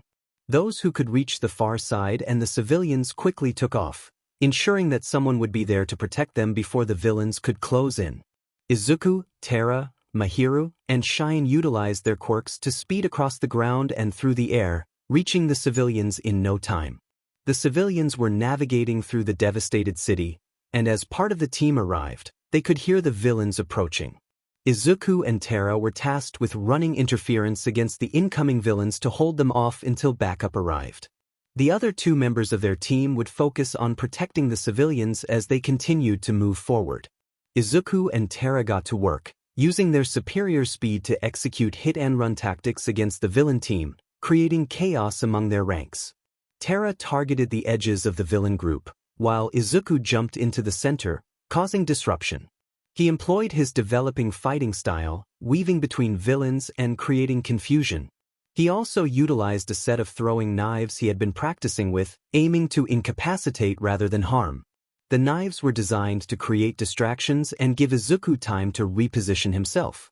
As Izuku performed flips in the air, he harnessed the enhanced speed and strength of One for All to propel the throwing knives, ensuring they landed strategically to destabilize the villains without causing serious injury. This tactic allowed him to engage closely with the enemies. After about 5 minutes of this strategy, he noticed reinforcements from his team arriving. Shouto, Hideki, and Taka joined the fray, each contributing their unique abilities. Shouto created ice to freeze opponents, Hideki controlled enemy movements, and Taka drained their energy to weaken them. The battle continued, and Izuku spotted a separate squad of villains. He quickly alerted the defense team through the comms provided. Moments later, Elena and Shine engaged the villain group, halting their advance. Izuku returned his focus to his own group of villains, and the fight persisted for another 10 minutes as more villains appeared. They maintained their position, slowly retreating while ensuring they stayed within striking distance of the civilians in case of unexpected developments. After 5 more minutes, the siren for their area sounded, signaling the end of their exam. Both teams paused, and the villains acknowledged their efforts, instructing them to return to the main building. The hero team expressed their gratitude and made their way back. Upon reaching the group responsible for protecting the civilians, Izuku inquired about their experience. They reported that everything had gone well, though there had been some concern when the call about a separate unit came through. Shine noted that the opposing squad had not been particularly strong, as their quirks were more suited for stealth and evasion. She asked Izuku how he had noticed them, especially since the other main fighters had missed them. Izuku explained that he had almost overlooked them but had spotted their movements while engaged in battle. He had acted on instinct, confident in what he had seen. The team nodded in understanding as they continued toward the building to receive their results, knowing this was the final portion of the exam they needed to complete. Soon, they arrived at the building, where their teacher awaited them with a smile. He congratulated them on their performance and informed them that they would need to wait for everyone to finish before the results were announced. He reassured them, expressing confidence that none of them had failed. They nodded their heads and changed out of their outfits, taking the opportunity to shower since they had some time. After about 30 minutes, they regrouped in the waiting room and engaged in conversation. After waiting another 10 minutes, the last team completed their test, and the officials called everyone to gather. The official announced that it was time to reveal the results of the semester's test. He explained that half of the participants had been cut in the first round, and now they would see who scored enough points in the second round to pass and obtain their provisional licenses. As he finished speaking, a screen displayed the results with everyone's names. The passing score was set at 71 points, and those who achieved this or higher could proceed to the room behind them through the 2 side doors to collect their provisional licenses, as their pictures had already been taken earlier that day. Izuku searched for his name and was pleased to see he had scored 92 points, aware that he could easily improve on the minor mistakes he had made. Shouto had received 89 points, having faced similar issues, including forgetting to inquire about one person's injuries. Izuku checked in with the rest of his class, and they all confirmed they had passed, with scores mostly in the 80s. Izuku felt a swell of pride knowing he and Shouto had the highest scores in their class. Their teacher guided them to collect their provisional licenses, and after a brief wait, they received them. Izuku was thrilled to have achieved this milestone without any injuries. Their teacher gathered everyone for a class photo, which included him, marking their first group picture after accomplishing something significant. Izuku sent a photo of the class and his license to his parents, while Shouto shared his achievements with his mother. Afterward, everyone boarded the bus back to school, where they were dismissed for the day. The remaining classes for the week were cancelled, allowing them to relax before returning on Monday. Upon arriving home, Izuku and Shouto found Hisashi had prepared an early dinner and poured some glasses of wine. He welcomed them to sit down, congratulating them on passing and inviting them to enjoy a good meal. The evening passed pleasantly as they all enjoyed each other's company. Eventually, Izuku and Shouto retired to their bedroom, ready to rest after a long day. With the provisional exam concluded, it was time for work studies to begin. Izuku and his classmates waited eagerly in the classroom for their teacher. They were excited about the prospect of receiving offers from agencies interested in taking them on as work-study students. Izuku had learned from second years about a special agency operating along the East Coast, known as the 𝗧𝗵𝗲 Agency. This agency was unique as it had multiple offices from the Washington, D.C. area to Boston, offering work-study opportunities to all students in the 1S class. Depending on their skills, students would be placed in various locations, allowing them to spend weekends in different cities. Izuku hoped he and Shouto would receive invitations from this agency. While he would be grateful for any work-study opportunity, he preferred to be close to his friends. Soon, their teacher entered the classroom and began discussing how their educational time would be structured now that they all had provisional licenses. He mentioned that the school had received numerous work-study requests from various agencies. With a smile, he announced that everyone in 1S had received an invitation to the 𝗧𝗵𝗲 Agency. He encouraged them to choose whichever agency they preferred, congratulating them on this opportunity, as many S-class students typically ended up there before starting their own agencies or joining others in different states. Everyone nodded in agreement and began reviewing the offers they had received. As expected for being in the S-class, they had received several, sorted by the school's recommendations based on fighting style and agency compatibility. Izuku noticed he had 2 offers from the 𝗧𝗵𝗲 Agency, which puzzled him. One was from the agency itself, while the other came from an individual within the agency. Curious about the difference, he asked the teacher, who came over to examine the offers. His eyes widened as he spoke about the individual request, identifying the sender as the ninja fox, Red Kitsune. He explained that this individual specialized in physical combat, utilizing his enhanced legs and arms, and occasionally his tail. His quirk, called 𝗵𝘃𝗁, allowed him to track individuals relentlessly, ensuring that anyone whose BLD he had would never escape his pursuit. This quirk granted him heightened senses, strength, and speed. The most important fact was that he was a national hero who primarily operated on the East Coast and rarely left unless sent on a mission by the government. This news thrilled Izuku, especially since he had received a request from a national hero. Their teacher displayed an image of the national hero, and everyone congratulated Izuku on the offer he had received. The teacher explained that while multiple national heroes worked out of the regional agency, only the 𝗵𝘃𝗁 operated on the coast most of the time. He elaborated on the differences between the two invitations. The agency position would involve working with various heroes as assigned, while the personal offer from 𝗵𝘃𝗁 meant he would be directly taught by him whenever available. The teacher suggested that Izuku choose 𝗵𝘃𝗁 for the added benefits. After some contemplation, Izuku decided to accept the work study with 𝗵𝘃𝗁. Shouto also chose the agency, wanting to stay close to Izuku, as it offered a diverse range of instructors. As the week passed, everyone's requests to go to Starfall were accepted, including Izuku's approval to work with 𝗵𝘃𝗁. The main agency building was located in the northern part of Philadelphia, conveniently near a major train station, making it easy for heroes and work-study students to travel to other cities if necessary. The group decided to travel together, taking a public bus from a nearby station. After about an hour, they arrived at the agency, impressed by the spacious and well-designed building that served as the main hub for the entire agency. Upon entering, they were greeted by staff who guided them through paperwork and procedures for their first day. After about 2 hours, they were escorted to a meeting room where the head of the agency and other staff members were present. Izuku noticed his work-study teacher among them. The head of the agency welcomed Class 1S, expressing his pleasure at having the entire class together, as it would foster teamwork and help them build connections with the heroes and staff they would be working with. After some more discussion, everyone was paired with someone who would oversee them. Izuku was assigned to 𝗵𝘃𝗁, and they soon moved to the hero's office to talk. 𝗵𝘃𝗁 expressed his gladness that Izuku accepted the request, noting that their fighting styles shared similarities, particularly in their use of legs and some punches.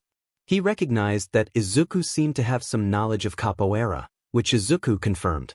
𝗵𝘃𝗁 shared that he had incorporated capoeira moves into his own fighting style. After their conversation, they transitioned to a gym for a sparring session. They spent the next hour fighting each other. Although Izuku lost by a significant margin, he impressed 𝗵𝘃𝗁 with his determination and resilience. Ranked number 37 among national heroes, 𝗵𝘃𝗁 acknowledged Izuku's ability to keep getting back up, noting that most would have given up or been forced to concede. As they concluded the session, 𝗵𝘃𝗁 praised Izuku for his efforts, explaining that while he hadn't been using all of his power, he had still been putting in considerable effort. Izuku felt a mix of happiness for his performance and disappointment for not landing a single blow, even while pushing at 18% of one for all.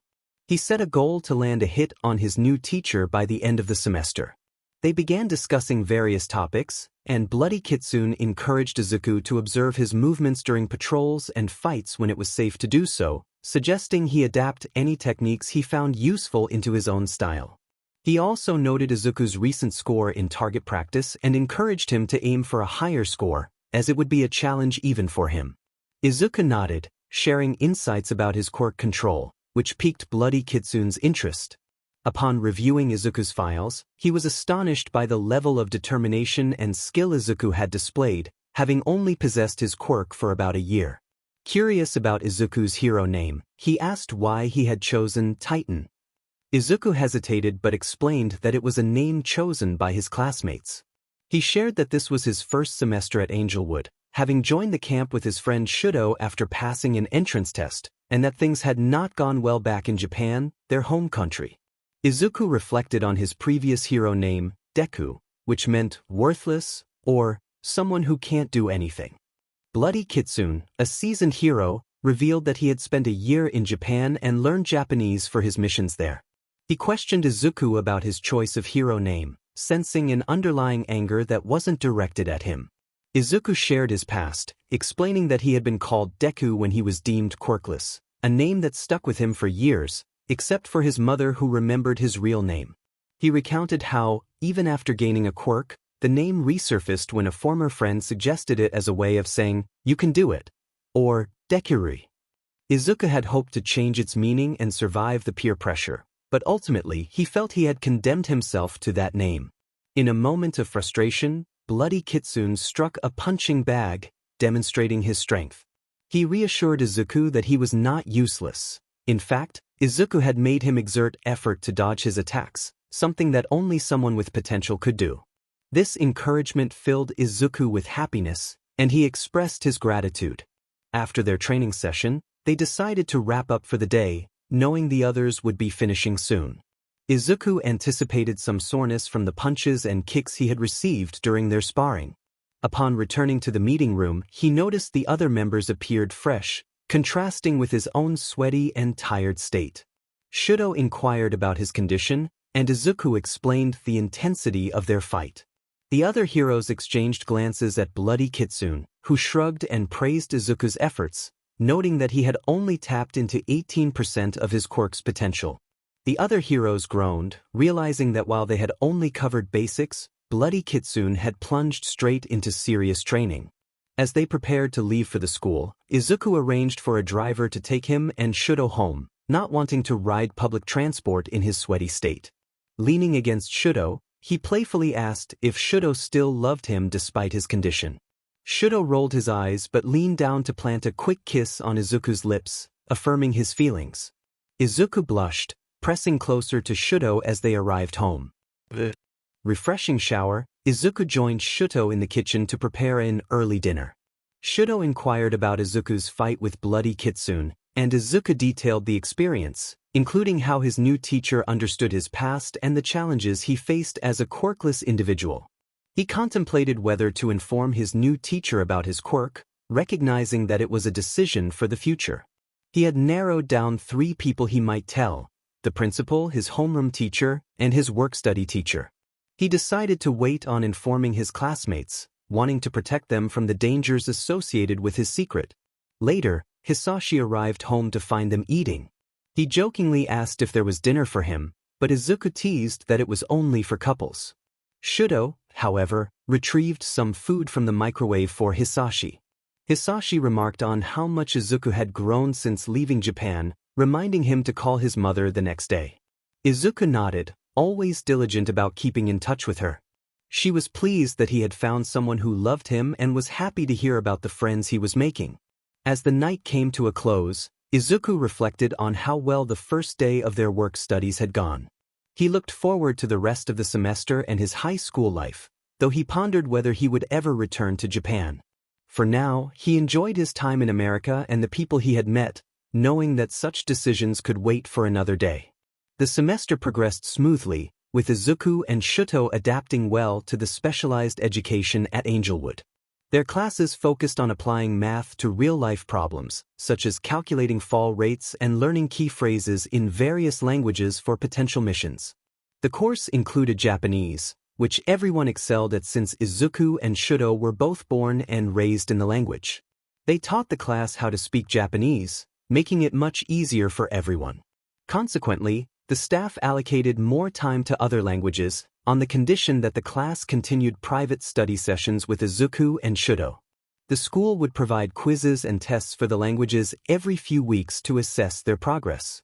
The class was grateful to Izuku and Shouto for their assistance, and they began spending more time at Izuku's home. The class had become a close-knit family, despite not being related. They all respected Izuku's ability to take charge and lead them through various situations.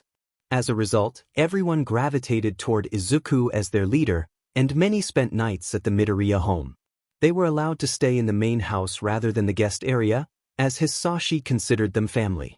He even had his company review their outfits for potential improvements, resulting in several upgrades to better materials and new designs that the class began to wear. One day, during a mission in the field for their work studies, Izuku's leadership truly shone. The mission was a large-scale assault on an organized crime mafia, as the heroes had gathered enough evidence to apprehend the entire family. However, things took a turn when they became separated from their work-study leaders due to a villain's quirk. This particular villain possessed a teleportation ability that allowed him to send anyone within his line of sight to a different location within a mile. This quirk was particularly useful for the mafia, as the villain could remain hidden while facilitating quick escapes. When the villain spotted the provisional heroes, he smirked and laughed, which puzzled them. In an instant, he teleported all of them to a different location, triggering alarm bells among the heroes who had no prior knowledge of this villain.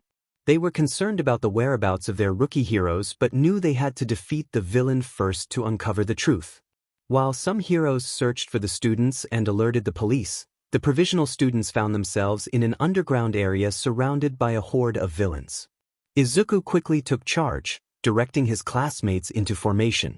He instructed Shouto to create a low ice wall around them to hold their position. Shouto also provided water to Mizuko for both defense and offense. Ken transformed to fully activate his quirk, focusing on defense as villains charged at them. Shouto crafted a small platform for Mishima to stand on, allowing her to survey the area and use her laser sight against any airborne threats or those approaching from the back. Hirahara utilized her time control quirk to freeze incoming physical attacks, enabling Kuroda to reflect them back at the enemies. Together, they effectively repelled any emitter quirk assaults. Haken used debris from the ground and ice, attaching tags to them and throwing them into the crowd. Cheyenne drew strength from downed foes, enhancing his own abilities, while also using echolocation to create sound for Shinobu to absorb. She then unleashed sound blasts to keep the villains at bay. Taka positioned himself in the center, absorbing energy from the villains, and once he was charged, he leaped into the fray, weakening enemies before recharging and attacking again. Cyan employed her peacock tail both as a defense and as makeshift swords, holding the front line against aggressive foes. Hinata fought valiantly in close combat, using concentrated strikes from her hands and feet despite the proximity of her allies. Kazuko worked diligently in the center, attempting to contact the heroes for assistance while being guarded. She also focused on disabling any electronics on the villains to reduce threats like explosives. Yusuke stood near Kazuko, taking on the protective role. Anyone who got too close was swiftly dealt with, either thrown aside or used against other attackers. Mahiru supported Yusuke and Kazuko, intercepting any threats that breached their defenses. Terra worked alongside Izuku, utilizing their speed to distract the villains and draw attention away from their classmates. Elin remained on the front line, wielding her metal blades to fend off attackers and launching metal projectiles into the air, which were then blasted by her teammates. This intense battle continued for roughly 30 minutes before Kazuko managed to send a message to the heroes. They needed to hold out a little longer until their work-study teachers arrived to assist them. After another 10 minutes, help finally arrived, providing the support the students desperately needed. As it turned out, the students found themselves facing around 70 mafia members after being teleported into the main meeting hall of the gang. The room quickly filled with heroes who detained all the mafia members. It was soon discovered that one of the individuals the students had defeated was the mafia leader himself. Although he wasn't a fighter, he possessed a quirk that influenced people's loyalty, which allowed him to gather his followers.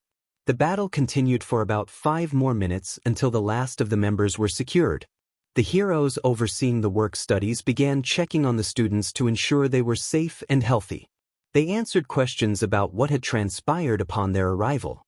Everyone expressed their fear but also their relief. They discussed how Izuku had quickly taken charge moments after they arrived, issuing a series of orders that prepared their team for an extended fight. The heroes were increasingly impressed by how Izuku led both the defense and offense, effectively organizing the students into teams on such short notice. Once the heroes finished gathering statements, they scooted everyone back to the surface. Due to their prolonged separation from their work-study heroes, the agency required them to go to the hospital for checkups to ensure their well-being. Izuku texted his dad to inform him about the situation, reassuring him that they would be released soon since it was merely a precaution. Hisashi replied, thanking Izuku for the heads-up. The students found themselves in a large hospital room together. Izuku suggested a sleepover at his home, and everyone eagerly agreed, not wanting to part ways after their harrowing experience. They informed their families about the sleepover, and all the parents consented. Hisashi had previously hosted a dinner for the parents to demonstrate the safety of their home, ensuring there was ample space for everyone to sleep comfortably. The parents were relieved to know their children would have a safe place to stay. In the Midoriya home, the students of Class 1S gathered in the movie theater. Some were sprawled on the floor while others lounged on the couch. They had collected pillows and blankets from around the house, transforming the room into a cozy fort. As they processed their emotions, Izuku and Shouto seemed to cope more easily. Unfortunately, the event reminded them of the 𝗬𝗧𝗵𝗲 attack, as they had once again been teleported during a villain assault and separated from their support. Fortunately, they were far better prepared this time, having undergone more training and forged strong bonds with their classmates, which allowed them to emerge without serious injuries. The class wondered how Izuku and Shouto managed to handle the situation with such composure. Izuku explained that they had already faced a similar experience. He reminded them that while the fear never fully disappears, it does become more manageable with time and support from friends and family. He encouraged them not to view their need for comfort as a weakness but rather as a strength. At that moment, emotions overflowed, and the students began to cry. Izuku and Shouto comforted them with a group hug. They remained in that embrace for a while, some eventually drifting off to sleep while others stayed awake. Izuku turned on a calming movie, keeping the volume low to avoid disturbing those who had fallen asleep. The next morning, they all gathered for breakfast at a long dining table. Hisashi, having been informed of the emotional breakdown the previous night, had already notified the school. The administration was pleased to hear that everyone was supporting one another and offered professional help if needed. Their teacher assured them that he would provide support in class and ensure they were doing well. The class traveled to school by bus, as the school had arranged transportation knowing they were all together. Upon arrival, they learned that work studies would be postponed for 2 weeks to allow everyone time to adjust after their first real-life and death situation. Their teacher praised them for their teamwork and resilience, expressing pride in their efforts. He encouraged them to reach out if they needed to talk privately. As the day progressed, the educational classes provided a welcome distraction from their earlier ordeal, as they focused on learning rather than survival. Although professional help was offered, none of the students seemed interested, feeling secure in the support of one another. As classes concluded, they decided to head to the gym to practice, gearing up and preparing for their next challenge. They all looked at Izuku, who felt a wave of confusion wash over him. Shouto rolled his eyes, suspecting he knew the reason behind their gaze. Myheroacademia then spoke up, explaining that it was clear Izuku was their leader, despite not holding the titles of president or vice president of the class.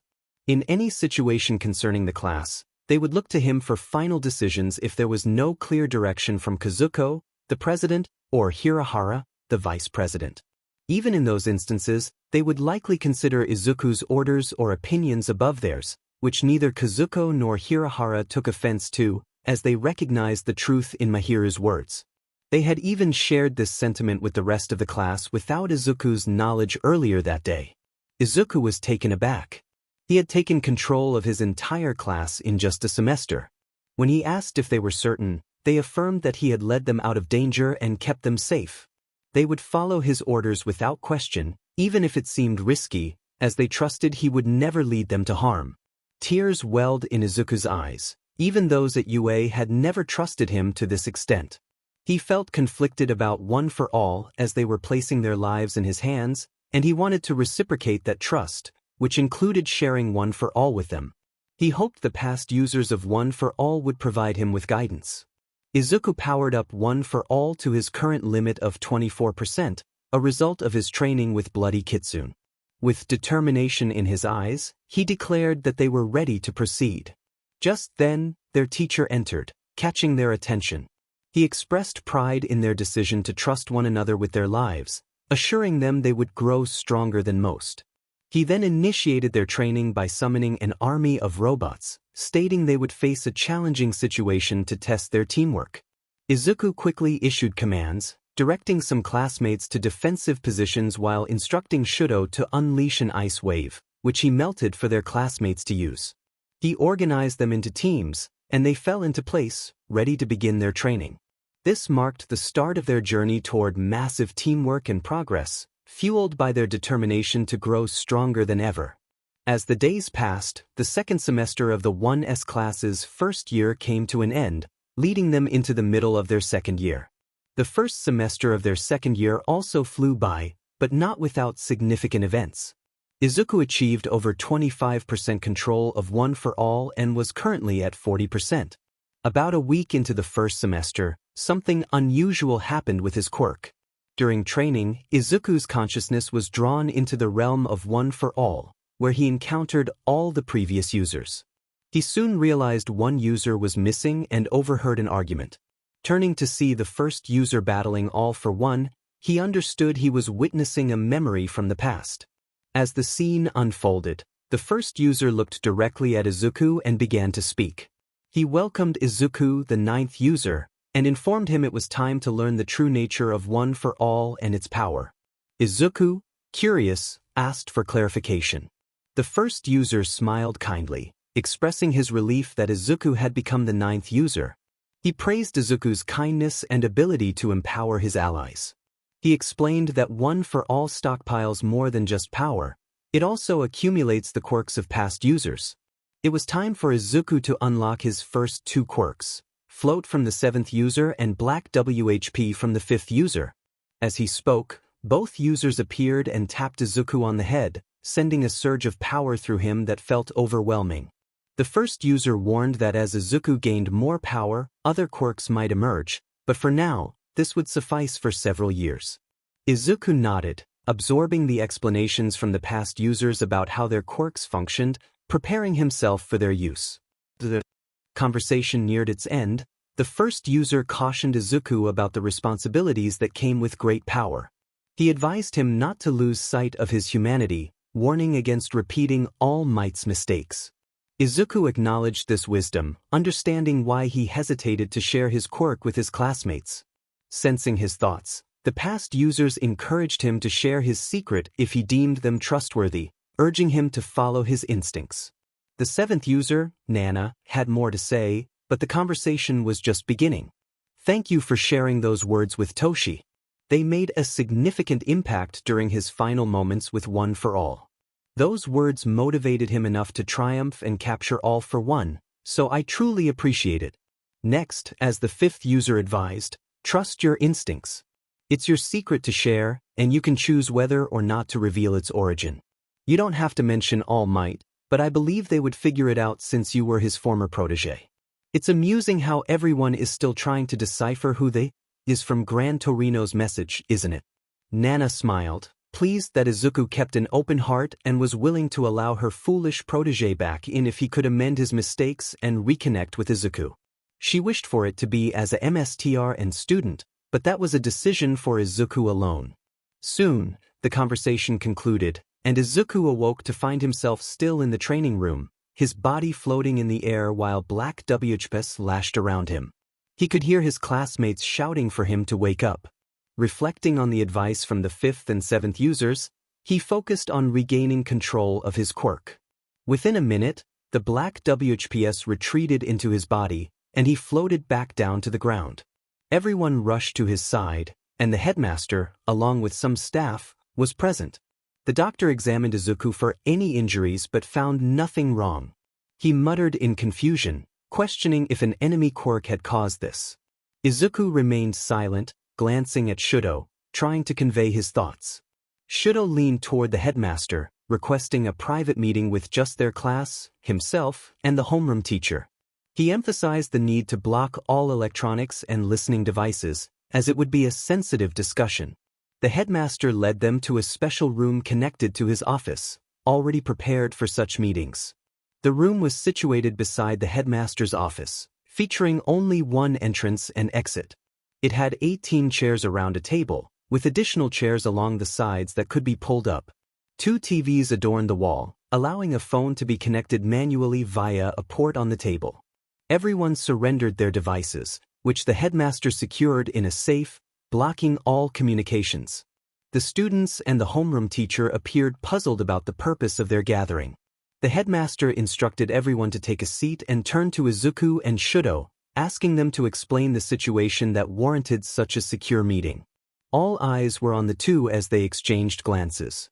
Shouto pointed out that they could either provide a fabricated story that no one would believe or Izuku could share the truth. He noted that Izuku had been contemplating this for some time, and this was a good opportunity. It would also be beneficial if the others could help spread the false narrative to protect the real story. Izuku sighed, agreeing with Shouto. He made it clear that anyone unwilling to face significant danger, far beyond what a typical hero or even a national hero would encounter, should leave the room. What they were about to learn was a secret that dated back to the origins of quirks, steeped in bloodshed and conflict. He met the eyes of each person present, and they all remained seated. Izuku continued, expressing that he had been considering informing the headmaster and their homeroom teacher for some time, and the idea of sharing this with everyone had emerged after the mafia incident. Everyone looked concerned, but no one left. Terra, usually animated, spoke up, stating they trusted him with their lives and hoped he would do the same. Izuku acknowledged this trust, explaining that revealing this secret meant he was entrusting them with more than just his life. He was entrusting the fate of the world to them due to its significance. He began narrating the story from the beginning. At the dawn of quirks, there were two brothers, one of whom was frail compared to the older sibling, though their names have been lost to history. These brothers would become symbols of light and darkness. The older brother, known as the King of Darkness, took on the name of his quirk, 𝗵𝘃𝗏. This revelation caused gasps from the teacher and headmaster, who recognized the name from rumors and speculation about a figure in Japan. They wondered how their student was connected to such a notorious individual. The younger brother's name was also forgotten, but he could be referred to by the name he would eventually adopt. The older brother's quirk allowed him to take, give, and combine quirks at will, which he used to gain power during the early days of quirks, eventually ruling Japan for a time. However, his younger brother stood against him, opposing his ambitions. The older brother believed his sibling's lack of a quirk was the reason for his resistance, leading him to force a quirk onto his younger brother, or so it was assumed. In truth, the younger brother was not quirkless. He possessed a quirk that many deemed useless, yet it held immense potential. This quirk became the foundation for one of the world's most powerful abilities, known as One for All. This quirk could be passed down, as the younger brother's ability allowed for the transfer of power, merging with the quirk forced upon him. Thus, One for All would go on to challenge All for One for the next 200 years, continuing into modern times, as All for One had stolen a quirk that granted him longevity. This allowed him to survive until the climactic battle with All Might in Japan during their summer camp. All Might was the 8th user of One for All, and Izuku was the 9th. It was the reason Izuku had been the protege of his 𝗵𝗃 until their relationship soured, leading him to leave. Part of the reason for his departure was the painful comment made by his MSTR, who expressed doubts about his choice of the 9th user during Izuku's final exam. This revelation had devastated him. The room fell silent until Nao broke the tension by pointing out that this explained many things: Izuku being a protege, receiving a quirk later than others, and his decision to come to America and leave his mentor's guidance.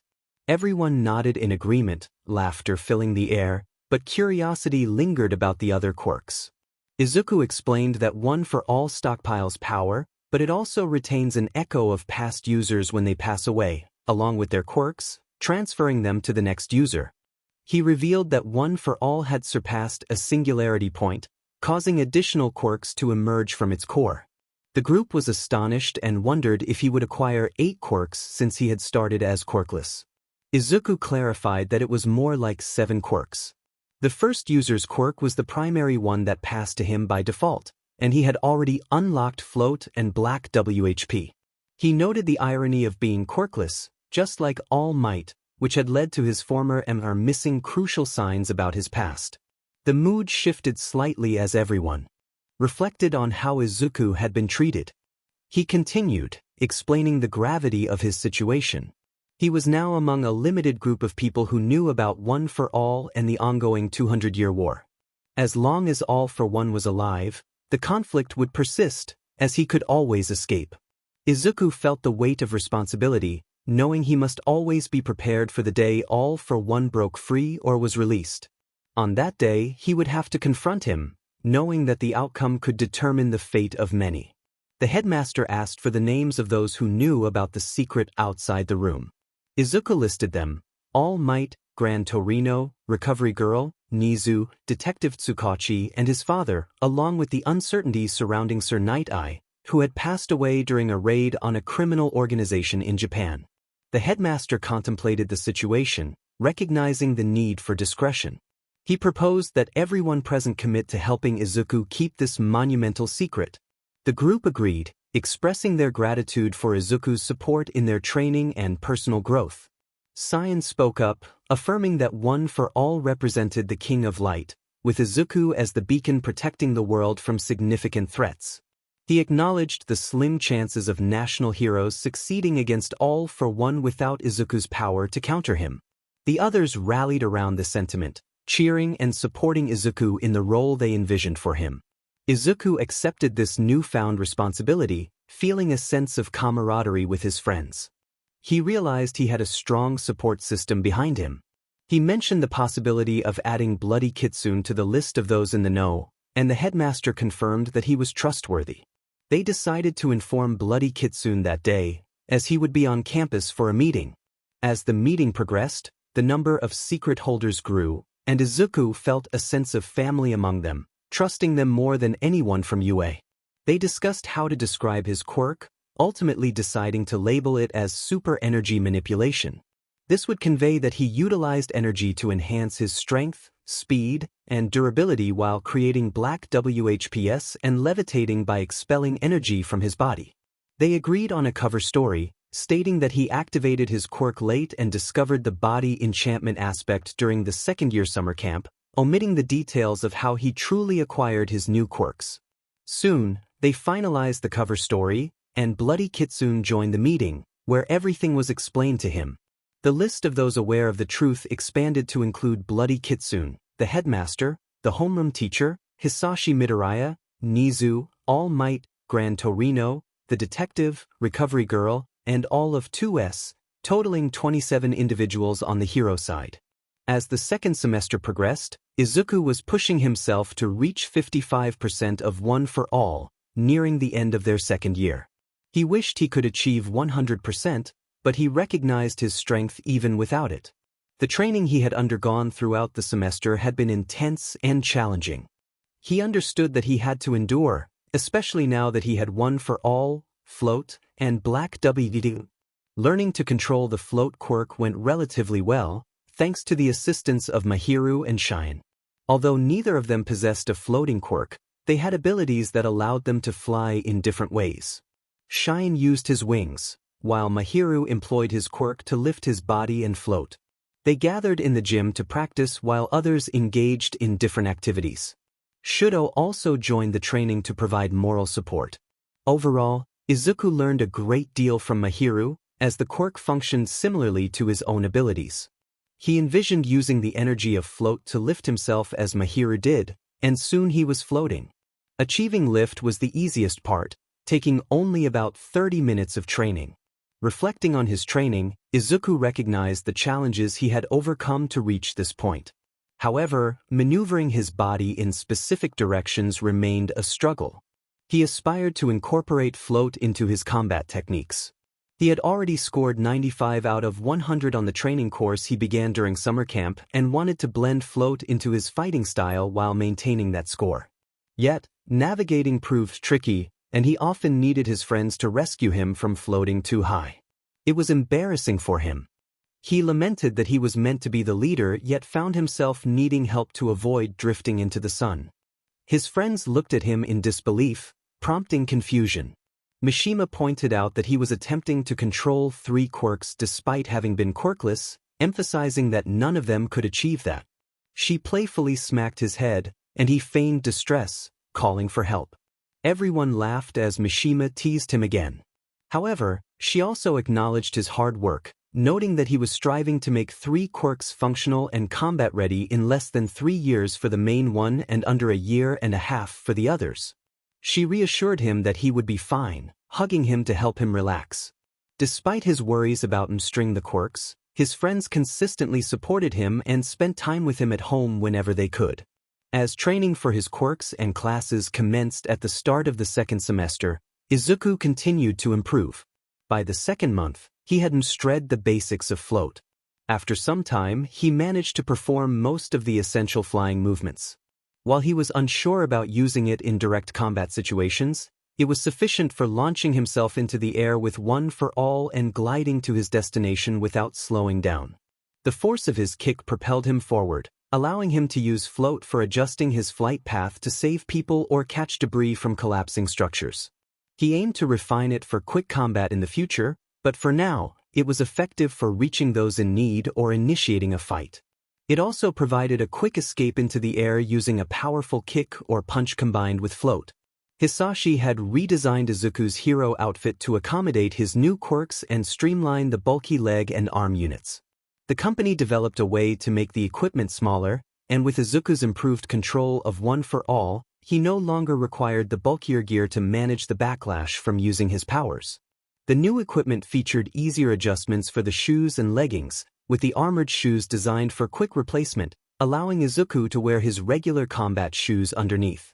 The leggings supported his legs but were not directly attached to the shoes, functioning as a separate system. The arms of the outfit incorporated a special membrane that allowed black 𝗬𝗄𝗄 to extend without damaging the suit, unlike the previous version.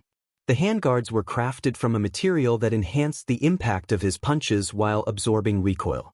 The face mask was a newer design, maintaining its original purpose. Additionally, the suit had a feature that allowed him to change its color to black instead of green. The new outfit proved invaluable when it was time to begin training with black 𝗬𝗄𝗄. For this training, Izuku received guidance from his homeroom teacher, Junko, and his classmate, Elena. Junko's experience with BLD weapons, which functioned similarly to a 𝗬𝗄𝗄, made her an ideal mentor. Elena, on the other hand, excelled in distance control, using multiple items around her while fighting, which aligned with how black 𝗬𝗄𝗄 could move during combat. This training was challenging for Izuku. The 𝗬𝗄𝗄 often caused discomfort when it emerged from his arm, and controlling black 𝗬𝗄𝗄 took considerable effort.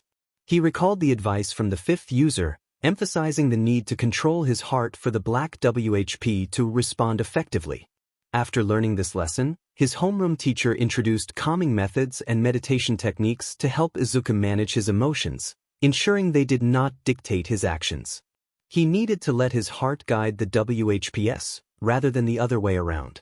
His teacher reminded him that emotions stem from the heart and are influenced by it. He encouraged Izuku to allow his emotions and thoughts to settle, guiding him toward greater control. When calm, one can look into their heart and discover their true desires. The teacher asked Izuku what he wished to do with his black 𝗬𝗄𝗄s. Izuku sat on the ground, following the teacher's guidance. After about 10 minutes of concentration, the black 𝗬𝗄𝗄 activated while his eyes remained closed. Everyone braced themselves for a struggle to control the 𝗬𝗄𝗄s, but instead, they moved gently forward, picking up a stone and placing it in the designated target area. Izuku opened his eyes and smiled at his accomplishment, prompting whispers among his classmates about the brightness of his aura. Confused, he brushed it off and began to manipulate the 𝗬𝗄𝗄s again, guiding them with intention. He explained that he controlled the 𝗬𝗄𝗄s through his heart and emotions, needing a longing to fuel his actions. His longing to protect led the 𝗬𝗄𝗄s to safely place the rock, but when he thought of destruction, the 𝗬𝗄𝗄s sped up, wrapping around the rock and crushing it with astonishing force. The class was taken aback by the power displayed, feeling a mix of awe and fear.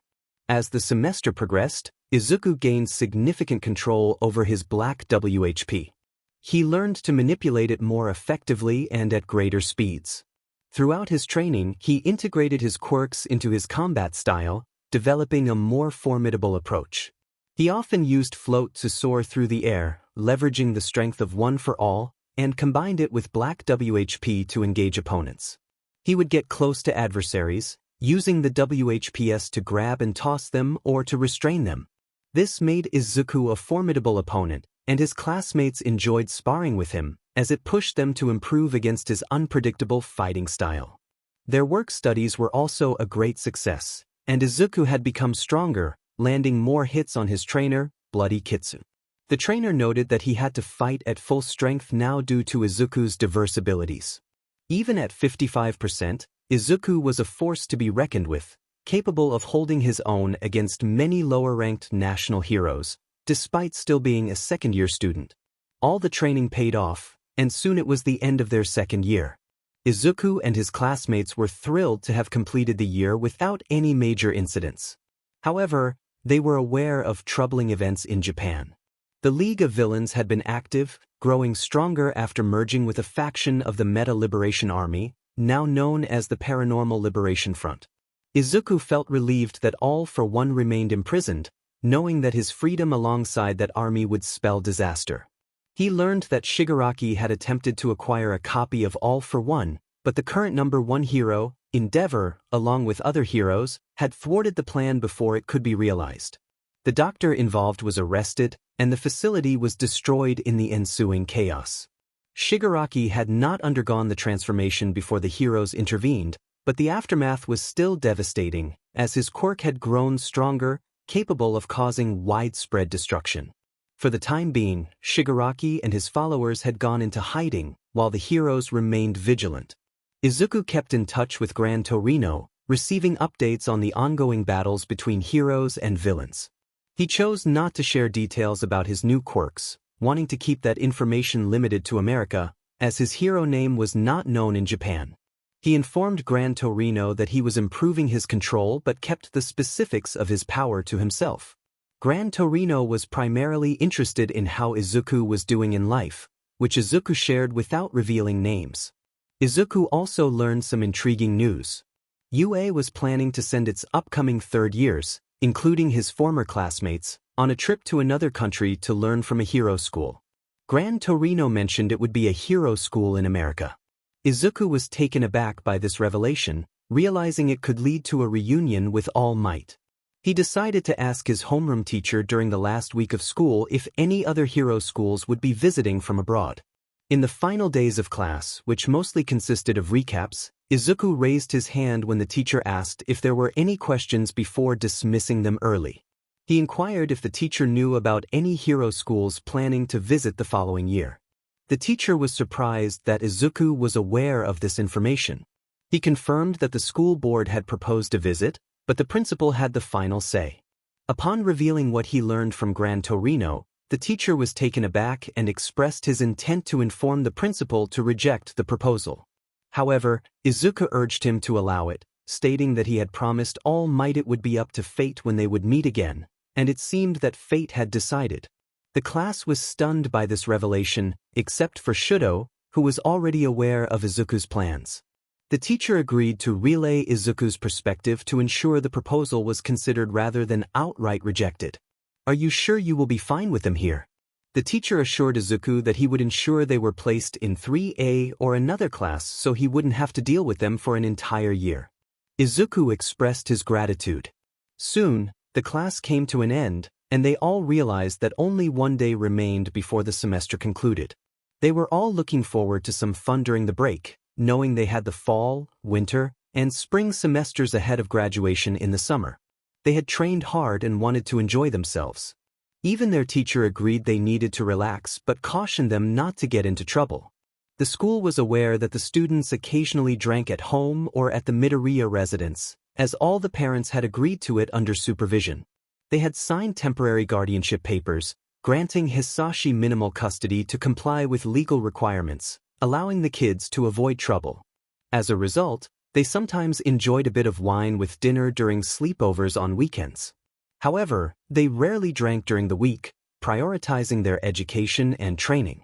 As the last day concluded, their homeroom teacher confirmed that UA would indeed be coming to their school halfway through the next semester. He also confirmed that the UA 3A class would be placed with 3A instead of 3S. They learned that UA's 3B class would be attending another school, the French institution that tied their school for the top position globally.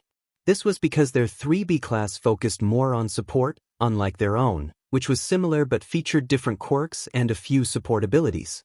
A simple list of those scheduled to attend was already available, including Eraserhead, the 3A class, Gran Torino, and All Might. Izuku felt relieved that neither the detective nor Nizu would be joining them, as it would complicate things when he wanted to keep certain matters private. With everything settled, everyone prepared for the party. They had all obtained their driver's licenses and would drive one of Hisashi's more affordable cars, unlike Izuku or Shouto, who would take the luxury vehicles. The removal of the nighttime curfew made it easier for them to go on dates, which Izuku and Shouto often did. The class typically drove SUVs that accommodated many of them, reducing the number of vehicles needed. That night, they drove to the Concourse, a subterranean nightclub in the business district known for its funky, retro aesthetic and a giant ball pit. Overall, the soon-to-be 3S class spent the last day of their second year reveling in fun and excitement. They cherished the family they had formed within the class and were determined to stay together. This commitment was reflected in their plans to create a hero agency called the White King Agency, symbolizing the power of light in contrast to the darkness represented by the Black King in chess. They envisioned spending most of their lives together, united as a family. While Izuku and Shouto enjoyed their time in America, the students of UA were also making the most of their final day. All the class members gathered in their classroom, even though Aizawa had initially told them not to come since he had no plans for the day. However, he later sent Ida a text message instructing him to gather everyone for an important announcement, assuring them they didn't need to change. Ida went around and collected everyone, bringing them into the classroom. As they waited for Aizawa, Bakugo was seen conversing with his old squad at a much more constructive level than before. He had changed significantly, though some aspects of his personality remained. While still Katsuki Bakugo, he had learned to channel his anger and frustration more appropriately, directing it toward villains rather than his classmates or civilians. This was a result of the anger management lessons he had with Hound Dog, who taught him that his aggressive attitude could be beneficial if directed at the right targets. After extensive therapy to counteract the negative influences of his previous teachers, Bakugo was deemed capable enough to stop wearing quirk suppressants, although Aizawa kept a pair hidden just in case they were needed. The class remembered Bakugo's past actions but chose to focus on his remarkable progress. The others in the class had also improved, learning to recognize signs of abuse and bullying to ensure they would never repeat the mistakes of abandoning someone like Izuku Midoriya again. As they chatted, Aizawa entered the classroom, prompting everyone to quiet down and take their seats. He acknowledged their improvement in getting silent and settled since their first day. Curiosity buzzed among the students about the important announcement that had brought them together. Aizawa explained that due to the recent attacks, UA wanted to provide them with a more manageable third year before graduation. He revealed that at the end of the first month or the start of the second month, they would be attending a different hero school to continue their education. The exact date had not been finalized with the other school yet, but the school they would be attending was Angelwood, the #1 hero school in America, which was tied for the top spot in the world. Aizawa explained that the sister class was heading to France to partner with another leading school. He continued, sharing that the Paranormal Liberation Front had gone into hiding after their failed experiment involving Shigaraki, though the specifics of their intentions remained unclear. The doctor had died in prison, and the laboratory had been destroyed during the attack, leaving them without further information. Despite this, the Paranormal Liberation Front still posed a threat, and UA wanted to give the students some time to relax. They would participate in work studies with American agencies that Nizu was arranging, depending on the contracts they secured. Ida raised a question about sleeping arrangements in America. Aizawa responded that while he didn't have all the details, it appeared they would be staying with a student's family, who could provide adequate accommodations. This arrangement would require them to share rooms, with girls staying with girls and boys with boys. The staff would also share the same living space, which included a common area and kitchen for the entire class and teachers. It was similar to the dorms at UA, but instead of single rooms, they would be in groups of up to 4. When asked about the school's dorms, 𝗬𝗧 explained that they were either full or lacked sufficient space for everyone. The school would provide a bus for transportation between the host family's home and the school, which was about a 10-minute drive. He warned them not to damage their host's home or take anything that didn't belong to them, emphasizing the importance of good behavior. The students were relieved to learn that Angelwood did not enforce a strict uniform policy. They were expected to wear clean clothing without inappropriate language, but they needed to ensure their outfits could be quickly changed into hero gear, as the life of a hero was unpredictable. After 𝗬𝗧 finished explaining everything he knew, the students were dismissed to return to their dorm rooms. They gathered in the common room, where the girls began researching Angelwood. They discovered that the school had produced many top-ranked heroes and had 3 classes of 18 students, rather than 2 classes of. While they were correct about the 3 classes, they mistakenly believed they would be paired with the highest-ranked class. Angelwood had various reasons for not placing them with that class. The principal wanted to ensure that Izuku Midoriya could attend his classes without being overwhelmed by his former classmates. Additionally, the staff had researched UA's 2A class and found their average skill level comparable to Angelwood's 2A or 2B students. Angelwood had only seen a few members of UA's current 2A class and were uncertain about their ability to match the skills of their S class. The students in Angelwood's S class were capable of competing against national heroes.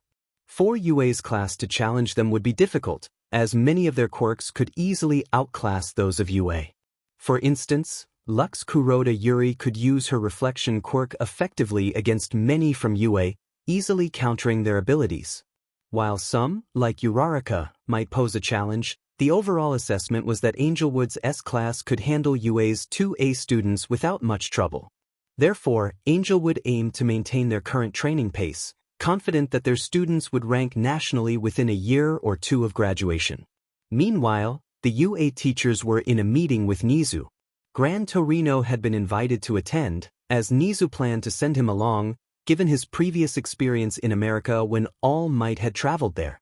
This was also to ensure that they had 2 capable fighters on staff, as All Might could no longer engage in combat due to his condition. They couldn't send more staff since others had classes to teach, making it manageable for 𝗬𝗧 to cover his classes.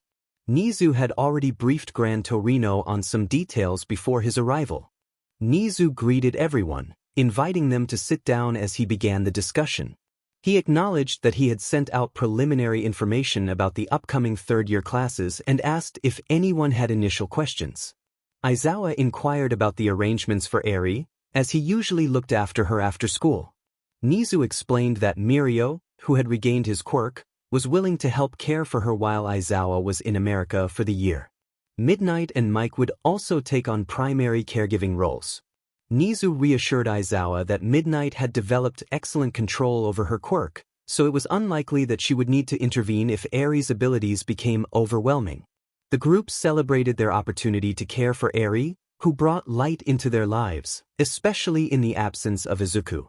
𝗬𝗧 sighed, contemplating how to keep 𝗎𝗧 from getting into mischief, but felt relieved that Mirio would be nearby to help manage things. During the battle against the Paranormal Liberation Front, Mirio had been temporarily quirkless but had managed to regain his powers with 𝗎𝗧's help. His return to the battlefield had significantly turned the tide in their favor.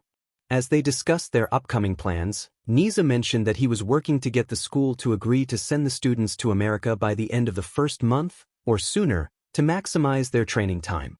They would have to wait a few more days for a final decision. Suddenly, 𝗍𝗬𝗄's phone rang, surprising everyone since it was quite late for the other school. After a brief conversation, he shared the good news that the school had agreed to host them, and they would be leaving around the middle of the first month.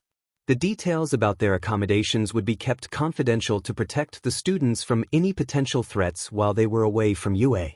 The meeting concluded, and in America, Izuku received some unexpected news. He was taken aback to learn that his old class would be staying at his home.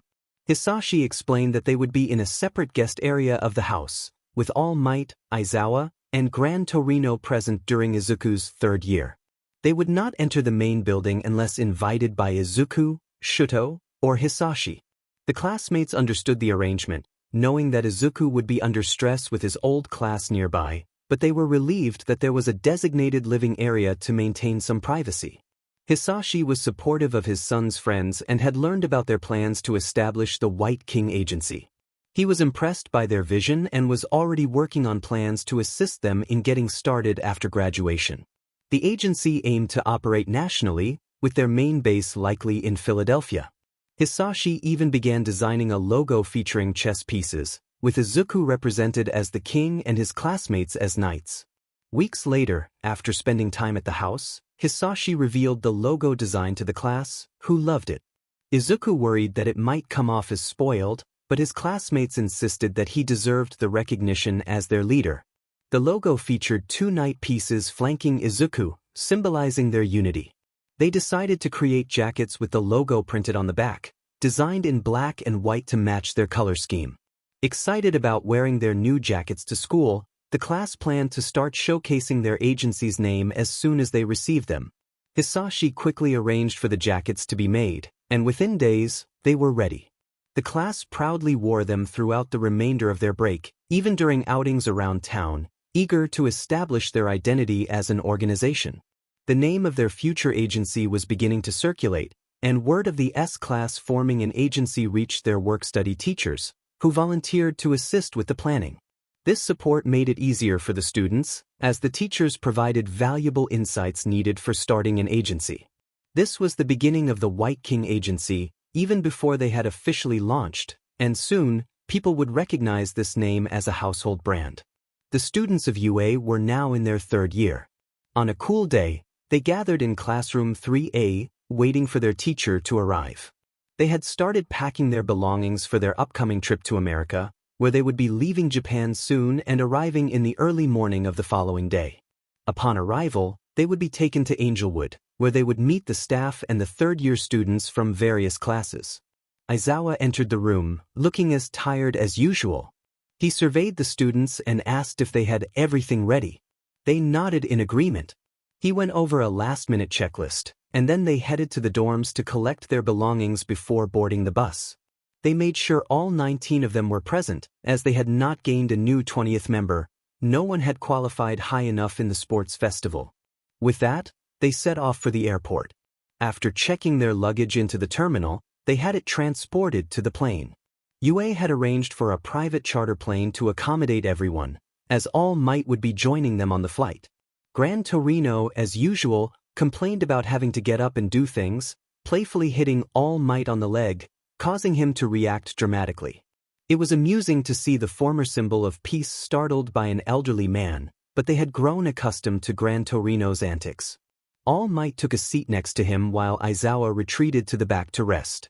The students began discussing their excitement about meeting the class they were paired with and the 3 different classes at Angelwood. Curiosity arose about the differences between the classes, prompting All Might to explain. He shared that the 3 classes at Angelwood were categorized by ability and purpose. The XB class focused on support quirks, aiming for rescue or medical roles. The XA class consisted of those with powerful quirks who would likely become decent heroes but would often work in teams due to the organized crime prevalent in America. Finally, the S class was reserved for those who were true powerhouses, capable of functioning as solo heroes or teaming up effectively with others. These individuals often ranked nationally rather than at the state level, as America's ranking system differed from Japan's. Some students wondered why they weren't paired with the S class if they were considered the best. All Might didn't have a clear answer, but Aizawa interjected, explaining that Principal Nizu had determined they were on a similar level to Angelwood's A class based on research and training videos. However, Nizu suspected there might be another reason behind this decision. Feeling slightly offended, the class was quickly reminded by Aizawa that if they had any issues, they should demonstrate their skills rather than resorting to foolishness. He emphasized that Angelwood was the top school in America and tied for first in the world rankings, far surpassing UA. The students calmed down, realizing that while they wanted to be challenged, Aizawa had a point. They were still eager to see what the A class had to offer, and their curiosity about the S class remained.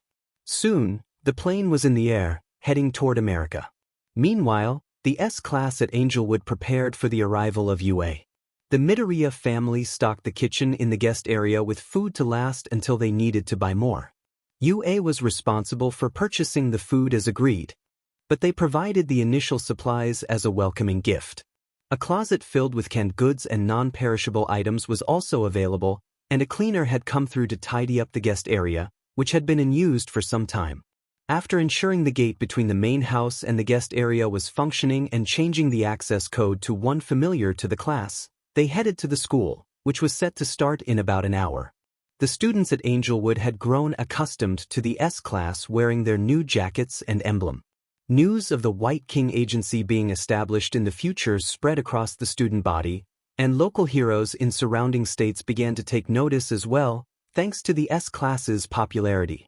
Their fan base had expanded significantly following the Mafia incident, and as time passed, people continued to admire the close-knit bond within the class. They eagerly anticipated the opening of the White King Agency, which would be run by the entire S-class. Some hero agencies were already setting up plans for future partnerships, and merchandising deals were being offered to the class, which they found quite amusing. Hisashi took the initiative to organize a White King Corporation under Izuku's name and transferred it to him so that the entire class could become part owners and start establishing deals, as they couldn't set up a legal agency until one of them obtained a full hero license. When their homeroom teacher arrived in the classroom, he instructed everyone to sit down. He reminded them that the UA students would be visiting and advised them to avoid starting any trouble. However, he also mentioned that if the UA students provoked them, they had the green light to respond, as long as no one got seriously hurt. Izuku groaned at his teacher's comment, especially when he noticed the excitement on his friends' faces. Shouto laughed beside him, listening to everyone's plans to be mischievous if the UA students said anything out of line. Izuku muttered to himself that he might end up needing a drink by the end of the year, which earned him looks of pity from his classmates that only annoyed him further. He then announced that it was time for training, wearing a mischievous smile. His friends gulped, knowing that when Izuku got like that, his training sessions were intense, often leaving them with bruises. Soon, they found themselves in the gym, where their homeroom teacher followed them in. He expressed a mix of concern and amusement about lacking authority compared to Izuku, which made them all laugh. It was a strange dynamic that had become normal over time, especially after they learned about One for All. The headmaster and their teacher allowed the class a lot of freedom, as long as they didn't cause trouble with other classes. They got to work on their training, which eventually came to an end. They knew that by the time the plane carrying the UA students arrived, it would be early morning, and they would be taken to the school for their first day. After everything at the school, they would head to the Midoriya home. Izuku was determined to be present at the school to avoid any issues at home, especially since he had been elected as the school body president, a role he still didn't fully understand how he had acquired. No one would explain it to him, leaving him with the feeling that everyone was in on a secret. Meanwhile, on the flight, the time to land was drawing near. Aizawa woke everyone up, stating that if he didn't get to sleep, then neither would they. They groaned in response, and some attempted to go back to sleep, only to be met with his capture scarf. He insisted they wake up, reminding them that they needed to adjust their sleeping schedules to match American time. They were about 30 minutes away from the airport. Everyone got up, used the restroom, and stretched. All Might and Gran Torino looked out the windows, reminiscing about how long it had been since they were last in America. All Might shared a feeling that something significant was about to happen, to which Gran Torino agreed, sensing something was indeed on the horizon, though he didn't believe it would be a threat. As the plane arrived at the airport, everyone was fully awake and alert. They looked out the windows, taking in the city behind the airport. After about 20 minutes, they reached the taxi gate and deboarded the plane. They gathered their belongings and waited outside the terminal for the bus that would take them to Angelwood. After a brief wait, the bus arrived, and the driver apologized for the delay due to a traffic accident. They boarded the bus and began their journey to the school. After about 30 minutes of driving, they arrived outside the campus. The driver instructed them to leave their bags on the bus, assuring them that their belongings would be waiting when they left for their accommodations.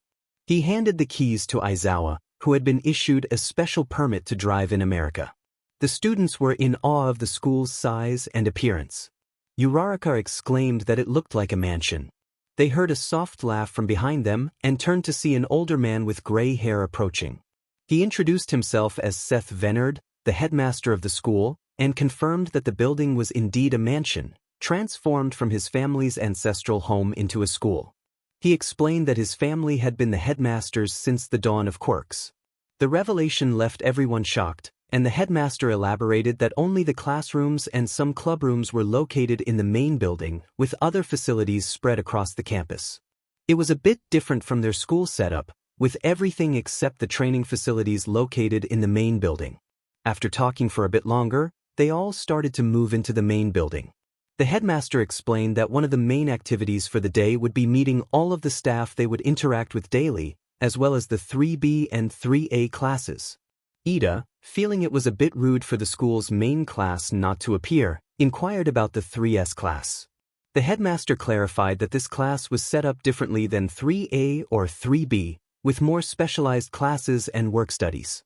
He mentioned that unless they had the day off from their work studies, they would not be present. Although he had requested their attendance, he was unsure if they would make it due to their frequently changing schedules. Typically, they were on campus for educational classes on Tuesday, Wednesday, and Thursday, but their presence on other days depended on their work-study commitments. As they walked past a parking lot visible from the walkway toward the school, the headmaster noted that the leader of the 3S class was indeed present, as their car was parked there. He explained that the group tended to be on campus when their leader was around, as they were like a family. The UA students were puzzled by how one individual could inspire such loyalty among an entire class. All Might felt an unsettling premonition, sensing that something significant was about to happen, a feeling that 𝗵𝗃 shared. Curious, 𝗵𝗃 asked the headmaster for a description of the leader of 3S. The headmaster tensed slightly, which did not go unnoticed.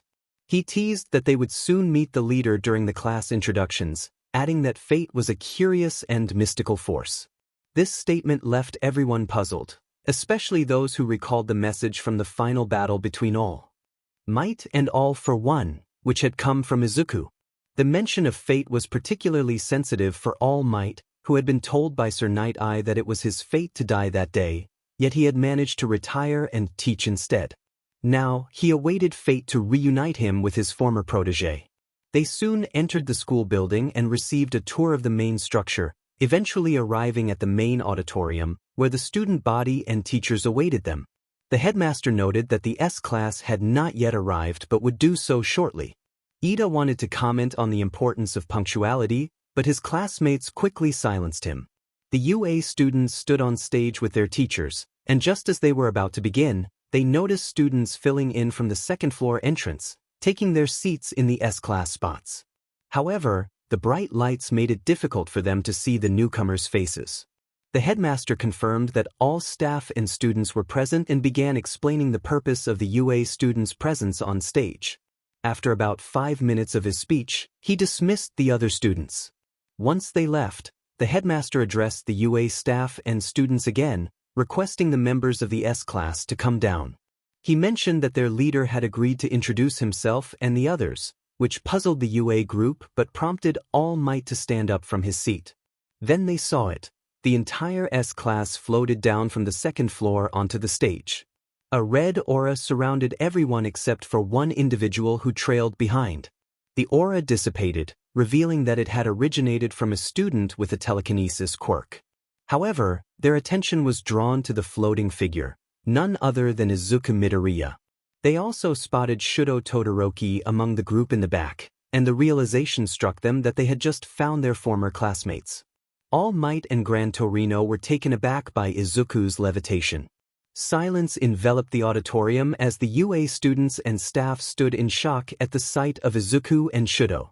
The headmaster, growing weary of the silence, broke it with a light-hearted comment about Izuku's grand entrance. Izuku chuckled and acknowledged that they had to live up to their group name, the White King's future agency. The S-class members agreed enthusiastically, while Shouto rolled his eyes in the back. He then approached Izuku and playfully touched his cheek, surprising their former classmates. Izuku, flustered by the public display of affection, blushed and questioned the gesture, though he had grown accustomed to such interactions between them. Shouto simply shrugged, stating it was for various reasons, including showing that Izuku was his. Their classmates laughed, prompting Izuku to pout, which only earned him more teasing from the girls in their class. The headmaster, regaining control of the situation, reminded everyone to focus. Izuku, apologizing for the distraction, introduced himself. He stated that he was Izuku Midoriya, known by his hero name Titan, and the leader of the White Kings group, which comprised all the members of the S-class. He bowed his head slightly, ready to continue with the introductions. Shouto moved forward to introduce himself, stating that his name was Shouto Todoroki and his hero name was 𝗬𝗏𝗍. He mentioned that he was the vice leader of the group whenever Izuku was unavailable. After his introduction, he returned to stand behind Izuku, resting his head on top of Izuku's due to his shorter stature. The rest of the group then began to introduce themselves to the class. The students from UA were taken aback by the S-class, impressed by the power many of them seemed to possess, and surprised that Izuku and Shouto were part of it. Bakugo stood at the back, tense and struggling to control himself.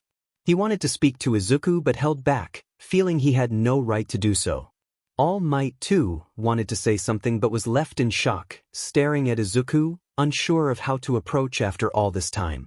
It felt as if fate had finally brought him back to his former protege. Once the last member of the S-class finished their introduction, an awkward silence fell over the room. Izuku broke the tension by mentioning their scheduled training, noting that they had the day off from work studies. The headmaster acknowledged this and indicated he knew where to find them. The S-class members then exited, prompting the UA students to snap out of their shock, eager to follow, but the other classes began their introductions.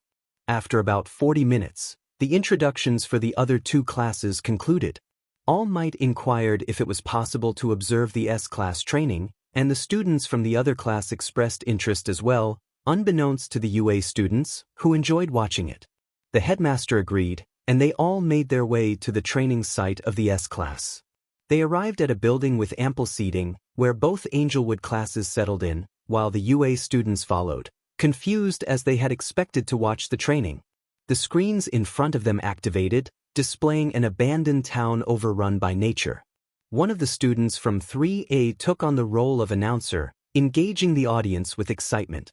He invited everyone to place their bets on whether the White King would be overthrown or if the White Knights would face defeat once again. The UA students were puzzled by the terms White King and White Knights. They understood that the group was called the White King, but they were unsure if someone had taken on that name as well. Noticing the confusion on the faces of the UA students, the headmaster began to explain. He clarified that the White King referred to the group itself, but it was not a hero name, rather, it was a title for the leader of the group. This meant that Izuku Midoriya, also known as Titan, was the White King. The name held deeper meanings that only those who understood the truth would grasp. The class had chosen the name thoughtfully, as it resonated with Izuku's circumstances. The term White Knights referred to other members of their group who would act as heroes within their agency, clearing the battlefield of threats so that the Black King and White King could face each other without interruption. This revelation caused Gran Torino and All Might to tense up, both sharing the same thought. Did the headmaster and the entire class of 3S know about One for All?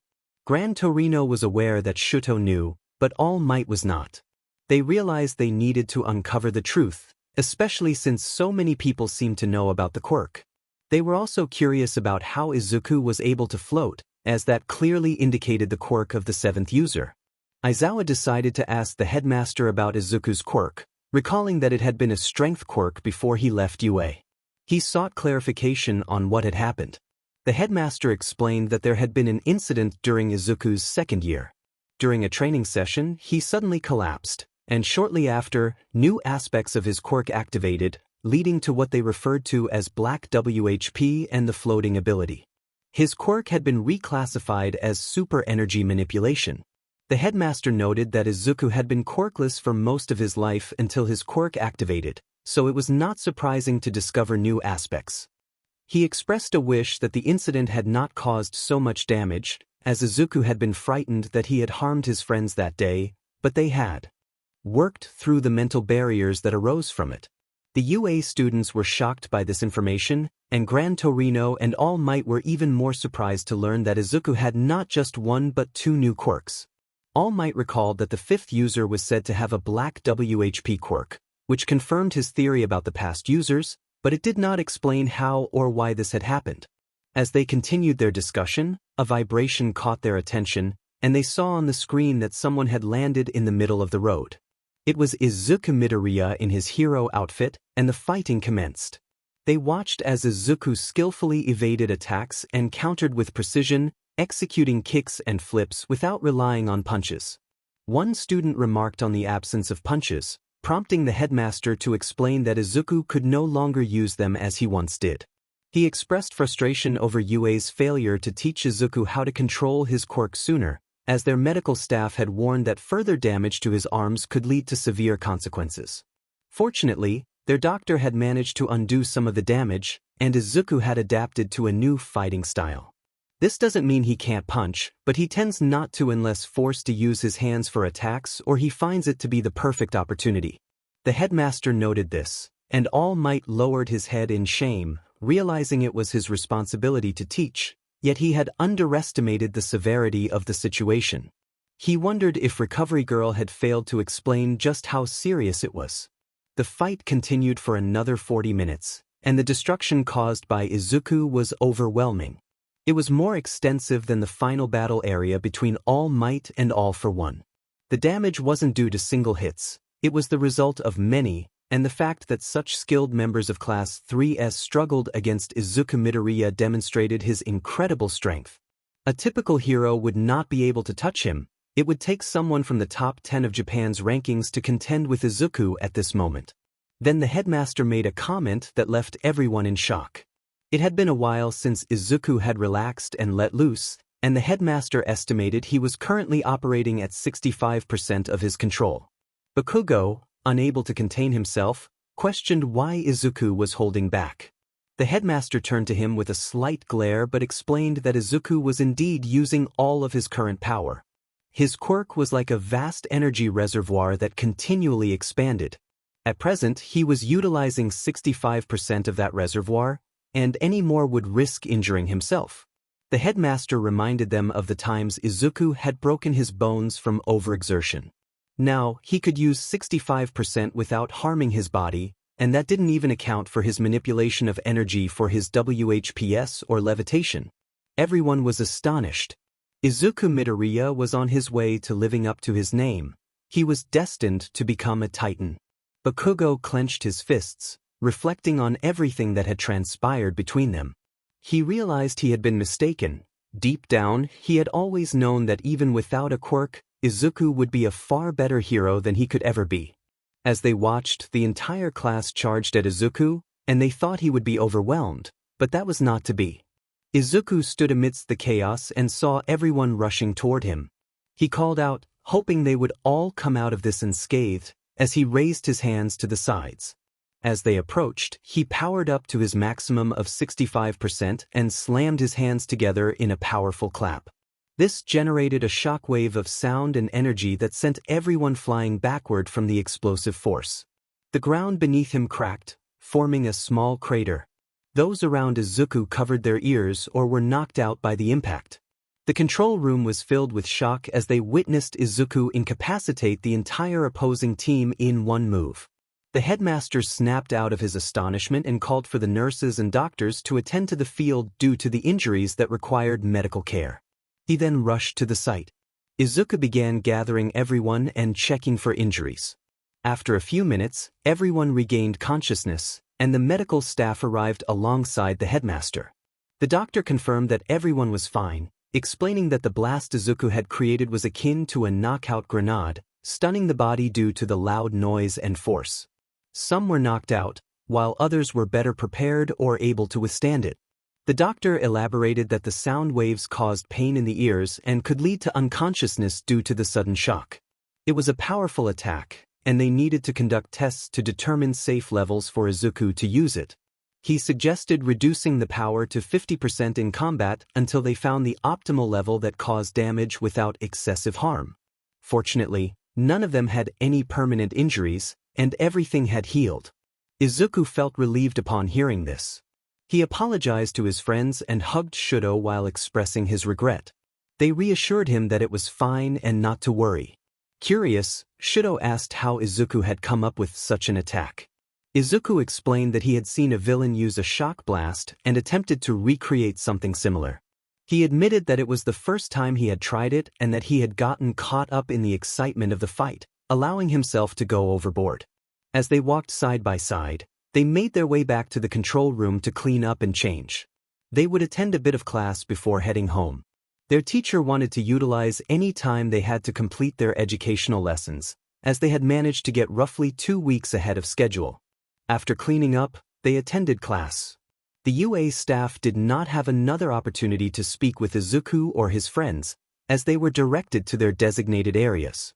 The teachers were assigned desks in the staff office while the students were shown their homeroom classroom. The day progressed, and several hours passed. About halfway through the day, the S class decided to go out on patrol. They no longer required constant supervision and were permitted to patrol at will, provided they reported in via an app on their phones. The team enjoyed patrolling, as it also served to promote their future agency name.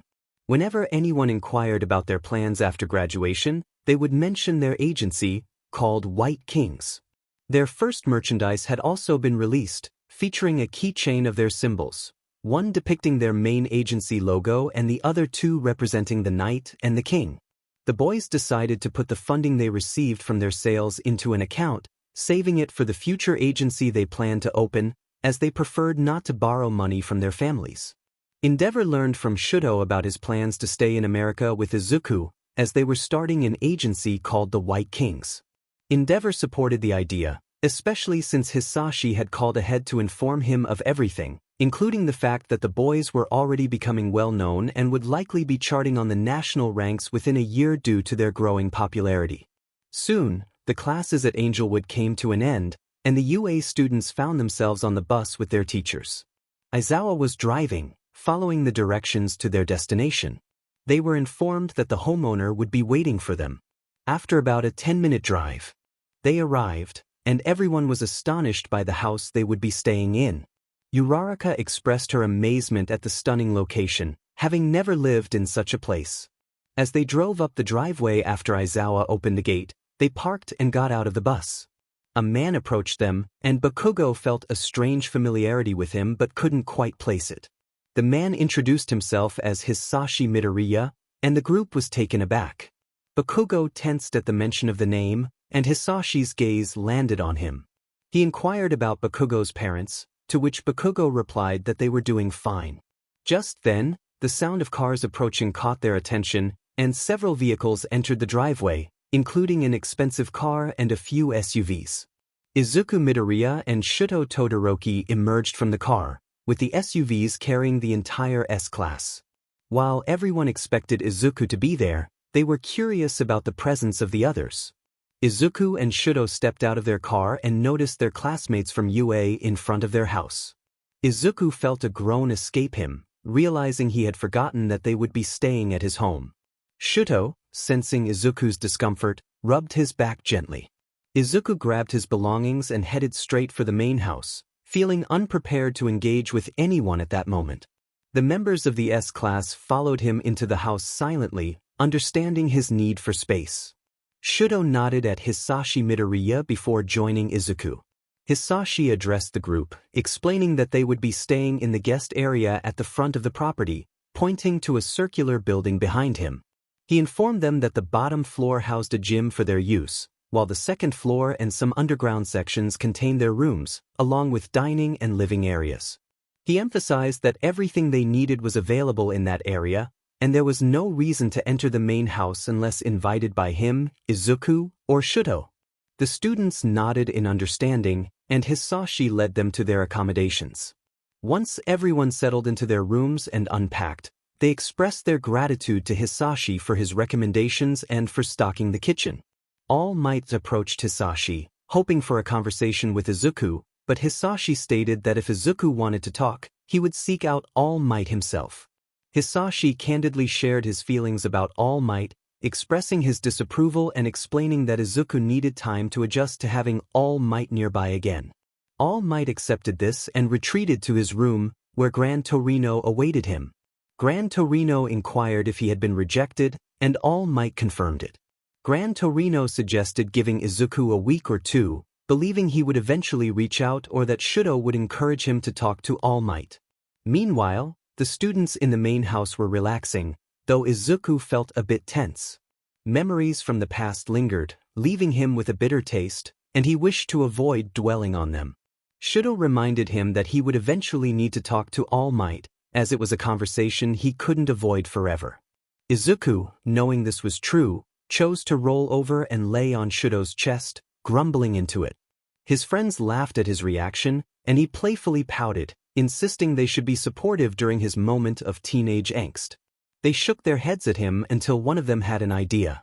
One of their classmates suggested going out to party at a few clubs before returning to watch movies or play in the arcade. This idea made Izuku cheer up a bit, and they all agreed to it, quickly changing into different outfits. Once they finished changing, Izuku led them to the cars. The UA students noticed their different clothing and wondered where they were headed. Hisashi called out from a higher area to ask where his son was going, and Izuku replied that they were going to their usual weekend spots, just a bit earlier today. Hisashi guessed the reason and simply told them to be safe. Soon, Todoroki took the front seat and drove off, with the others following in SUVs.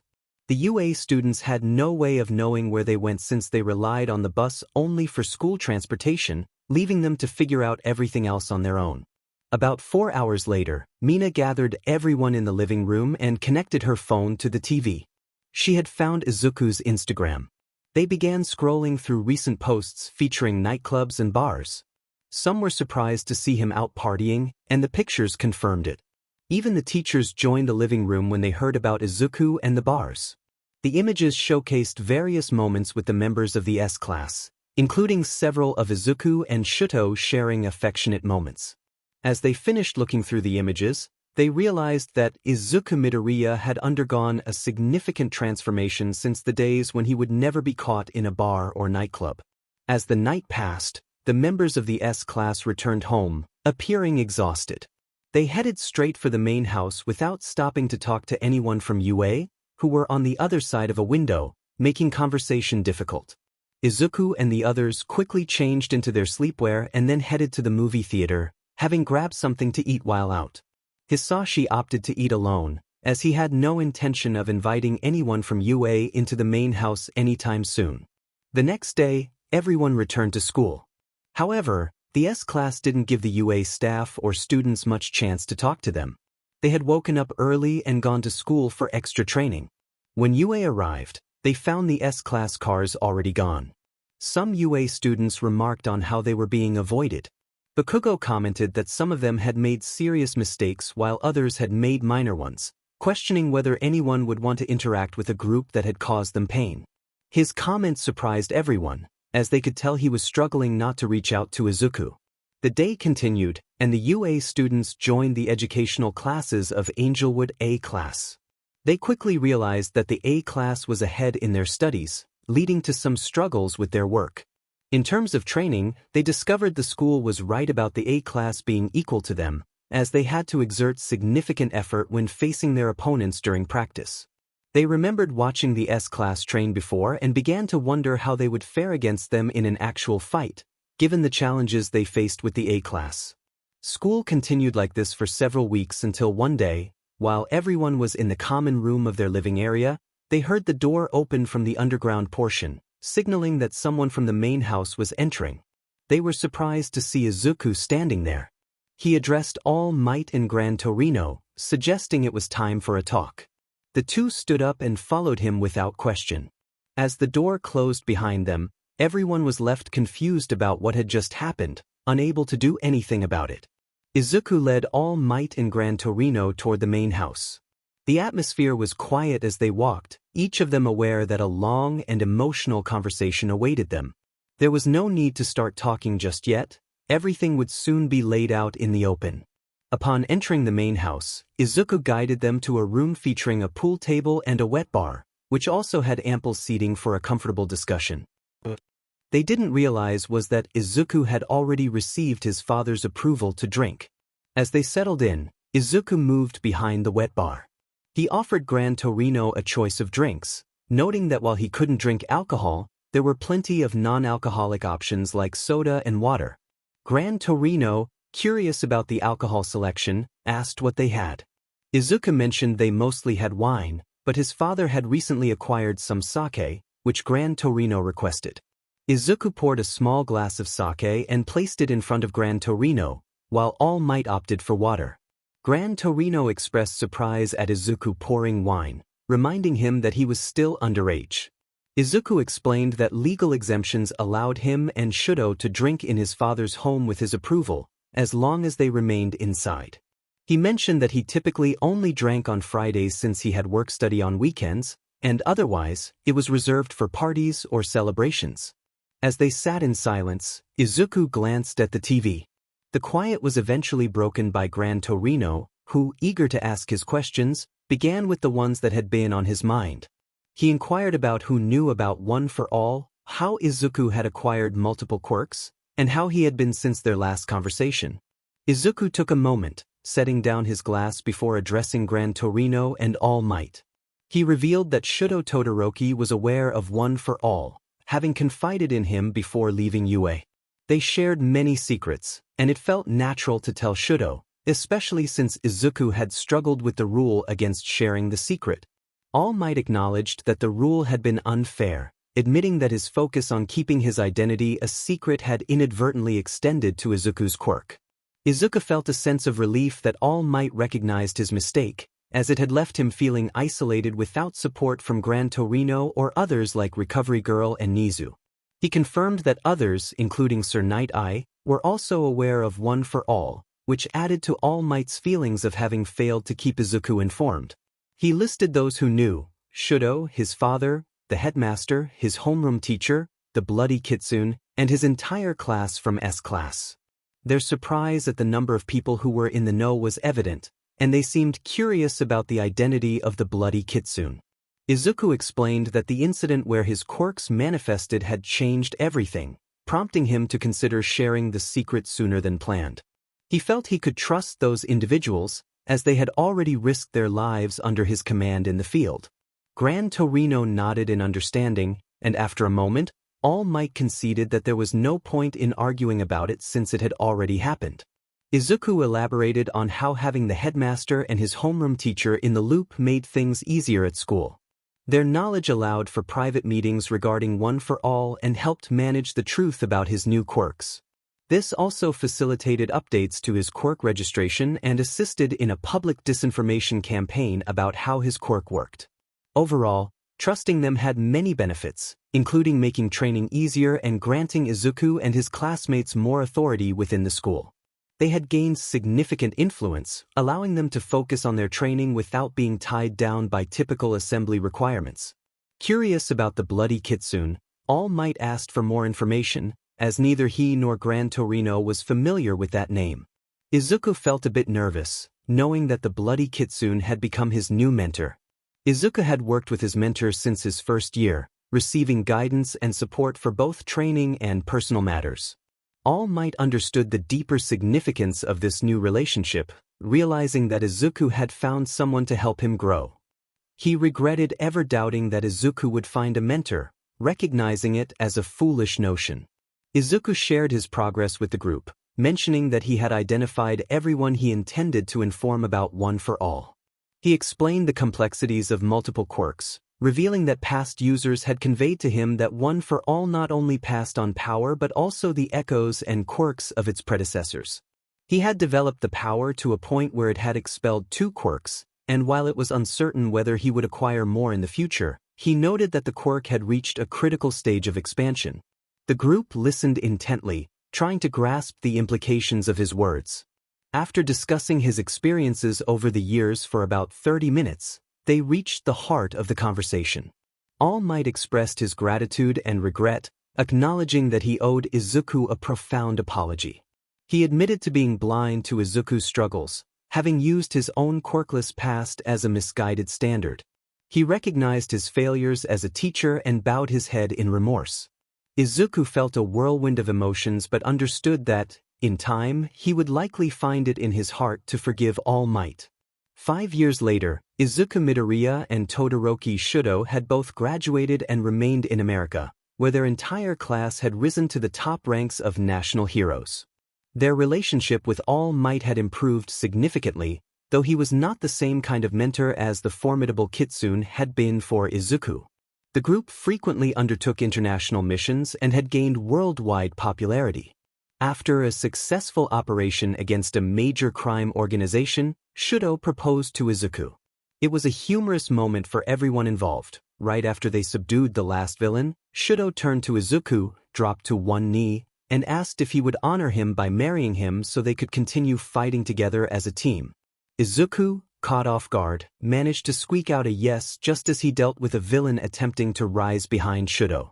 The next day, a photo of the scene made headlines, and fans delighted in the news that their beloved power couple had finally tied the knot.